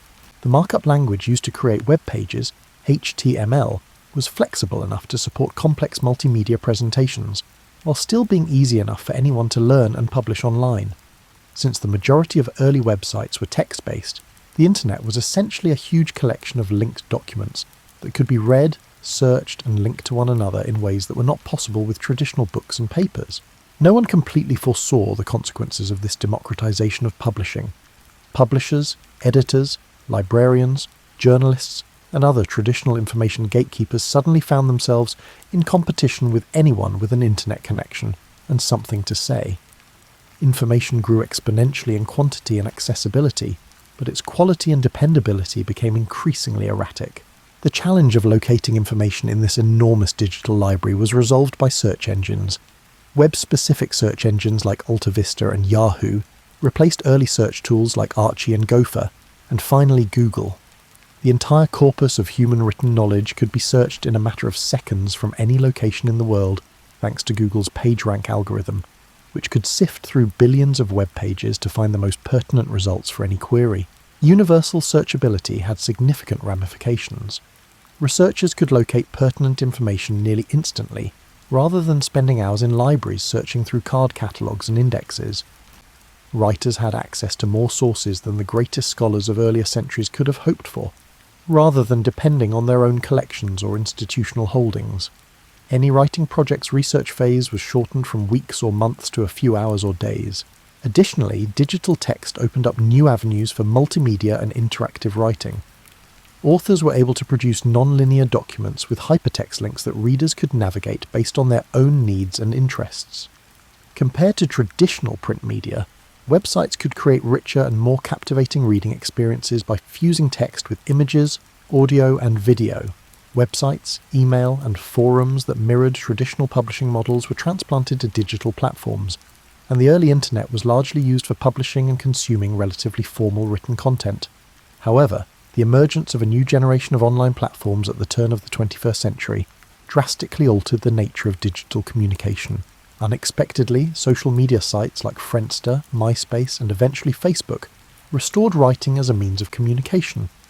People started writing quick, concise answers to each other's posts, comments, and updates, in place of formal documents or well-written letters.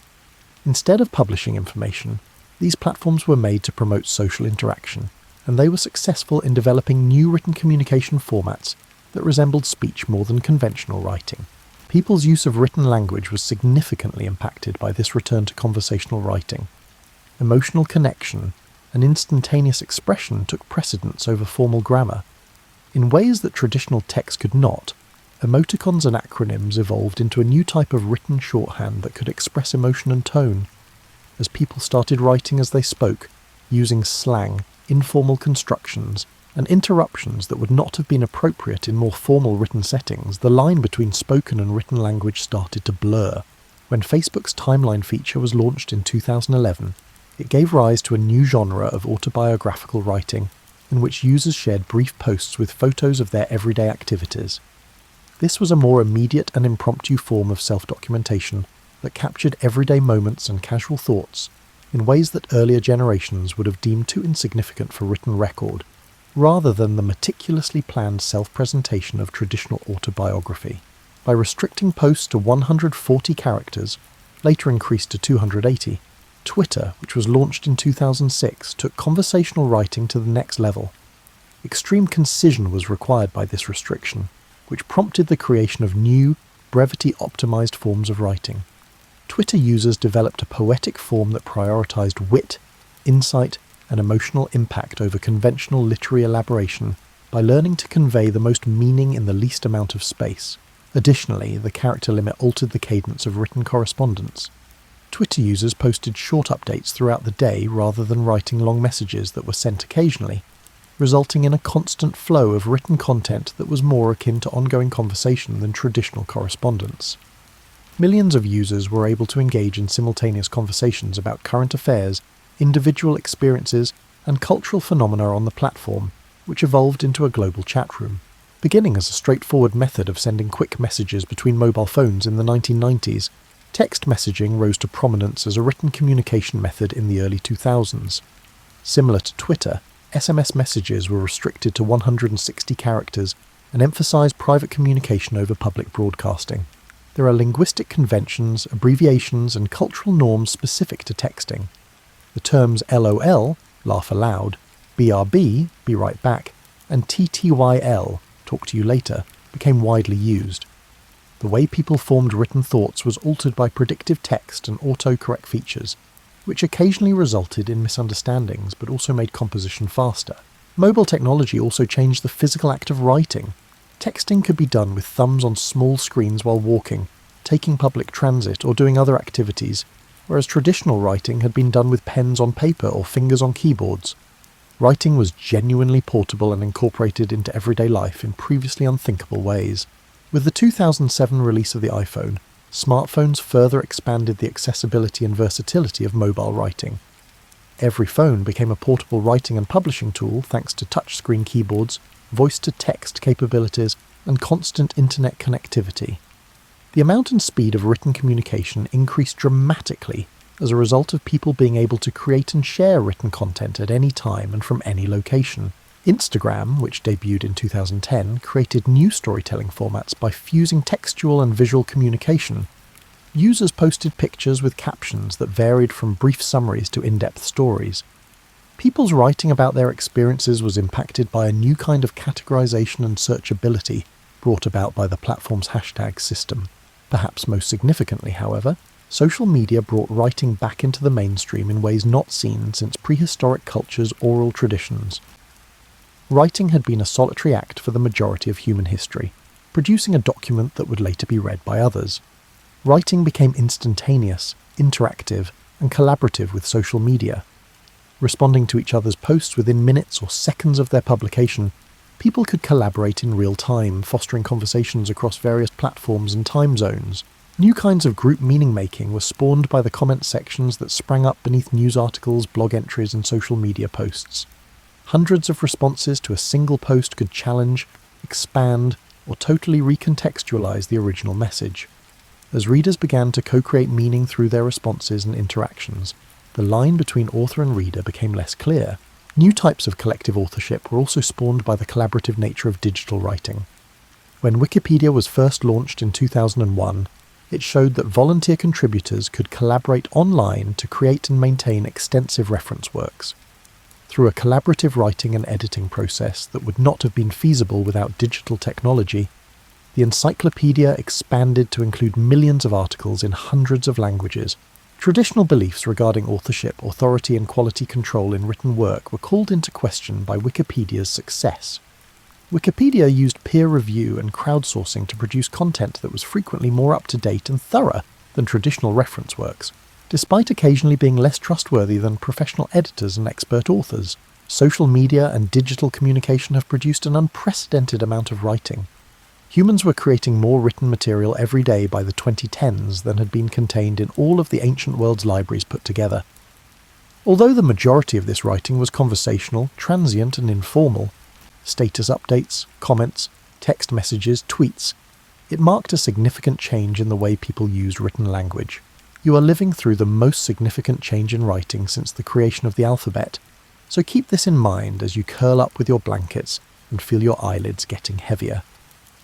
What is taking place in your immediate surroundings is as revolutionary as anything that took place in Gutenberg's printing shop, medieval monasteries, or ancient Phoenicia. These days, artificial intelligence can produce text that looks human and is frequently identical to content written by humans. Poetry, business letters, technical documentation, and even intricate conversations are all possible with large language models like GPT and its offspring, which show an awareness of context, subtlety, and emotional nuances. The distinction between machine and human writing is becoming more and more hazy. People can now write by speaking instead of typing thanks to advancements in voice recognition software that can now convert speech to text with astounding accuracy. While walking, driving, or doing other tasks, writers can compose text at the speed of speech with Dragon Naturally Speaking, Siri dictation, and Google voice typing. Writing, which involves moving a pen across paper or fingers across a keyboard, is becoming a less necessary activity. Text can be instantly translated between languages using real-time translation algorithms, removing the barriers that have divided human communities for millennia. One can write in their native tongue and have it instantly understood by readers anywhere in the world thanks to Google Translate and similar services, which can handle dozens of languages with increasing sophistication. New types of spatial writing in which text is embedded in three-dimensional environments are starting to be made possible by augmented reality and virtual reality technologies. Future authors may create text that floats in space, reacts to movement, and changes depending on the reader's perspective and interaction, as an alternative to writing on flat surfaces. Although they are still in the experimental stage, brain-computer interfaces raise the prospect of direct neural control over text composition. People may eventually be able to think words that are automatically translated into written communication, rather than speaking, typing, or writing by hand. The permanence and accuracy of writing could be paired with the quickness and closeness of thought. Despite all of these technological advancements, writing's primary function hasn't changed since the first cave paintings were created 40,000 years ago. We continue to use writing to leave behind traces of our existence that will outlive our actual physical presence in the world, preserve thoughts, exchange ideas, and connect with other minds across time and space. The essential human activity of making the absent present, giving thoughts permanence, and connecting with other people through symbols and meaning is shared by the cave painter, who left a handprint in Chauvet Cave, and the social media user who posts a status update today. In reality, the story of writing is the story of human connection and the tenacious will to transcend the boundaries of personal awareness. From Sumerian cuneiform to contemporary digital text, every writing system aims to address the same fundamental issue. How can we communicate our thoughts to those who aren't there in person? How can we ensure that our thoughts endure beyond our own death? From those initial symbolic inscriptions on cave walls, we have come a long way. The greatest scholars of antiquity could not have predicted the amount of written knowledge available to a child learning to read today. Professional scribes in medieval monasteries are not as quick at writing as the teen texting friends. Compared to the most powerful rulers of previous centuries, the office worker writing an email has greater access to information and communication tools. However, the magic is essentially unchanged. The same miracle that astounded our ancestors and still astounds us, when we pause to consider it, is happening to you as you read these words right now. Ideas generated in one mind are being replicated in another mind, across time and space, using only marks on a surface, be it a printed page, a digital screen, a papyrus scroll, a cave wall, or a clay tablet. The wonder endures despite changes in technology. Although the particular tools change over time, the basic human desire to connect, communicate, and share consciousness never changes. From ancient pictographs to contemporary emoji, writing in all its forms symbolizes humanity's continuous effort to go beyond the confines of personal experience and establish a common meaning across the enormous gaps that divide different minds. Every text message, email, and comment you send contributes to the extensive dialogue that people have been having via writing for more than 5,000 years. Not only are you utilizing technology, but you are also engaging in one of the oldest and most fundamental human endeavors, which has been updated with contemporary instruments while maintaining its timeless objectives. Today's kids will grow up in a world where voice recognition replaces typing, artificial intelligence helps with writing, real-time translation eliminates language barriers, and new technologies that we can hardly fathom will continue to revolutionize the way people write and communicate. However, they will continue to use writing for the same purposes that humans have always used it for: memory preservation, knowledge exchange, creative expression, relationship building, and bridging the gap between two different consciousnesses. One word at a time, billions of people worldwide are writing the future of writing today. The great human endeavor of making thoughts permanent and shareable involves everyone: scientists recording new discoveries, students taking notes in class, poets writing verses, journalists covering current affairs, friends communicating over great distances, lovers expressing their feelings, children learning their first letters, and the elderly preserving family stories. Remember that you are a part of this amazing continuous story as you close your eyes tonight and allow these thoughts to find a home in the cozy spaces between waking and sleeping. You are connected to every human being who has ever struggled to share an idea, preserve a thought, or reach across time to touch another mind through the book you are reading, the device you're using, and the act of absorbing these ideas through written symbols. The same awe that has enthralled people since we first realized that marks could have meaning is being felt by a child learning to recognize their first letters somewhere tonight. When they learn that the squiggles on the page can tell them stories about faraway places and made-up friends, their eyes enlarge.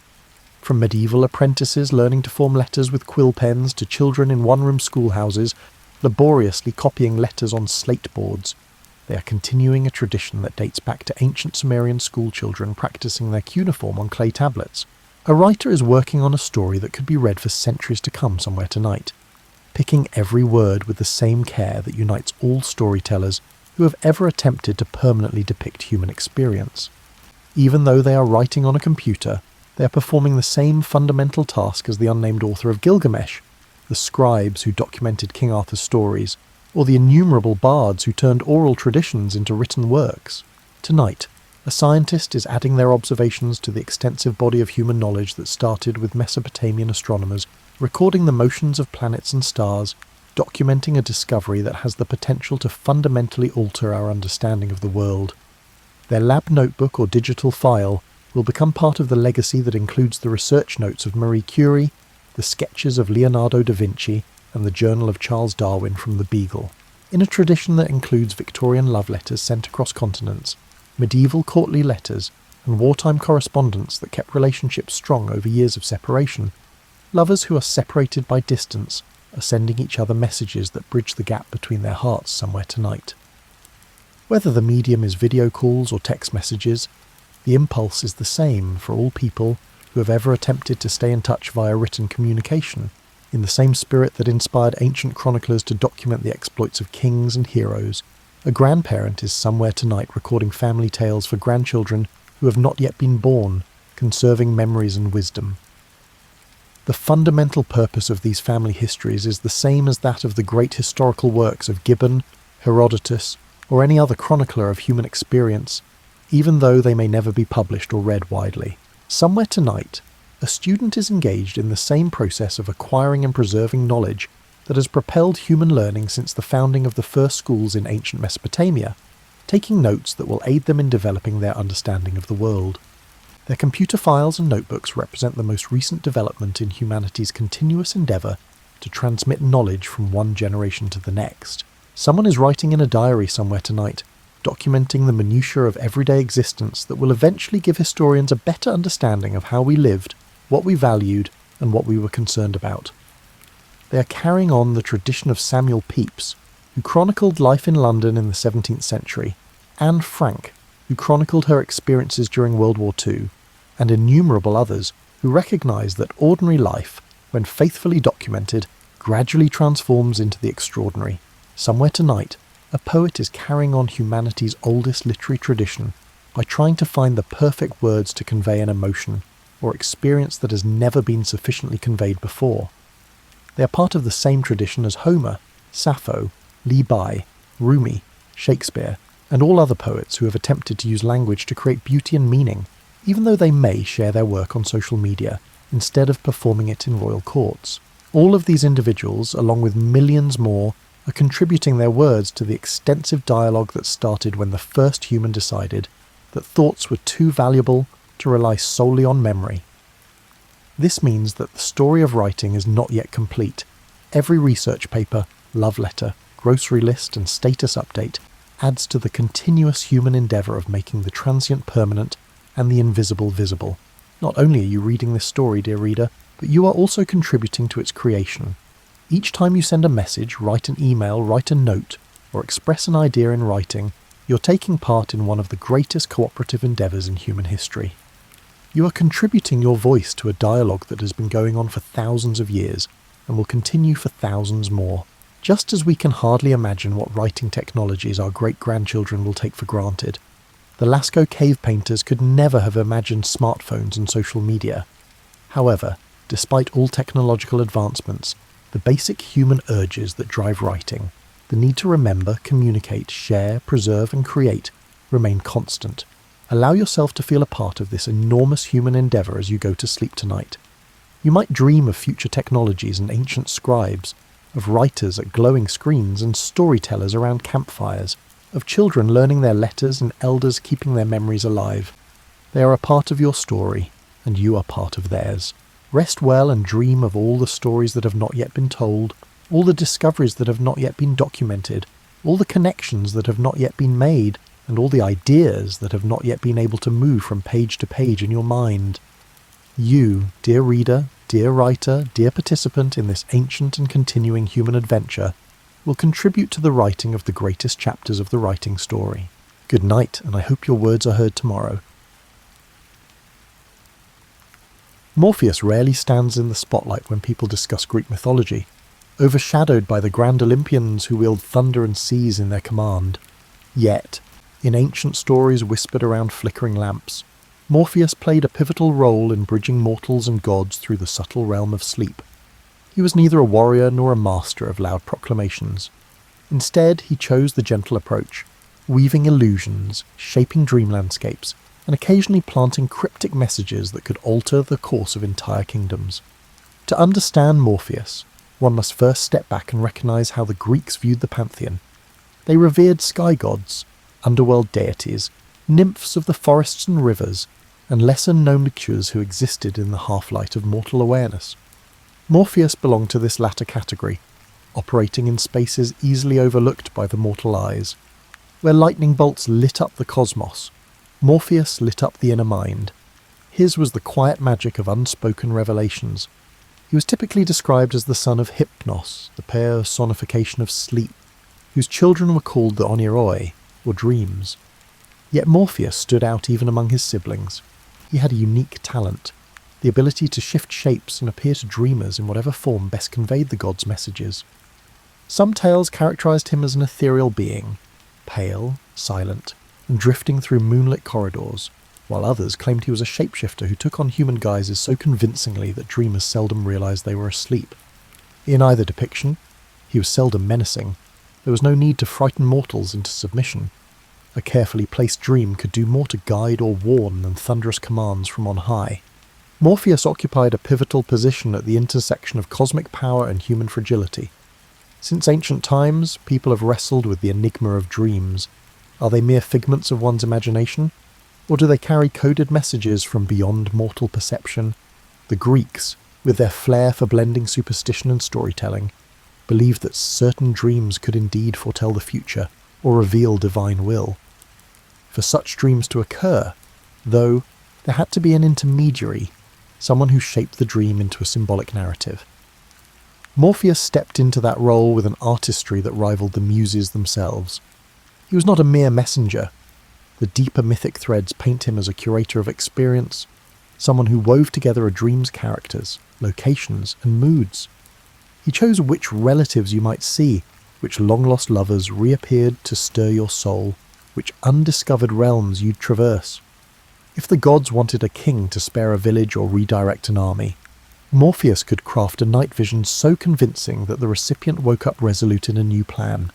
When the pantheon wanted to remain secret, Morpheus could deliver an enigma, a riddle wrapped in dream logic that only the clever or desperate would decipher. Yet for all this influence, Morpheus is largely absent from the boisterous epics of Homer or the grand tragedies performed in Athens. You won't find him leaping into battlefield scenes or presiding over mead-soaked banquets on Mount Olympus. His domain lay in the stillness of late-night darkness, unnoticed by the wide awake. No chorus sang loud odes to him, but behind the scenes, he shaped destinies as surely as any decree from Zeus. That subtlety attracted a certain reverence among those who paid attention. Mystics, seers, and even oracles at Delphi sometimes acknowledged him as a hidden ally. They believed that whereas Apollo declared truths in broad daylight, Morpheus gently revealed them under the cloak of sleep.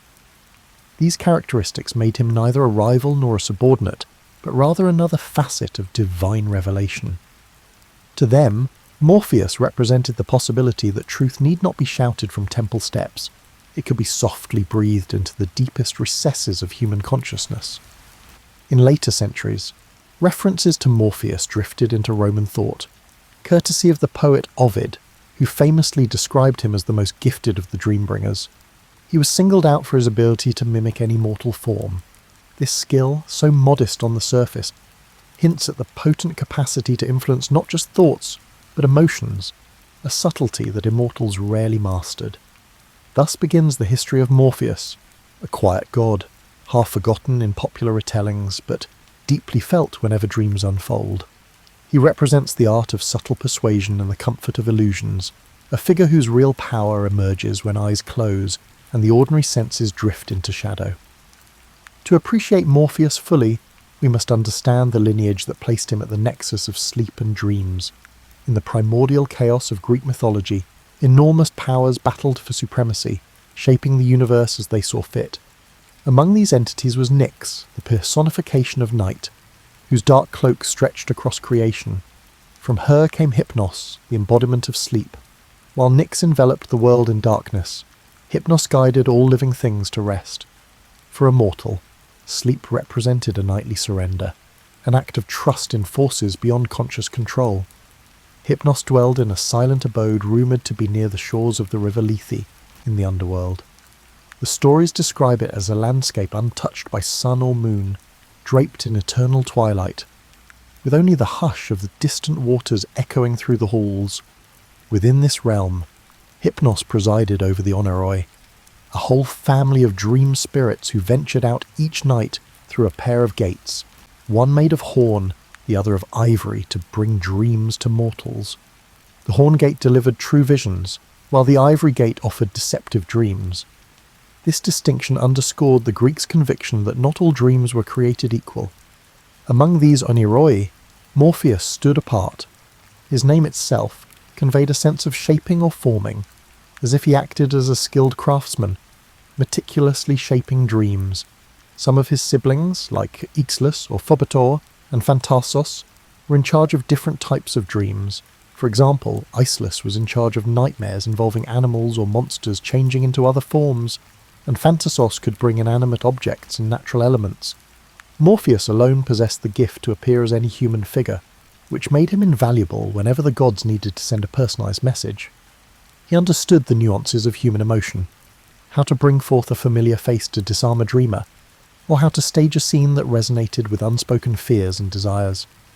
Morpheus's relationship with Hypnos was not one of mere subordination. While Hypnos embodied the abstract power of slumber, Morpheus took that raw potential and shaped it into narrative. Father and son thus formed a partnership of calm and creativity. Hypnos paved the path to unconsciousness, while Morpheus populated it with meaning. In a sense, they mirrored the idea that rest could be either empty or transformative. Under Hypnos, the mortal body relaxed. Through Morpheus, the mind roamed landscapes both familiar and surreal.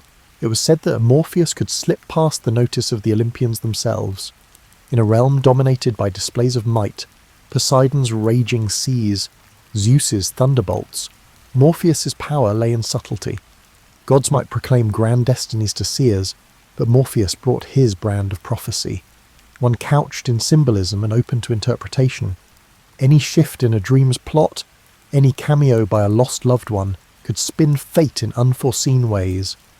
This quiet potential set him apart from other deities known for direct, sometimes violent intervention.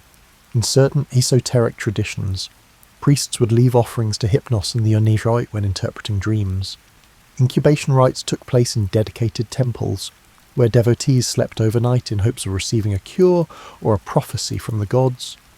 Morpheus played a starring role in these nighttime visions, sculpting experiences that might heal, warn, or guide, though rarely given the spotlight in epic poetry. His presence was keenly felt by those who sought divine interaction without the spectacle of oracles or the hustle of public ceremonies.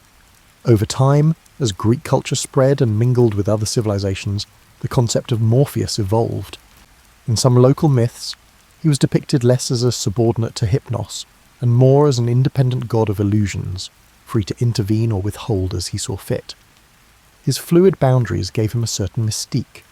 Mortals who believed in him imagined that their late-night revelations weren't random flickers of the psyche, but carefully tailored messages from a divine guide. Of course, skepticism existed even in ancient times. Not everyone believed in the significance of dreams. Philosophers like Aristotle treated dreams largely as mental byproducts of daily activities. Others dismissed them as illusions that lured people away from rational thought. But for those who embraced the mysterious, Morpheus was a comforting figure, a deity who shaped intangible narratives, either as gentle warnings or sources of unexpected inspiration.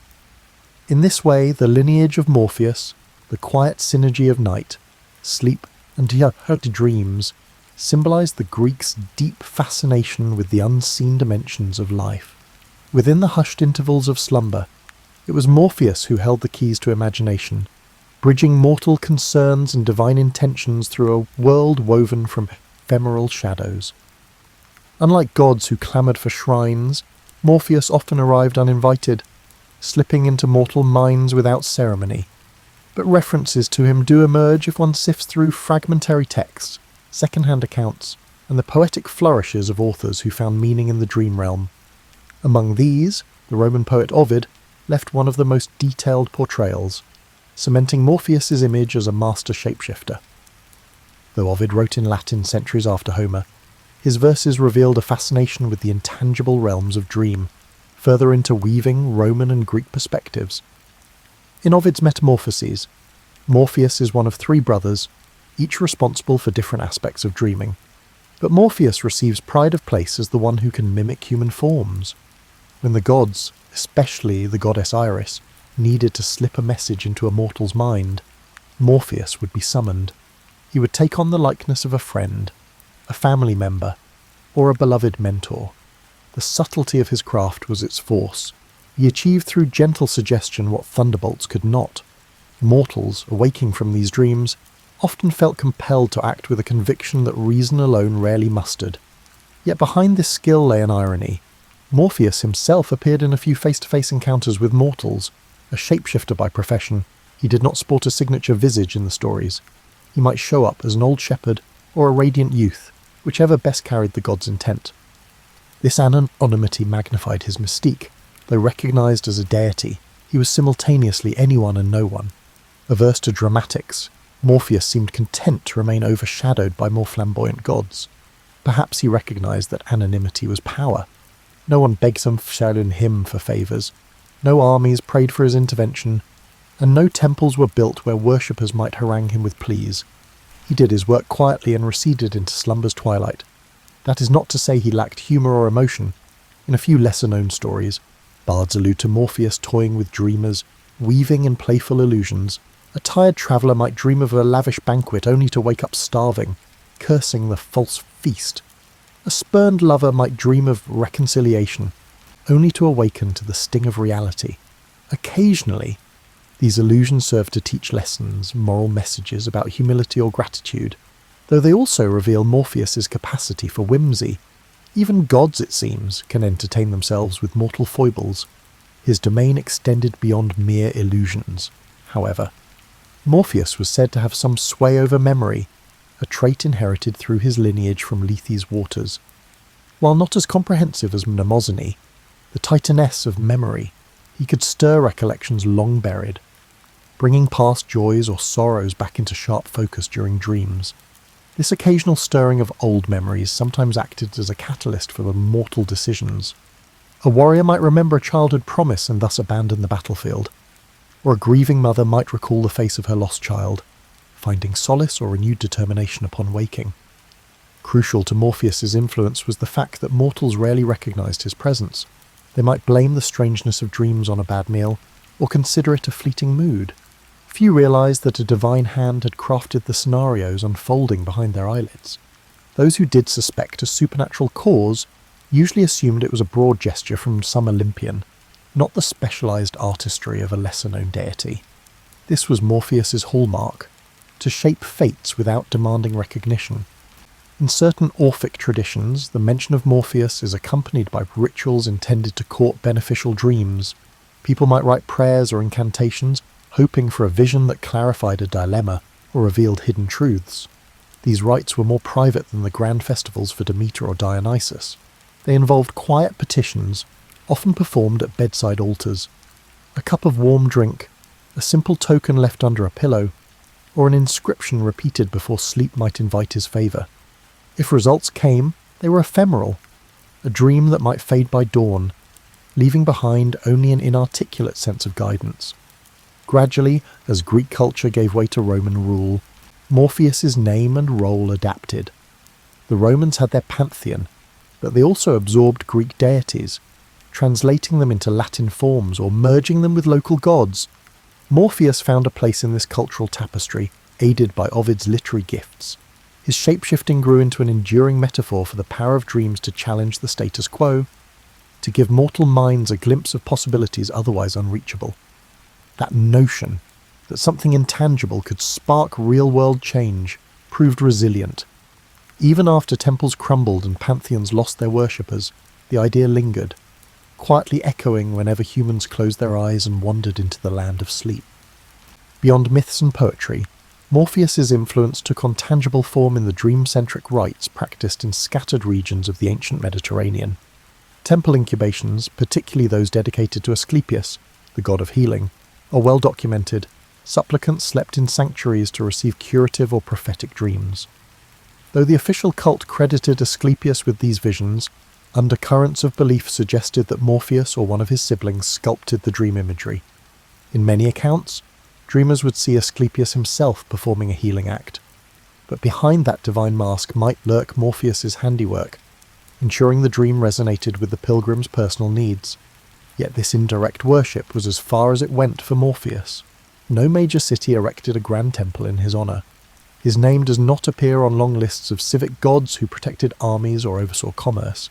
In a culture that often prized the dramatic, victorious battles, epic voyages, monstrous confrontations, Morpheus's domain seemed too nebulous for large-scale devotion.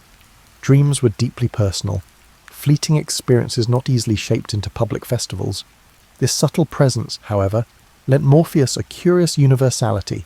He was accessible to everyone, king or peasant, without the need for elaborate ceremonies. A fisherman dozing by the shore might receive a warning dream about an approaching storm, courtesy of Morpheus. A farmer's child might glimpse a future bride in a fleeting reverie. Although such visions were unpredictable, they reflected a certain democratic aspect of his power. No mortal was too lowly or too exalted to receive a nighttime visitation. Philosophical schools took varied stances on dream deities. The Stoics viewed dreams with skepticism unless they aligned with virtue or reason. The Epicureans dismissed them as mental residue with no supernatural origin. Yet others, including certain Platonists, entertained the possibility that divine agencies influenced the soul during its nocturnal wanderings. Morpheus occupied a liminal space in these debates, neither firmly asserted nor fully denied. The complexity of dream experiences made them resistant to strict categorization, mirroring Morpheus's inherent elusiveness. In the everyday lives of ancient Greeks and Romans, dream interpretation became a small-scale industry. Travelling dream interpreters or local wise women offered readings, attributing cryptic images to messages from gods. Manuals like the Critica by Artemidorus served as compendiums of symbolic meanings. A dream about a serpent might portend betrayal or healing, depending on context. While Morpheus himself rarely got explicit credit, these interpretive practices implicitly acknowledged a shaping force behind dreams. It was possible to feel the subtle touch of a divine hand in every strange or enlightening vision. Meanwhile, dramatists occasionally hinted at Morpheus's presence on stage. In certain tragedies or comedies, characters received revelatory dreams that set the plot in motion. Although playwrights typically invoked the major gods, Zeus, Athena, Apollo, some lines implied that it was a shapeless whisper of the night that delivered the dream. Audiences familiar with mythic lore would quietly attribute that role to Morpheus, even if the script avoided naming him outright. This indirect cameo suited his nature, a cameo in illusions rather than a direct spotlight role.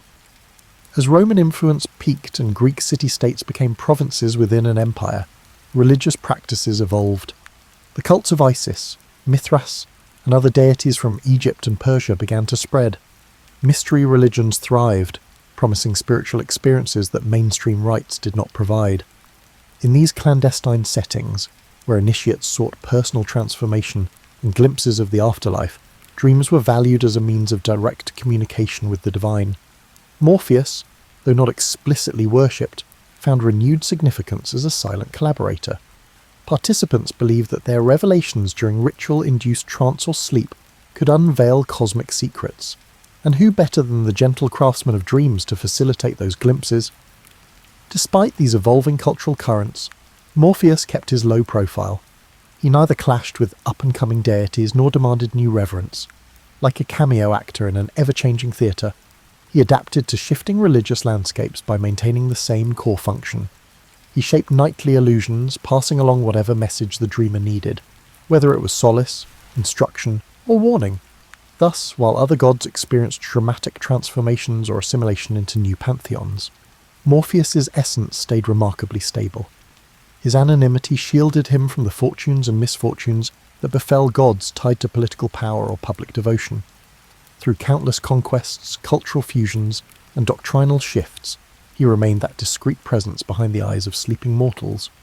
He needed no marble statue or sacrificial altar, for his temple was the quiet domain of the human mind. a refuge where illusions danced, and destinies could be nudged without the constraints of daylight logic. As the classical world gave way to the Hellenistic era and then to Roman dominion, Morpheus's relevance persisted in subtler, more eclectic forms. Scholarship in the city of Alexandria produced treatises on the dream interpretation that blended Greek, Egyptian, and even Jewish thought. Hermetic texts invoked the interplay of cosmic forces, sometimes alluding to lesser gods of vision and illusion. While these references seldom name Morpheus directly, they revealed a growing intrigue with the mystical dimensions of sleep. The more people tried to decode their dreams, the more they acknowledged a guiding power behind them. During this period, philosophers like Plotinus delved into the nature of consciousness. They wrestled with questions about the soul's movements during sleep. If the soul journeyed outward or inward, while the body rested, might it encounter spiritual beings or glean higher truths? Such speculation wasn't mainstream, but it held appeal for seekers disillusioned with state-sanctioned cults. Morpheus, while rarely cited, remained the unspoken craftsman of these interior voyages, the silent engineer behind whatever glimpses the soul might catch of a grander cosmic design. Meanwhile, poets, freed from the strict heroic codes of earlier ages, experimented more boldly with dreamscapes. They penned verses where protagonists navigated labyrinthine illusions or encountered fleeting apparitions, offering cryptic guidance. Although literary critics might argue these poems reflected psychological depth rather than divine action, to many readers the boundary was immaterial. Dreams were that liminal zone where mortal thoughts intertwined with supernatural influence. Morpheus, shapeless though he was, presided over that zone like an unacknowledged stage director. In everyday Roman society, too, the role of dreams took intriguing turns. Emperors occasionally claimed that certain expansions or decrees were inspired by divine apparitions at night. Augustus himself, recognized for his strategic cunning, was rumoured to pay attention to auspicious or ominous dreams, though officially he credited major gods like Apollo. Citizens, hearing such stories, might privately wonder if a lesser-known deity like Morpheus had orchestrated these nocturnal briefings. After all, if the god of dreams could sway the mightiest ruler in the world, it underscored his quiet potency. As Christianity began to spread across the empire, attitudes toward pagan deities shifted. Bishops denounced the worship of multiple gods as idolatry, and an ascendant monotheism strove to replace the old pantheon. In this environment, minor figures like Morpheus faded from official discourse. Yet the phenomenon of dream visitation did not vanish. Biblical narratives contained their own dream sequences, Joseph interpreting Pharaoh's dreams, the Magi warned in a dream about King Herod. Early Christians recognized that significant messages could be delivered during slumber, though they attributed such interventions to angels or the one god. Morpheus, if mentioned at all, became a quaint relic of pagan folklore. However, among rural populations and within certain esoteric sects, older beliefs persisted in fragments. People might still light a candle and utter a small prayer before bedtime, not necessarily to Morpheus by name, but to the notion of a gentle force that shaped dreams. In personal diaries or in hushed family traditions, references lingered, testaments to how deeply ingrained the idea of a dream-shaping presence was. Over time, Christian mystics sometimes wrote about heavenly illusions or spiritual revelations received in dreams. Though they did not call Morpheus by name, the conceptual overlap was clear, a benevolent entity bridging the gap between mortal minds and higher powers, all while the world lay in darkness. During the waning days of the Roman Empire, barbarian invasions, economic turmoil and social upheaval threw daily life into chaos. Dreams, as always, offered either an escape or an omen. Morpheus might appear in scattered references, half remembered in local folklore or embedded in spells within the syncretic practice of magic. These spells, scribbled on papyrus or scratched into lead tablets, sought to harness dream power for love, revenge or knowledge.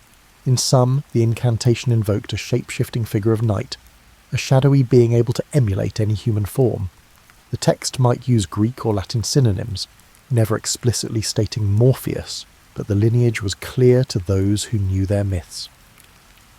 By the time the Western Roman Empire collapsed in the 5th century CE, the tapestry of old gods had unravelled in public life.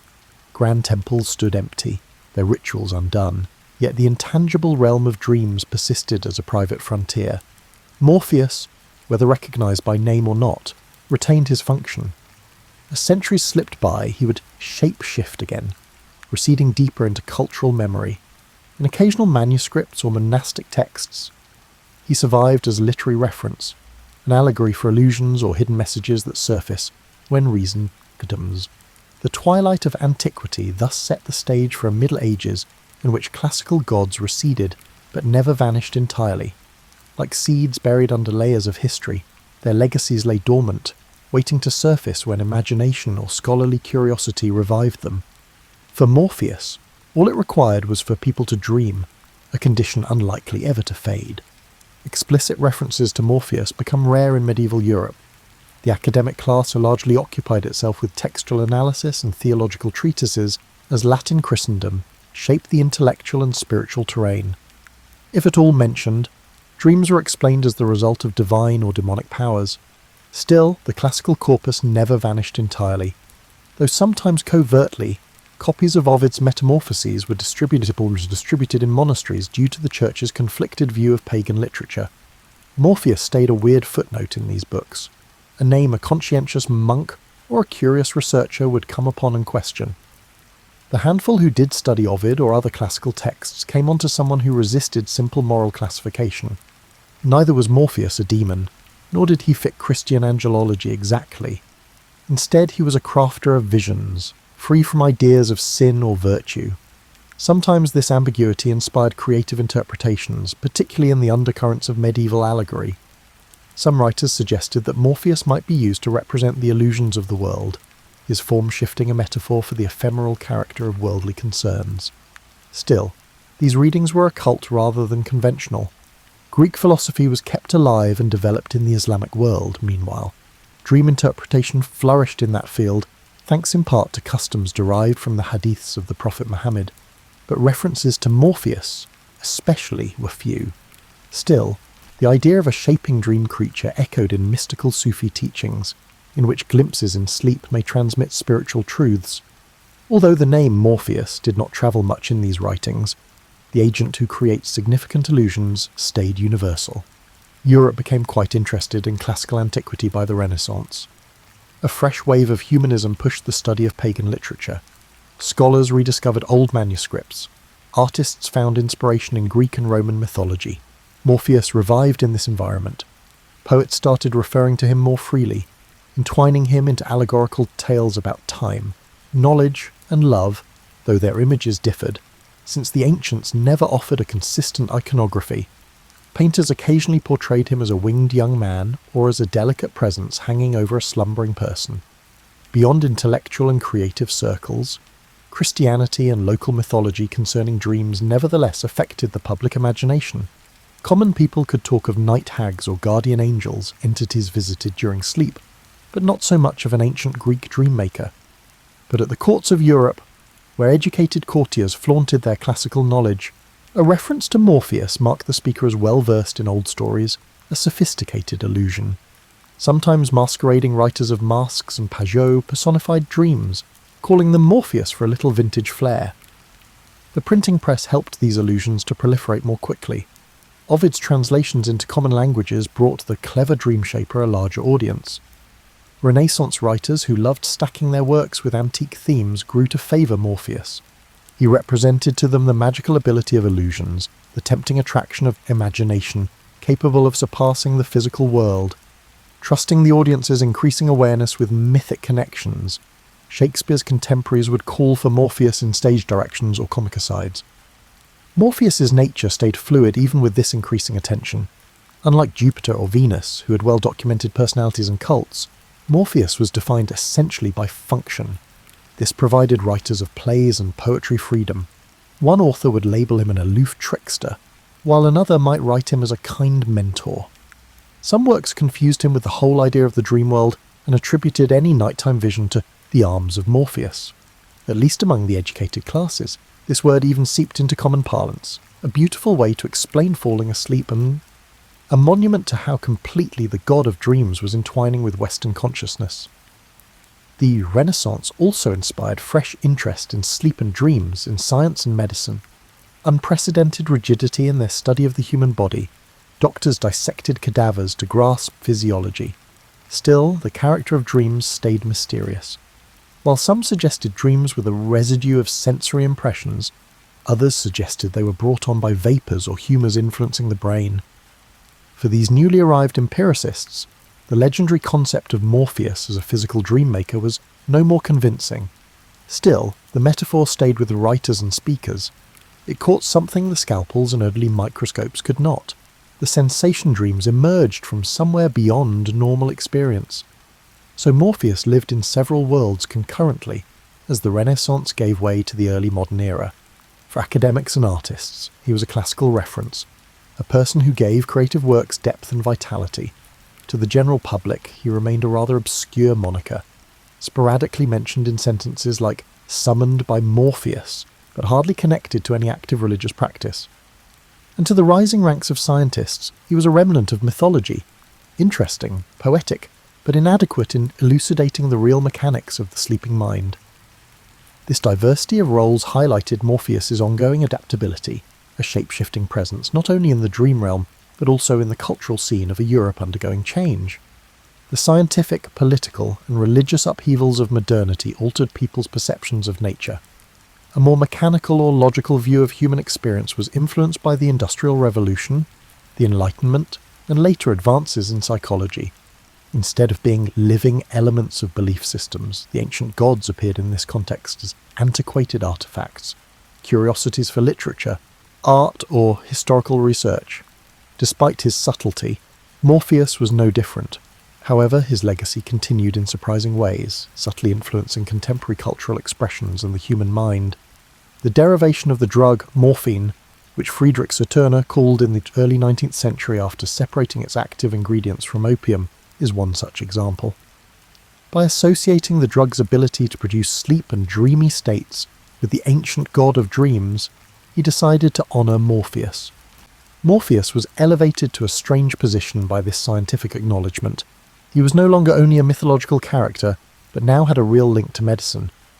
Ironically, the idea that Morpheus facilitated altered consciousness, albeit through chemical rather than divine intervention, was supported by morphine's ability to ease pain and induce visions. He was still mentioned in literature, though infrequently. Enthralled with the mystery of dreams and the human imagination, Romantic poets invoked Morpheus as a metaphor of spiritual or creative insight. He appeared in Gothic stories during the Victorian era, occasionally taking the form of a character in dream sequences that made it difficult to distinguish between the real and the fantastical. The power of dream imagery was rediscovered in the 20th century by surrealist painters and fantasy authors who occasionally used Morpheus as a thematic device. Even comic book creators found him to be a fascinating character. Neil Gaiman's The Sandman series, for example, depicted a modern reinterpretation of Morpheus, albeit it was more influenced by modern fantasy than by rigid classical myth. Meanwhile, under the leadership of individuals like Carl Jung and Sigmund Freud, psychology became a recognised field of study. They conducted in-depth research on dreams, examining their symbolic meaning and unconscious function. Jung's idea of archetypes allowed for the recognition of mythic characters as expressions of universal psychological patterns, but Freud rejected direct allusions to dream deities. Despite being infrequently mentioned in clinical discourse, Morpheus personifies some mythological features, such as the shape-shifting messenger who connects the conscious and unconscious domains. Speaking poetically, one could imply that, even if they employ different language. A therapist and a patient are really tiptoeing over Morpheus's territory whenever they engage in dream interpretation. Outside of academics, the phrase "the arms of Morpheus" is still used in casual conversation as a charming way to describe someone who is falling asleep. Morpheus is sometimes used by songwriters as poetic shorthand for illusions or dreamy situations. Characters in plays or movies may joke that they were taken by Morpheus when they are particularly exhausted or have bad dreams. As a result, the god's name endures in popular culture, reflecting a persistent interest in the transitional realm between the fleeting theatre of dreams and the real world. Morpheus was occasionally likened to comparable dream figures in other traditions, gods, spirits or ancestors. Credited with forming nighttime visions, as religious plurality increased, and audiences for myths from around the globe expanded. Morpheus has occasionally attracted followers in some New Age and neo-pagan societies, which revive ancient pantheons for individual spirituality. These contemporary practitioners might view him as a lucid dreaming guide, or an ally in creative inquiry, creating a personal bond that somewhat reflects the age-old practice of looking for important dreams.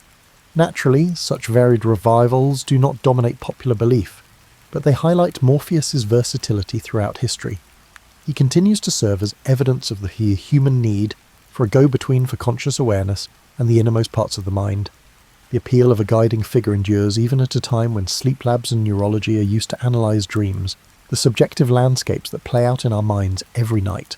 After all, cannot be completely mapped by any technology. Therefore, Morpheus persists as a cultural shapeshifter. Initially a minor character in Greek mythology, he was crucial in bridging the gap between mortal life and divine aims, while being overshadowed by Olympians. He withstood scientific breakthroughs, religious upheavals, and conquests throughout millennia. He found new homes in literary flair, psychological metaphor, and medical terminology. He now represents that sedent, all-encompassing enigma, the dream realm where we face self-revelations, delusions, and reflections of ourselves. Despite being elusive and infrequently worshipped in official ceremonies, Morpheus never fails to arouse our imaginations by serving as a reminder that sleep is more than just a place to rest. It is a doorway, thoughtfully crafted by a being who doesn't require a temple to demonstrate his might. Eleanor Roosevelt's name evokes images of a dignified First Lady, championing human rights and redefining the role of women in politics. Yet her story begins in an era marked by hushed assumptions about what women could and should do, and her journey from shy orphan to global influencer was no predictable progression. Born Anna Eleanor Roosevelt on October 11th, 1884, she entered a family steeped in prestige, but also riddled with private heartbreak. Her mother, Anna Hall Roosevelt, was renowned for beauty and social graces, while her father, Elliot Roosevelt, was the charismatic but troubled younger brother of future President Theodore Roosevelt. Some narratives cast her parents in stark contrasts, her mother's aloof manner, her father's erratic behaviour. Yet Eleanor recalled them both with a child's longing, craving acceptance. Her mother's criticisms of her looks haunted her, and her father's struggles with alcohol often overshadowed his tender devotion. These paradoxes shaped Eleanor's earliest perceptions of self-worth. By age 10, she had lost both parents. Her mother died of diphtheria, and her father, long embroiled in personal turmoil, passed away 2 years later. Left without their protective presence, Eleanor moved in with relatives who maintained the typical decorum of New York high society. She was a timid child, overshadowed by cousins who found her seriousness perplexing. She found some solace in reading, stories of daring heroines and moral dilemmas. Her maternal grandmother, Mary Ludlow Hall, insisted on conventional decorum, with the hope that Eleanor would bloom into a proper debutante. Instead, the girl quietly internalized a sense of duty and self-consciousness. She learned how to host teas and navigate social niceties, but she also developed an inner resolve. The gulf between the confident girls around her and her insecurities never fully disappeared, but she forged a methodical approach to self-improvement. At age 15, she was shipped to Allenswood Academy, a boarding school outside London.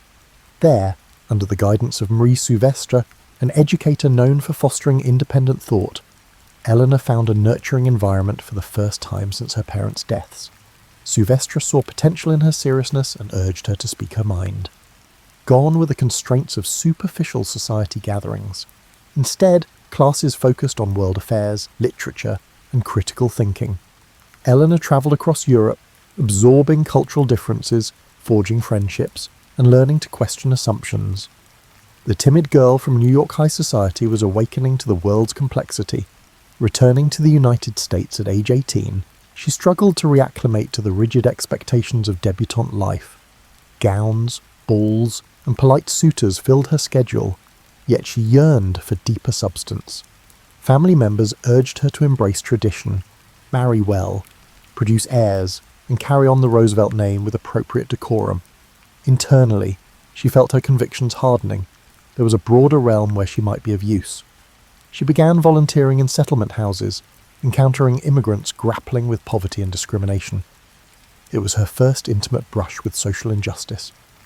Around this time, she reconnected with her distant cousin Franklin Delano Roosevelt, a dashing young man set on a political career. Their shared family name and ties to Theodore Roosevelt added a certain inevitability to their courtship.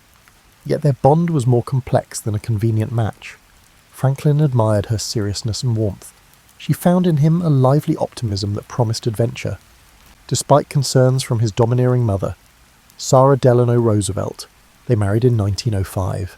Theodore Roosevelt, then president, gave away the bride, an event that overshadowed the couple's day with national headlines.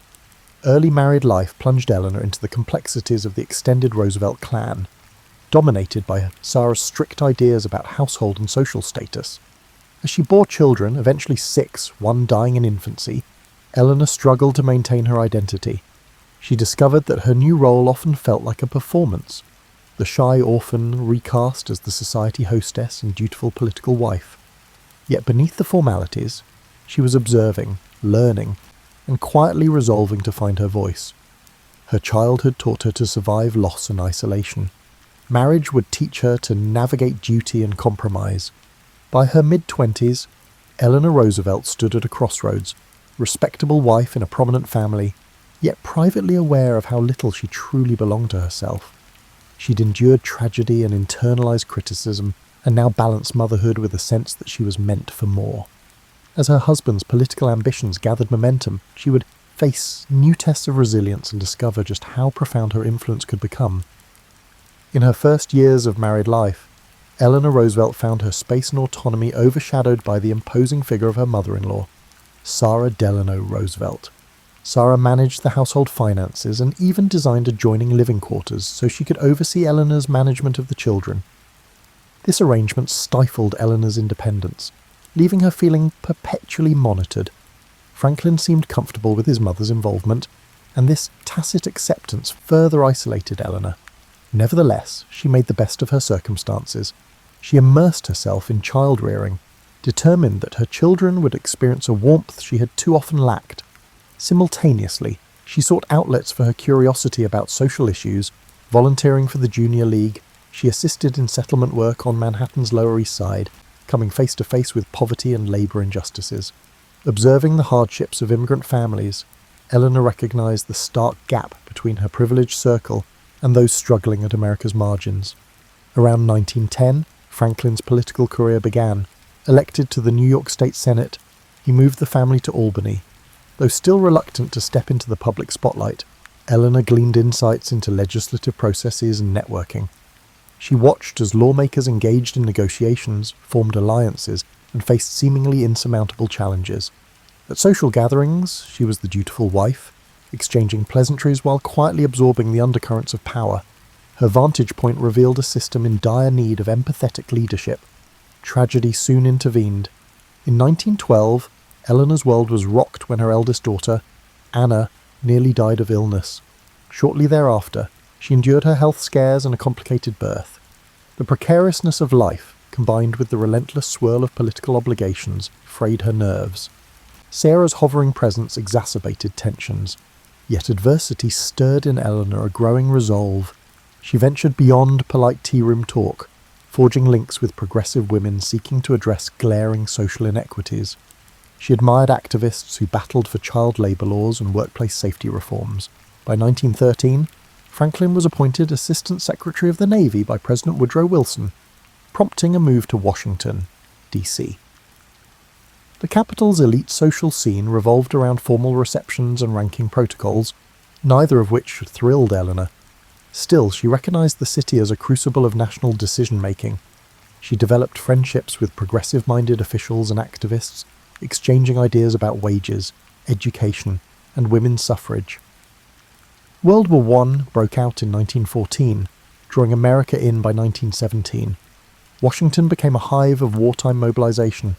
Hospitals overflowed, and soldiers returned with devastating injuries. Eleanor volunteered at the Red Cross canteens and naval hospitals, an experience that brought her face-to-face with war's human toll. She found it impossible to return to trivial chatter at lavish parties after seeing wounded veterans struggle to rebuild their lives. Even as she navigated demands for appearances by Franklin's side, She yearned to channel her growing empathy into concrete action.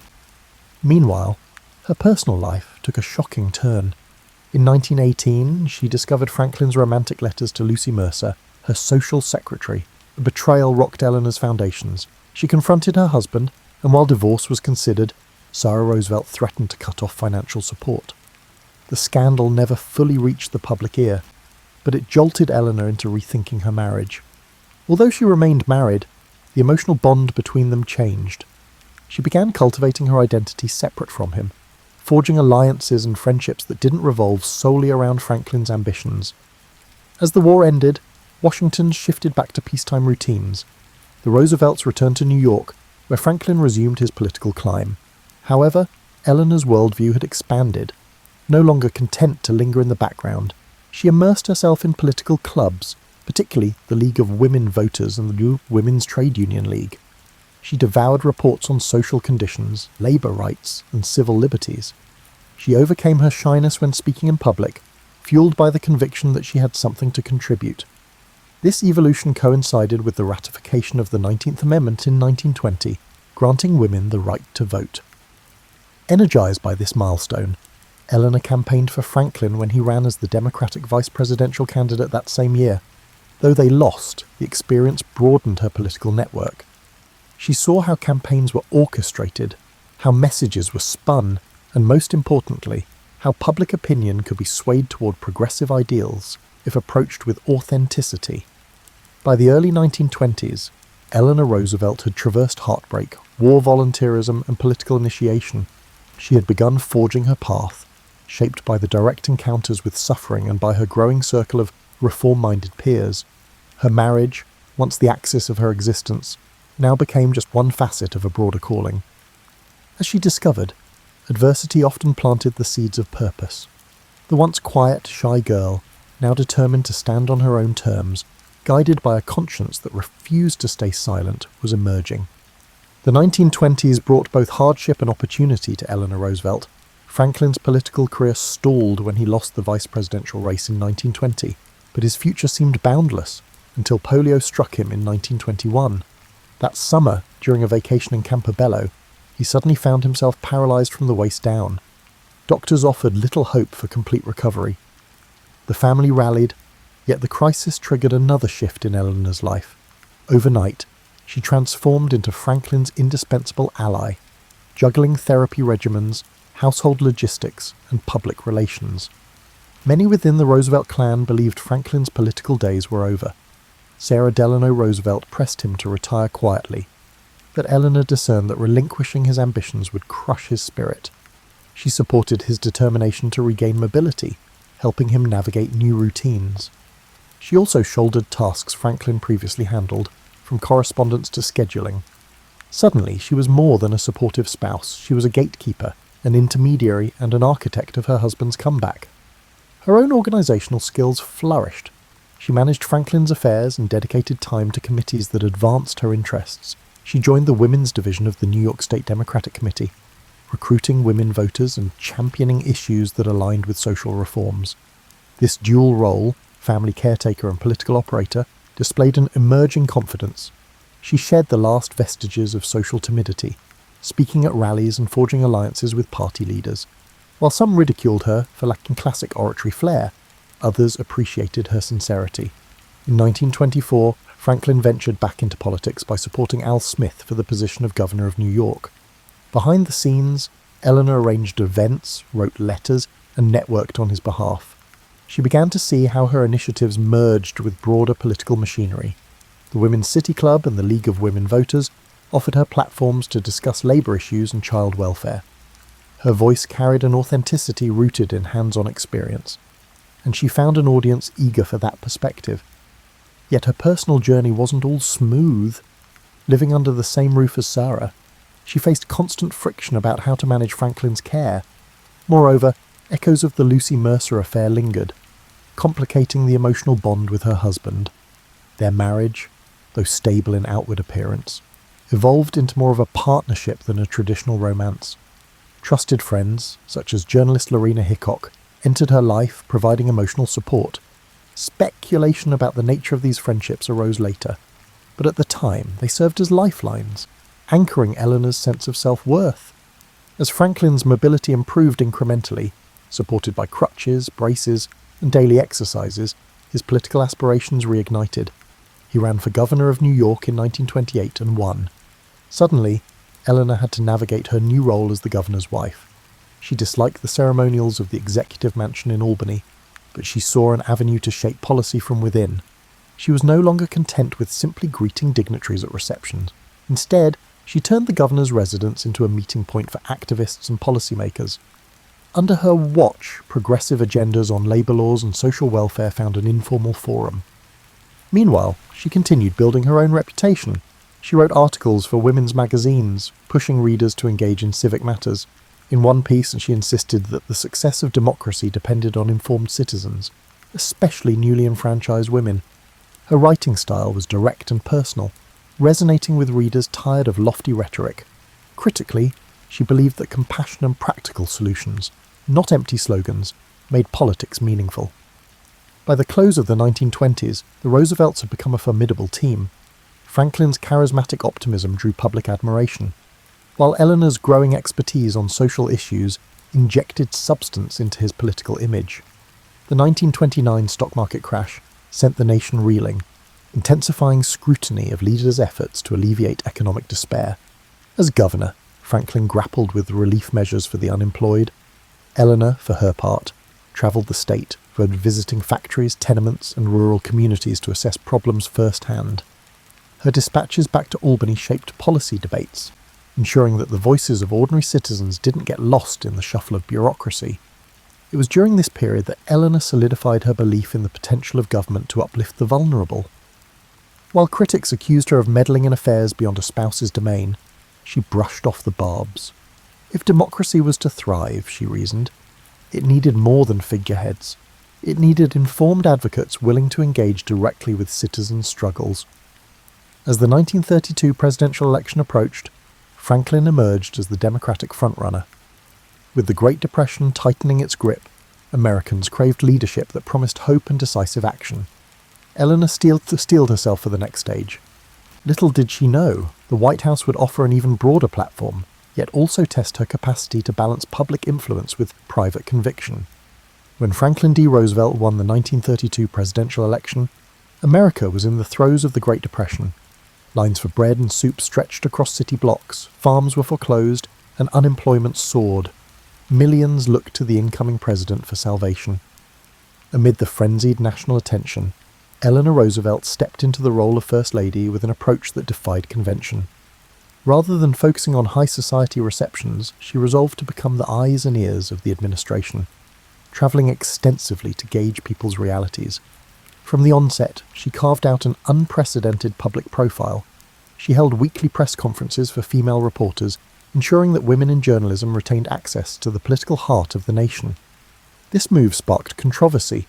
No First Lady had ever done something so openly proactive. Critics labelled her a meddler, but Eleanor persisted, explaining that women's voices deserved inclusion in national discourse. She believed that an administration ignoring half the population's perspective was doomed to fail. She also launched a syndicated newspaper column, My Day. In it, she chronicled her observations on policy, social conditions, and even personal reflections. While some columns offered daily glimpses into her travels or family life, others pushed readers to consider labour issues, civil rights, and youth programmes. The column garnered a massive following. Americans, especially women, found an advocate in the White House who spoke plainly about societal injustices. Detractors howled about an overstepping spouse. But she refused to cede the platform.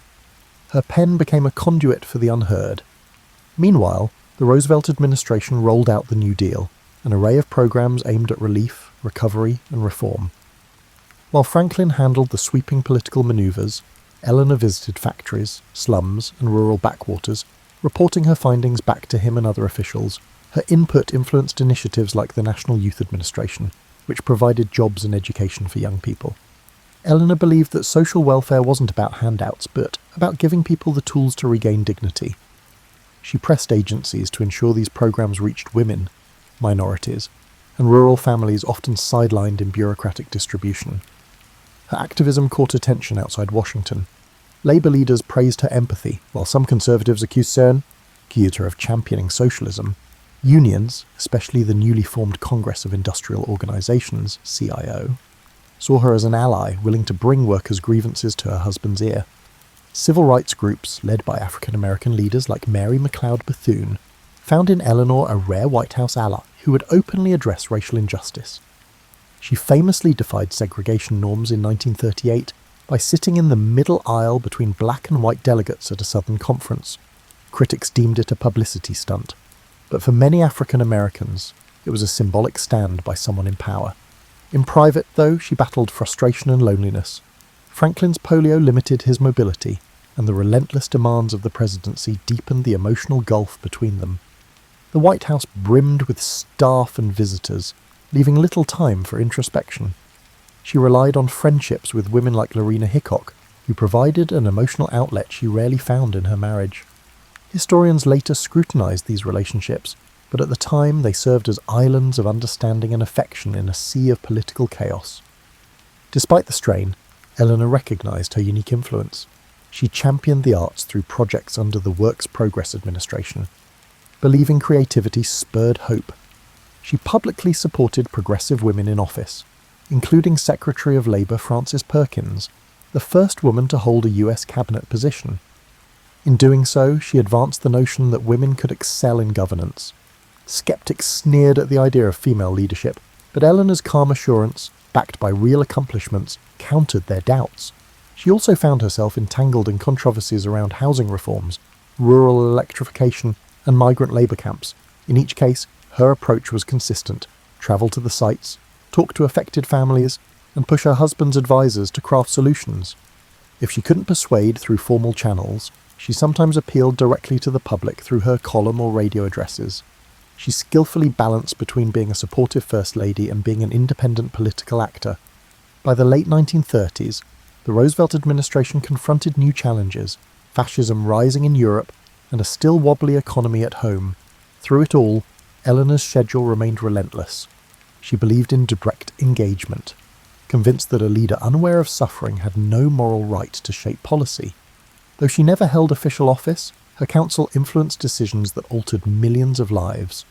With war clouds gathering overseas, she would soon discover that her role required not just empathy, but a steely resolve to face a global crisis poised to test America's ideals. As the 1930s ended and World War II loomed, Eleanor Roosevelt sensed a shifting global landscape. She saw fascism trampling human rights in Europe and Asia, while America debated isolation versus intervention. Though Franklin initially focused on domestic recovery by 1940, it was clear the nation couldn't ignore international turmoil.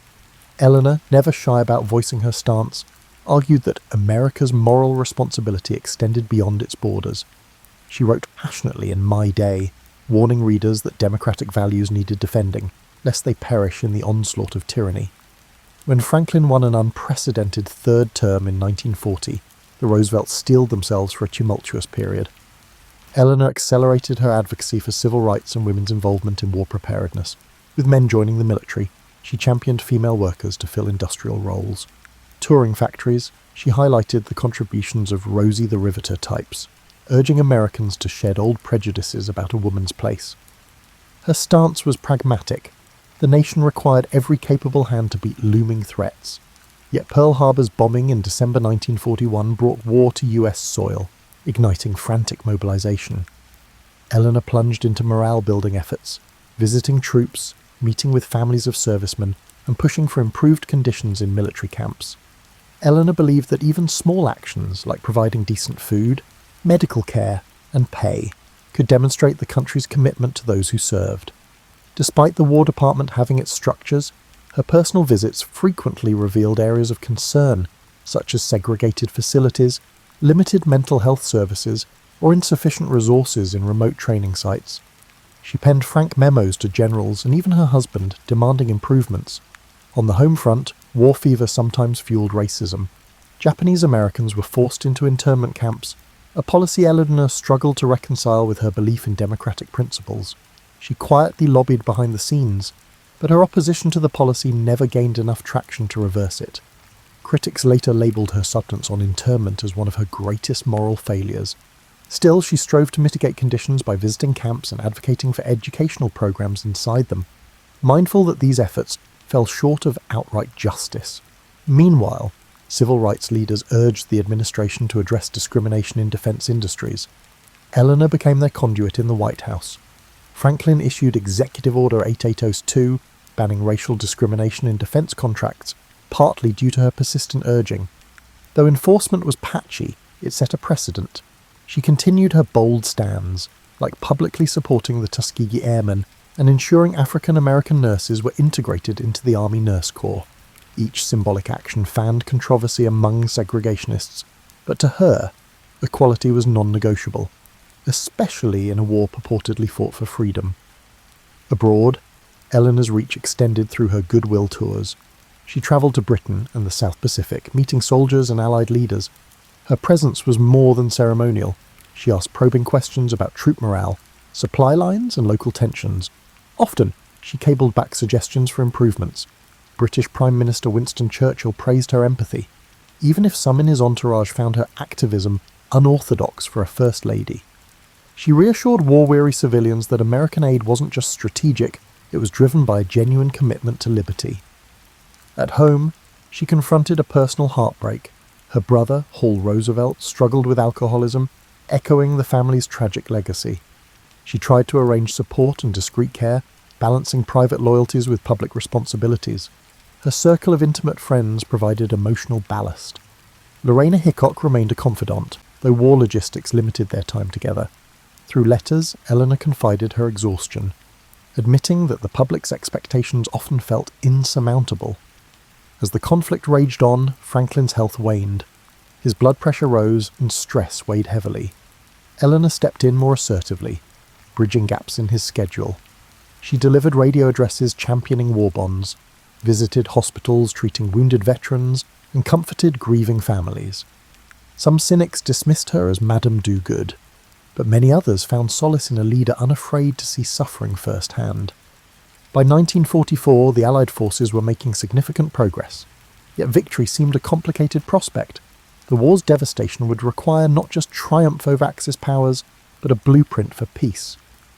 Eleanor's mind buzzed with questions about refugees, post-war reconstruction, and a reimagined global framework that might prevent future catastrophes. She saw glimpses of a potential role for the United States as a moral leader, though she worried domestic politics might hamper that vision. In the final year of the war, she began hinting that the world needed a robust international body to maintain peace, foreshadowing her eventual pivotal role in the United Nations. Franklin D. Roosevelt died in April 1945, mere weeks before Germany's surrender. The nation mourned a four-term president whose New Deal and wartime leadership had reshaped America. For Eleanor Roosevelt, the loss was both intimate and public. While she and Franklin had forged a practical partnership over the years, she grieved the passing of a companion who, despite all their marital complexities, had walked beside her through monumental transformations. When Harry Truman succeeded to the presidency, he recognized Eleanor's unique standing. At first, many assumed she would retreat from public life. Instead, she showed no sign of disappearing into widowhood. She considered her husband's death a passing of the baton, a moment demanding continued engagement. The war with Japan still raged, and global politics were in flux. She quietly rebuffed suggestions to retire, stating famously, "The story is over, but not the journey." In May 1945, VIII Day victory in Europe arrived, overshadowed by the looming final battles against Japan. Eleanor immersed herself in relief efforts, focusing on wounded veterans returning from both theatres. She visited hospitals, consoled families, and championed bills aimed at their rehabilitation. While Truman's administration tackled the complexities of forming a post-war order, she used her platform to advocate for a strong cooperative international community. One of Truman's defining acts was to appoint Eleanor to the first American delegation to the United Nations in 1945. Many in Washington questioned the choice. Could a former First Lady, albeit well-travelled, effectively navigate high-stakes diplomacy? Truman saw something others overlooked, her blend of empathy and pragmatism. The appointment signalled a fresh chapter for both the UN and Eleanor. She approached the role with disciplined study, brushing up on parliamentary rules, international law, and economic recovery proposals. Attending the UN's early sessions in London and then at Lake Success, New York, she immersed herself in the complexities of post-war negotiations. Nations wrestled with forming stable governments in war-ravaged regions, setting up structures to prevent future conflicts. While seasoned diplomats haggled over boundaries and reparations, Eleanor centred her efforts on human rights. She found common cause with delegates from smaller nations, forging alliances that transcended Cold War lines just beginning to emerge. In 1946, she chaired the newly formed UN Commission on Human Rights. Initially, some delegates saw her as an American figurehead, polite but lacking intellectual heft. They swiftly learned otherwise. She steered discussions with firmness, ensuring smaller nations had their say. She insisted the Commission draft not just broad statements, but actionable principles. This laborious process required reconciling different cultural values, economic realities, and political ideologies. Hours of debate tested her resolve. She found an ally in French philosopher René Cassin, among others, who appreciated her unwavering focus on practical outcomes. The Commission's most famous product, the Universal Declaration of Human Rights, emerged as a collaborative masterpiece, though it bore Eleanor's imprint. She reminded delegates that lofty words meant little unless everyday people could understand them. She pushed for language that was clear, universal, and free from legalistic clutter. Late-night sessions often ended with her scribbling revisions by lamplight, fueled by an unshakable belief that each article mattered to someone's dignity. Her experience among the poor and marginalised during the Depression shaped her commitment to ensuring each clause addressed fundamental human needs. Throughout these intense negotiations, she maintained a public speaking schedule, travelling to universities and women's clubs to explain the UN's mission. Detractors at home accused her of naivete, suggesting the Soviet Union's looming power rendered human rights talk meaningless. She countered that precisely because of geopolitical tensions, a moral framework was indispensable. She refused to let cynicism overshadow the potential of collective action. By 1948, the Commission finalised the Universal Declaration of Human Rights. The UN General Assembly's adoption of it marked a significant milestone. Though not legally binding, it set a moral standard. Eleanor delivered speeches describing it as a Magna Carta for all mankind, ensuring the public understood it as a tool to uplift the disenfranchised. International media credited her leadership, albeit sometimes grudgingly, as she had shattered prior assumptions about a First Lady's capabilities. In the aftermath, she found little time for rest. The world was shifting into the Cold War era. Economic reconstruction, decolonisation, and ideological battles now defined global relations. Even as she stepped away from the Commission, she continued to serve as a roving ambassador of sorts, championing human rights across continents. Eleanor saw her late husband's passing as an opportunity to forge her own unique legacy, rooted not in being a president's wife, but in shaping international norms at a pivotal moment in history. In the final decade of her life, Eleanor Roosevelt continued as an indefatigable voice for social justice, human rights, and democratic ideals. The Universal Declaration of Human Rights, adopted in 1948, remained her crowning achievement. However, she refused to rest on her past achievements. With the onset of the Cold War, critics claimed the UN's ideals would crumble under superpower rivalry. Eleanor believed otherwise, maintaining that shared principles could mitigate conflict, even if progress unfolded slowly. She returned to private citizenship in 1953, but stayed active in public discourse. Writing, lecturing, and advocating, she championed civil rights at home. When African American students integrated previously all-white schools under court orders, she lent moral support, reminding Americans that equality was part of their national fabric. Her columns remained unflinching, calling out racism, poverty, and the complacency of those who benefited from the status quo. Some saw her as anachronistic, others discovered in her words a beacon for an America struggling to reconcile its ideals with its realities. Her personal network still included political heavyweights, enabling her to press for reforms behind the scenes. She served under President John F. Kennedy as chair of the Presidential Commission on the Status of Women, established in 1961. At an age when many retire, Eleanor dissected legal codes, employment practices, and educational barriers hindering women. She demanded data, case studies, and policy recommendations, aiming to transform rhetoric into tangible steps. That the Commission's final report spurred legislative changes underscored her ability to channel moral vision into legal frameworks. Throughout the 1950s and early 1960s, she travelled the globe. Invitations poured in from countries wanting to meet the woman behind the Declaration of Human Rights. In India, she walked through villages discussing rural development. In Israel, she marvelled at kibbutz communities. In Africa, she observed newly independent nations grappling with post-colonial reconstruction. Where American ambassadors might exude formality, Eleanor embraced dialogues with everyday people. She returned from each journey energised, writing extensive notes for policymakers, cautioning against condescending attitudes toward emerging nations. Her willingness to learn from other cultures became a hallmark of her diplomacy. Time and again, she confronted critics who branded her a busybody. She was neither a scholar nor a government official. Why should she meddle in foreign or domestic affairs? She answered that democracy was every citizen's business, and moral responsibility didn't vanish with the end of official appointments. Observers noted that her brand of activism hinged on practical empathy, nurtured from her earliest volunteer days. Whether lecturing at a university or chatting with a rural cooperative, she asked questions and listened. Her convictions were firm, yet she respected the complexity of local struggles.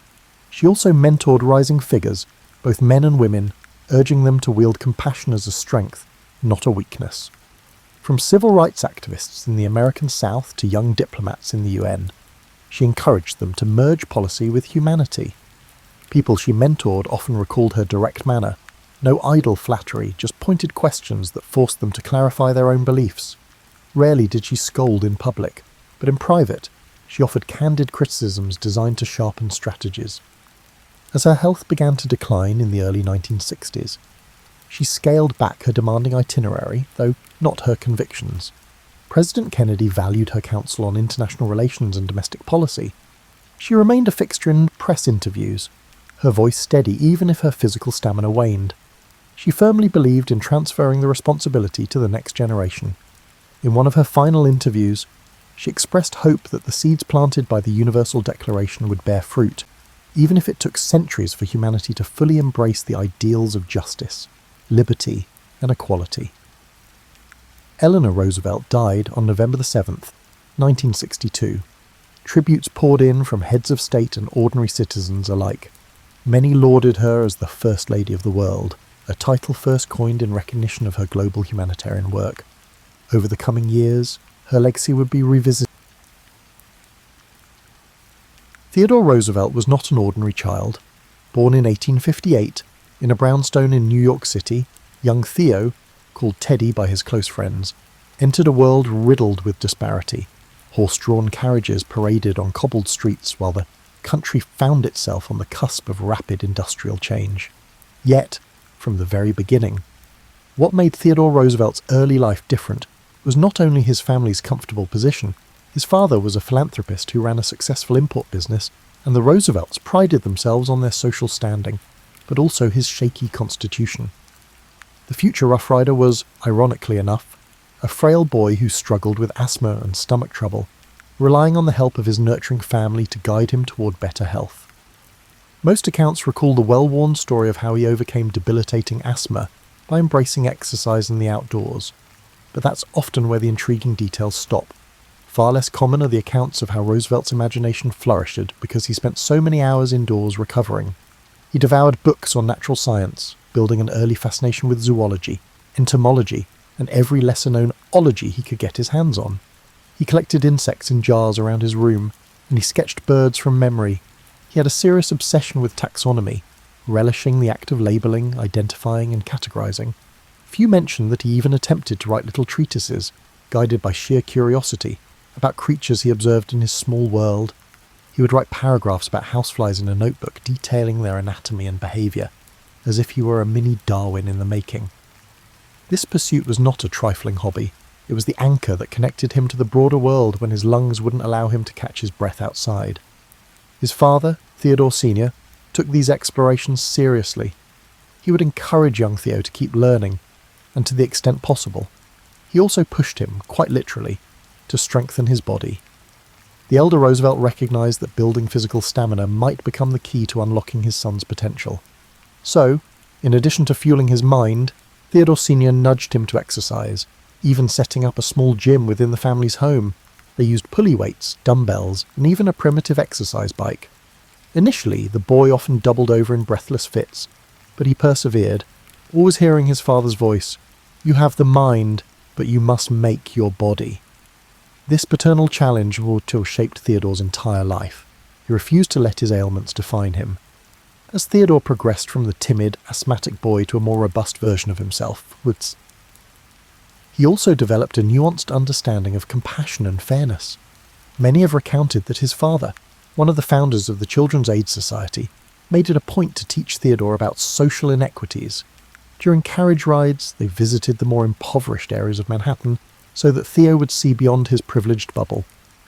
Historians often remark that these experiences, along with the lessons instilled by his father, formed the basis of Theodore's empathy for working-class Americans.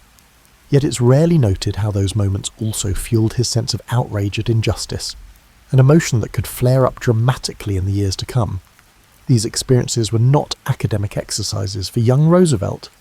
They resonated deeply with him, bridging the gulf between his comfortable existence and the hardships faced by others.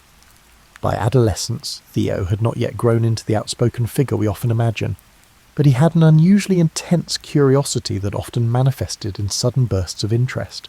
A new species of bird, a type of archaic firearm, the political history of the Netherlands, he could not resist diving in. Family and friends recall that he would often go quiet for hours, poring over a book or tinkering with a collection, then erupt with a stream of observations. He was already practicing a methodical approach to everything from sports to reading. This intense discipline would soon define his every move. One lesser-known facet of his teenage years was his growing fascination with the wilderness. Convalescing in the family's summer home or on trips to the countryside, Theodore began forging a quiet bond with untamed spaces.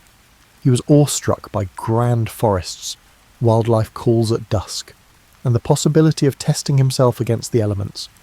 This connection was not just a passing fancy, it was a seed that would bloom into his legendary forays into the West, and his eventual influence on the nation's conservation efforts. In a sense, the vulnerability that shaped his early years also planted an ember of longing for personal independence, physical challenge, and a deep communion with nature. Even as a boy, Theodore Roosevelt was forging an identity that mixed bookish introspection with athletic resolve. He was the child who combated his asthma by turning his bedroom into a mini natural history museum, and who absorbed lessons on social injustice from his father in the carriage rides across town. He was tender, curious, and brimming with restless energy. If you look closely at his formative years, you realize the seeds of Theodore Roosevelt's future, his passion for reform, his boisterous vigor, his reverence for nature, were germinating in the walls of Bat brownstone and in the country fields where he works to catch his breath. This duality, fragility matched by unwavering perseverance, would characterize him for the rest of his life, making him quite unlike any of his contemporaries. Transitioning into his college years at Harvard brought out another side of Theodore Roosevelt, a side that proved how he would never quite fit into any single mould. Most stories highlight his academic tenacity and his famously rambunctious personality, but they rarely dwell on how he continuously navigated social circles that didn't know quite what to make of him. He was too worldly to be the purely bookish type, but still too studious to be the campus gadabout. He moved through the halls wearing bright clothing styles, his suits cut a bit sharper, his shirts a bit more flamboyant, and walked briskly, a sign of a mind preoccupied with tasks at hand. People noticed him, not just for his dynamism but for his slightly eccentric edge. During these years, Theodore continued to combat lingering health problems, though he rarely spoke of them, always determined to prove he was as hearty as anyone else. The boxing club at Harvard offered an outlet for his pent-up energy. Ironically, it wasn't in the ring that he faced his most stinging defeats. It was in building friendships with the typical college set, many of whom were drawn to a more conventional path of leisure and superficial amusements. He had a small circle of close companions, but was often teased for his intensity. Some found him downright exhausting to be around, describing him as a steam engine in trousers. Yet that social friction reinforced the self-assuredness that was forming in him. It was during this period that he wrote copiously in his diaries about moral fortitude, about striving to maintain a sense of honour amid a sea of peer pressure. Oddly enough, he sometimes felt lonely at Harvard, trapped between admiration for some of the traditions there and a gnawing sense that he was different. Alongside his studies, Theodore engaged in an array of pursuits that hardly seemed to fit neatly under any single rubric of student life. He wrote editorials for the student paper, typically championing high-minded ideals of honesty and personal discipline. He pored over the works of Audubon, Darwin, and personal heroes such as naval historian Alfred Thayer Mahan. He even found time to gallop off on weekend trips to collect specimens and practice birdwatching, returning to campus dust-laden and always bursting with stories. It's a testament to his capacity for juggling interests and goals that he was able to maintain decent grades while also soaking up everything in sight: natural history, public speaking, rhetorical studies, and even genealogical research. The man loved to learn in a wholehearted way, as though every subject could be an adventure if only one looked closely enough. In the midst of his academic fervour, something else was happening. Roosevelt was quietly falling in love, not just with any young socialite, but with Alice Hathaway Lee, a woman who embodied grace and warmth. She was a cousin of a classmate, and the attraction was immediate. Their courtship provided a surprising sense of balance for him, proof that he could be both intense and tender, formidable yet affectionate. As their relationship deepened, he began to think more concretely about his future. He was deeply into love, but also determined to shape his life in a way that would impact society.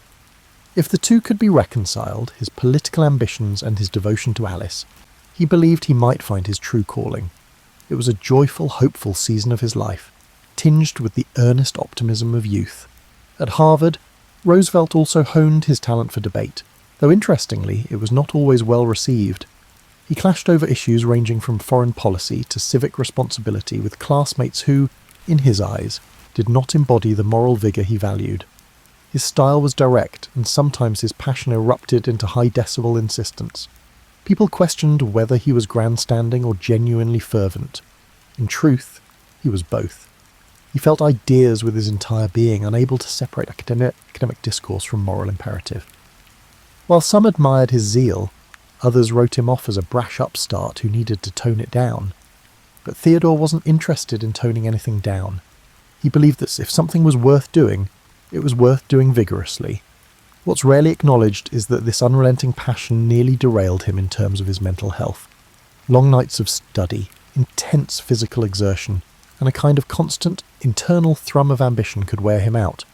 He would suffer bouts of insomnia, something he stubbornly tried to hide from even his closest friends. Journals from the time suggest he wrestled with dark moods, worried that if he let himself slip even for a moment, he might not regain traction.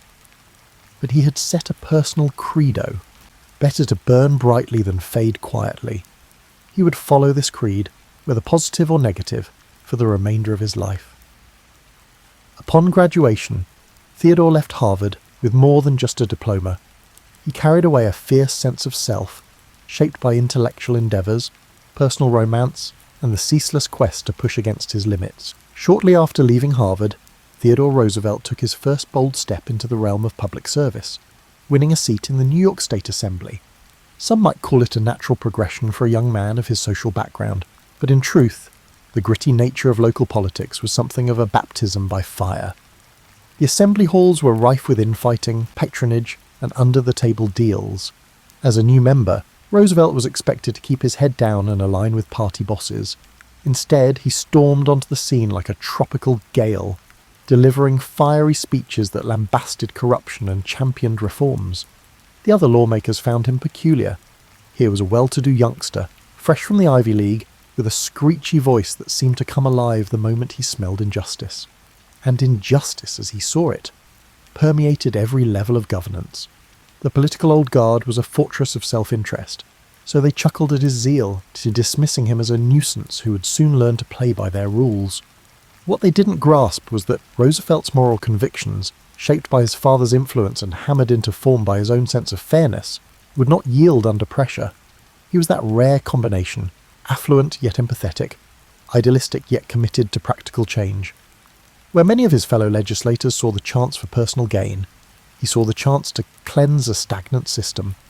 In one particularly heated confrontation, Theodore challenged a powerful politician who had a reputation for backroom deals. Rather than placate this man or resort to polite circumlocution, Roosevelt essentially read him the riot act on the assembly floor, enumerating the ways in which the politician had shortchanged his constituents. The outburst was so electrifying that it made headlines. Overnight, Roosevelt transformed from an unknown freshman assemblyman into a political figure to watch.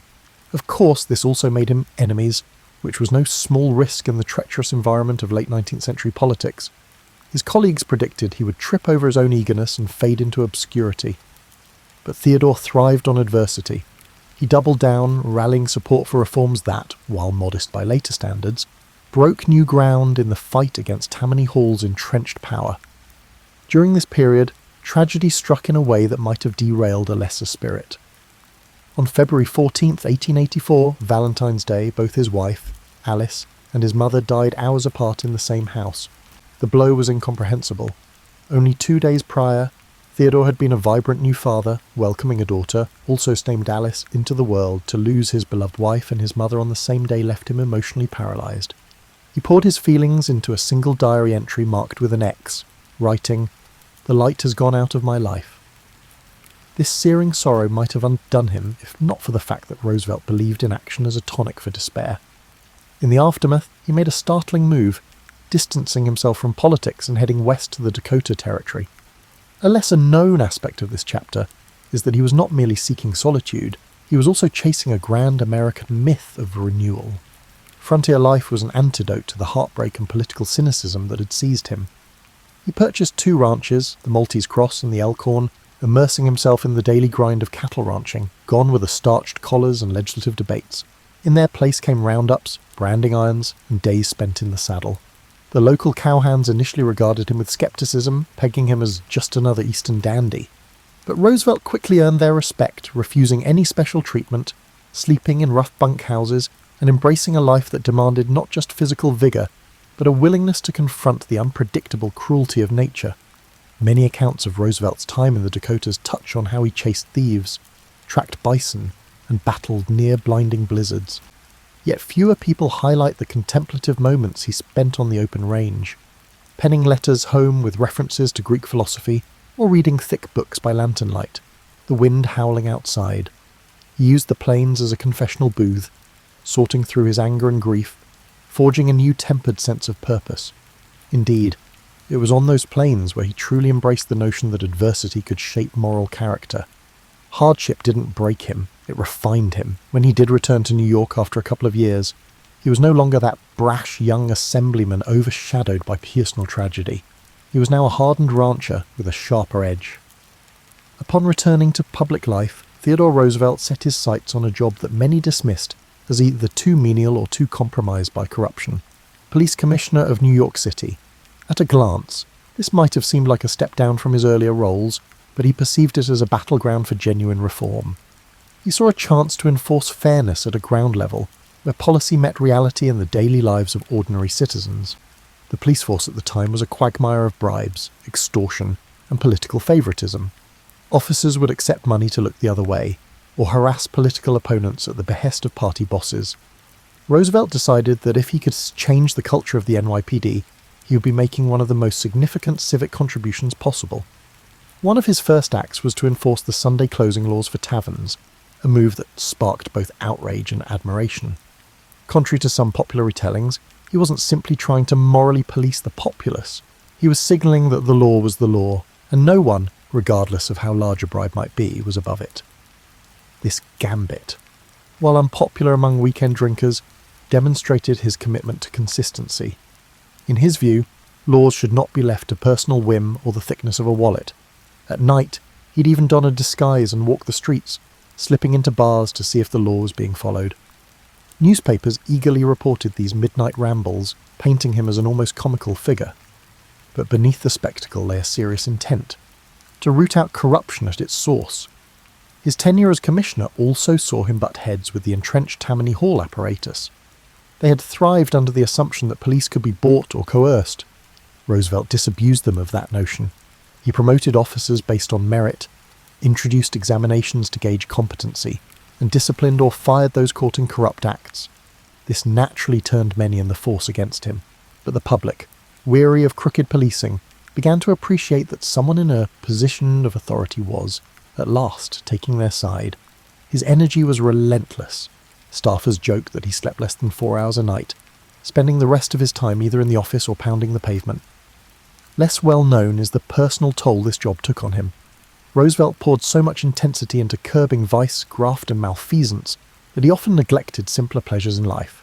He'd show up at home in the wee hours, paperwork still in hand, only to get up at dawn for yet another inspection. While he was never one to shy away from work, the pressure cooker environment of big city politics was exacting. He found himself increasingly at odds with other commissioners who were less enthusiastic about eradicating corruption, or more mindful of not offending powerful interests. On more than one occasion, he was threatened and ridiculed. Critics called him a moralistic meddler, an upstart who lacked the political savvy to navigate a city that thrived on compromise. And yet, by the time he moved on from the police department, he had planted the seeds for a more accountable and professionally run force. Officers who were promoted under his merit-based system carried forward the ethos of public service. The public, for the first time in a long while, felt glimpses of trust in their police. Roosevelt had not eradicated corruption, for it ran too deep, but he had made strides and, just as crucially, made a name for himself as a man of principle who was not afraid of unpopularity. His high-profile reforms laid a foundation for his next leap, an appointment as Assistant Secretary of the Navy under President William McKinley. Some saw this as a curious transition. Why place a boisterous, reform-minded ex-commissioner in the Navy Department? Others recognised a pattern. Roosevelt was drawn to challenges that demanded both discipline and daring. In his new role at the Navy, Roosevelt wasted no time in championing the modernisation of the fleet. He had long been an admirer of naval strategist Alfred Thayer Mahan, who argued that national power hinged on naval supremacy. Far from being a bureaucrat satisfied with pushing papers, Theodore dove deep into budget allocations, pushing for new warship designs and better training. He recognised that the world was shrinking, that America's role on the global stage was expanding, and that the Navy would be essential to projecting and protecting American interests. Then came the Spanish-American War, a brief conflict that seemed tailor-made for someone of Theodore Roosevelt's temperament. When the USS Maine exploded in Havana Harbour in 1898, public sentiment towards Spain had already been riled by sensational journalism. Roosevelt saw this as both a chance to liberate Cuba from colonial oppression and a test of American resolve. But beyond ideology, it was personal for him. He had grown restless in Washington, convinced that action was often sacrificed on the altar of caution. So he resigned from his post as Assistant Secretary of the Navy and famously organised the 1st US Volunteer Cavalry, better known as the Rough Riders. The myth of the Rough Riders has been recounted in 1,000 different ways, usually focusing on the charge up San Juan Hill. Yet what many people don't realise is that the unit was an oddball mix of Ivy League athletes, frontier cowboys, Native Americans, and everyone in between. Part of Roosevelt's genius lay in his ability to unite disparate individuals around a shared sense of adventure and duty. He wasn't naive. He knew that forging discipline from such a melange of backgrounds would be challenging. But he saw in these men the spirit of America itself, resilient, varied, and headstrong. Training for the Rough Riders was rigorous, but the logistical challenges of shipping them to Cuba were even more daunting. Horses got left behind, supplies went missing. Some men ended up on the battlefield without enough provisions. When the unit finally arrived in Cuba, they found themselves grappling with heat, disease, and disorganized command structures. Roosevelt, who had pined for action, found that the reality of warfare was a chaotic maze of conflicting orders, muddy roads, and the constant whine of enemy gunfire. And yet, to see him in the middle of it all was to witness a man who felt completely alive, for better or worse. He led from the front, riding his horse, Little Texas, as close to enemy lines as he dared, his spectacles fogging in the tropical humidity. The famed Battle of San Juan Heights was the defining moment. While Roosevelt and his men did indeed take part in the bold assault, the charge up San Juan Hill has often been painted in more glorified tones than the day itself likely warranted. War correspondents, eager for a heroic narrative, latched onto Roosevelt's vigorous leadership. The truth remains that it was a brutal affair, with heavy casualties on both sides. Many of the Rough Riders had never experienced anything like it. Roosevelt himself noted later how the fear of death gripped him, yet also spurred him forward. He believed that courage did not mean the absence of fear, but the resolve to act in spite of it. In that sense, the charge encapsulated much of what he believed about life. Better to face peril head-on than to cower behind caution. Once the battle concluded, the Spanish forces surrendered, and the Rough Riders triumphantly returned home as national heroes. Newspapers breathlessly lauded Roosevelt as a war hero who had personified American valour. He played the part well, though privately he mourned the friends he'd lost and grappled with the weight of having seen men killed at close range. It left him even more convinced that reforms were needed, not just in the military, but in how America approached its growing international role. He argued that the country should maintain a strong defence, but always keep a moral component in its actions. For Roosevelt, war was never to be glorified for its own sake. It was a crucible in which national character was tested. Upon his return, Roosevelt's popularity soared. Seizing the moment, political allies urged him to run for governor of New York.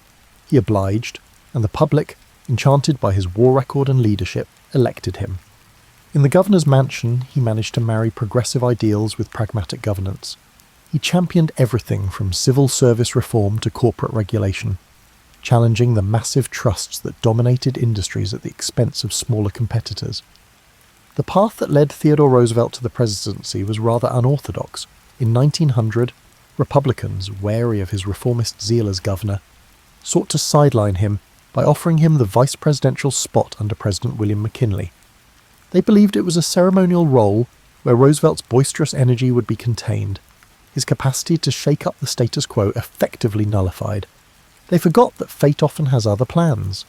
Following McKinley's assassination in 1921, Roosevelt, at the age of 42, unexpectedly emerged as the youngest president in American history.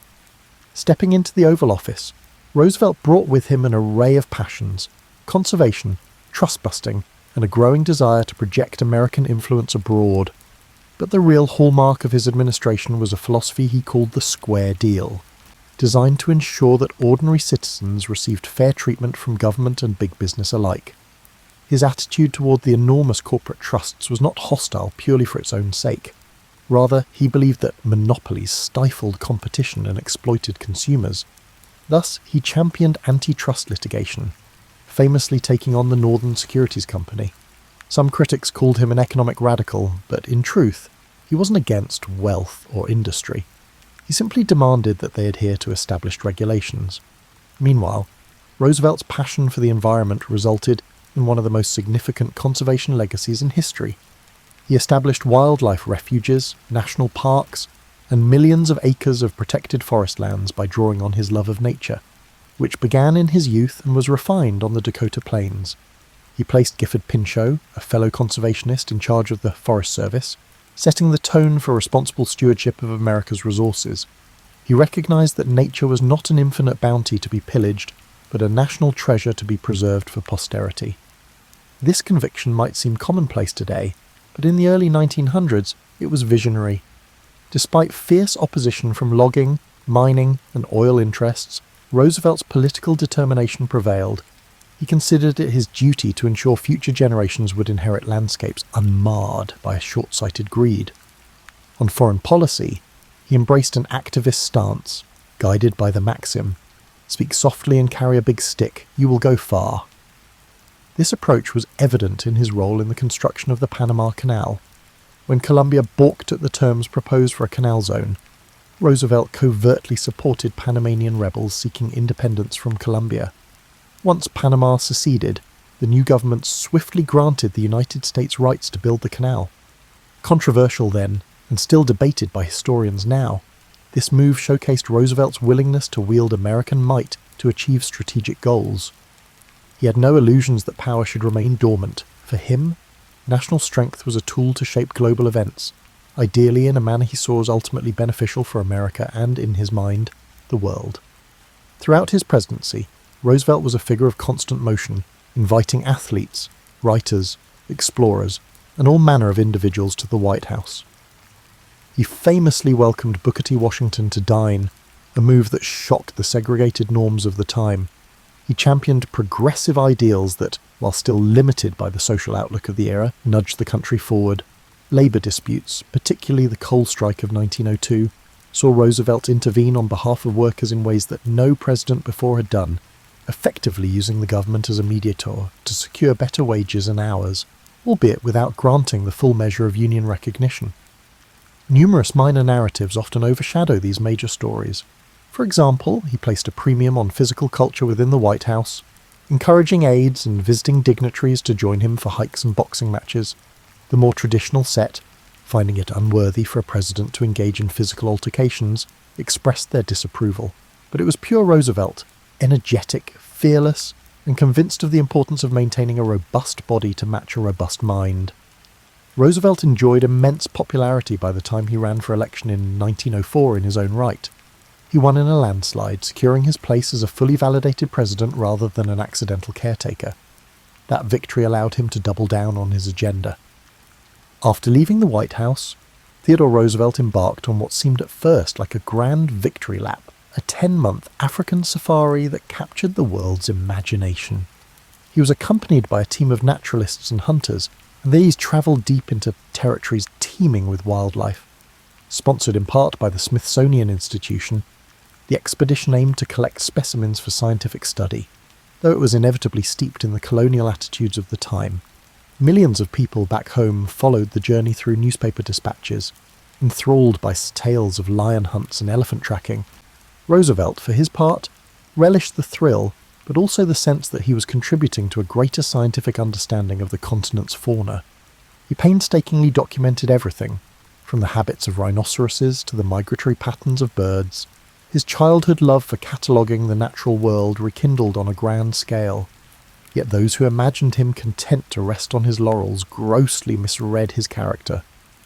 Upon returning from Africa, he found himself dissatisfied with the direction of the Republican Party under his hand-picked successor, William Howard Taft, who, in Roosevelt's estimation, had betrayed the progressive ideals they once shared. Incensed, Roosevelt made the controversial decision to run for president again, but this time under the banner of a new political organization, the Progressive Party, often called the Bull Moose Party, a nickname sparked by Roosevelt's own boast that he felt fit as a bull moose. He stormed the convention halls, delivering speeches that invoked his familiar call for a square deal for all Americans.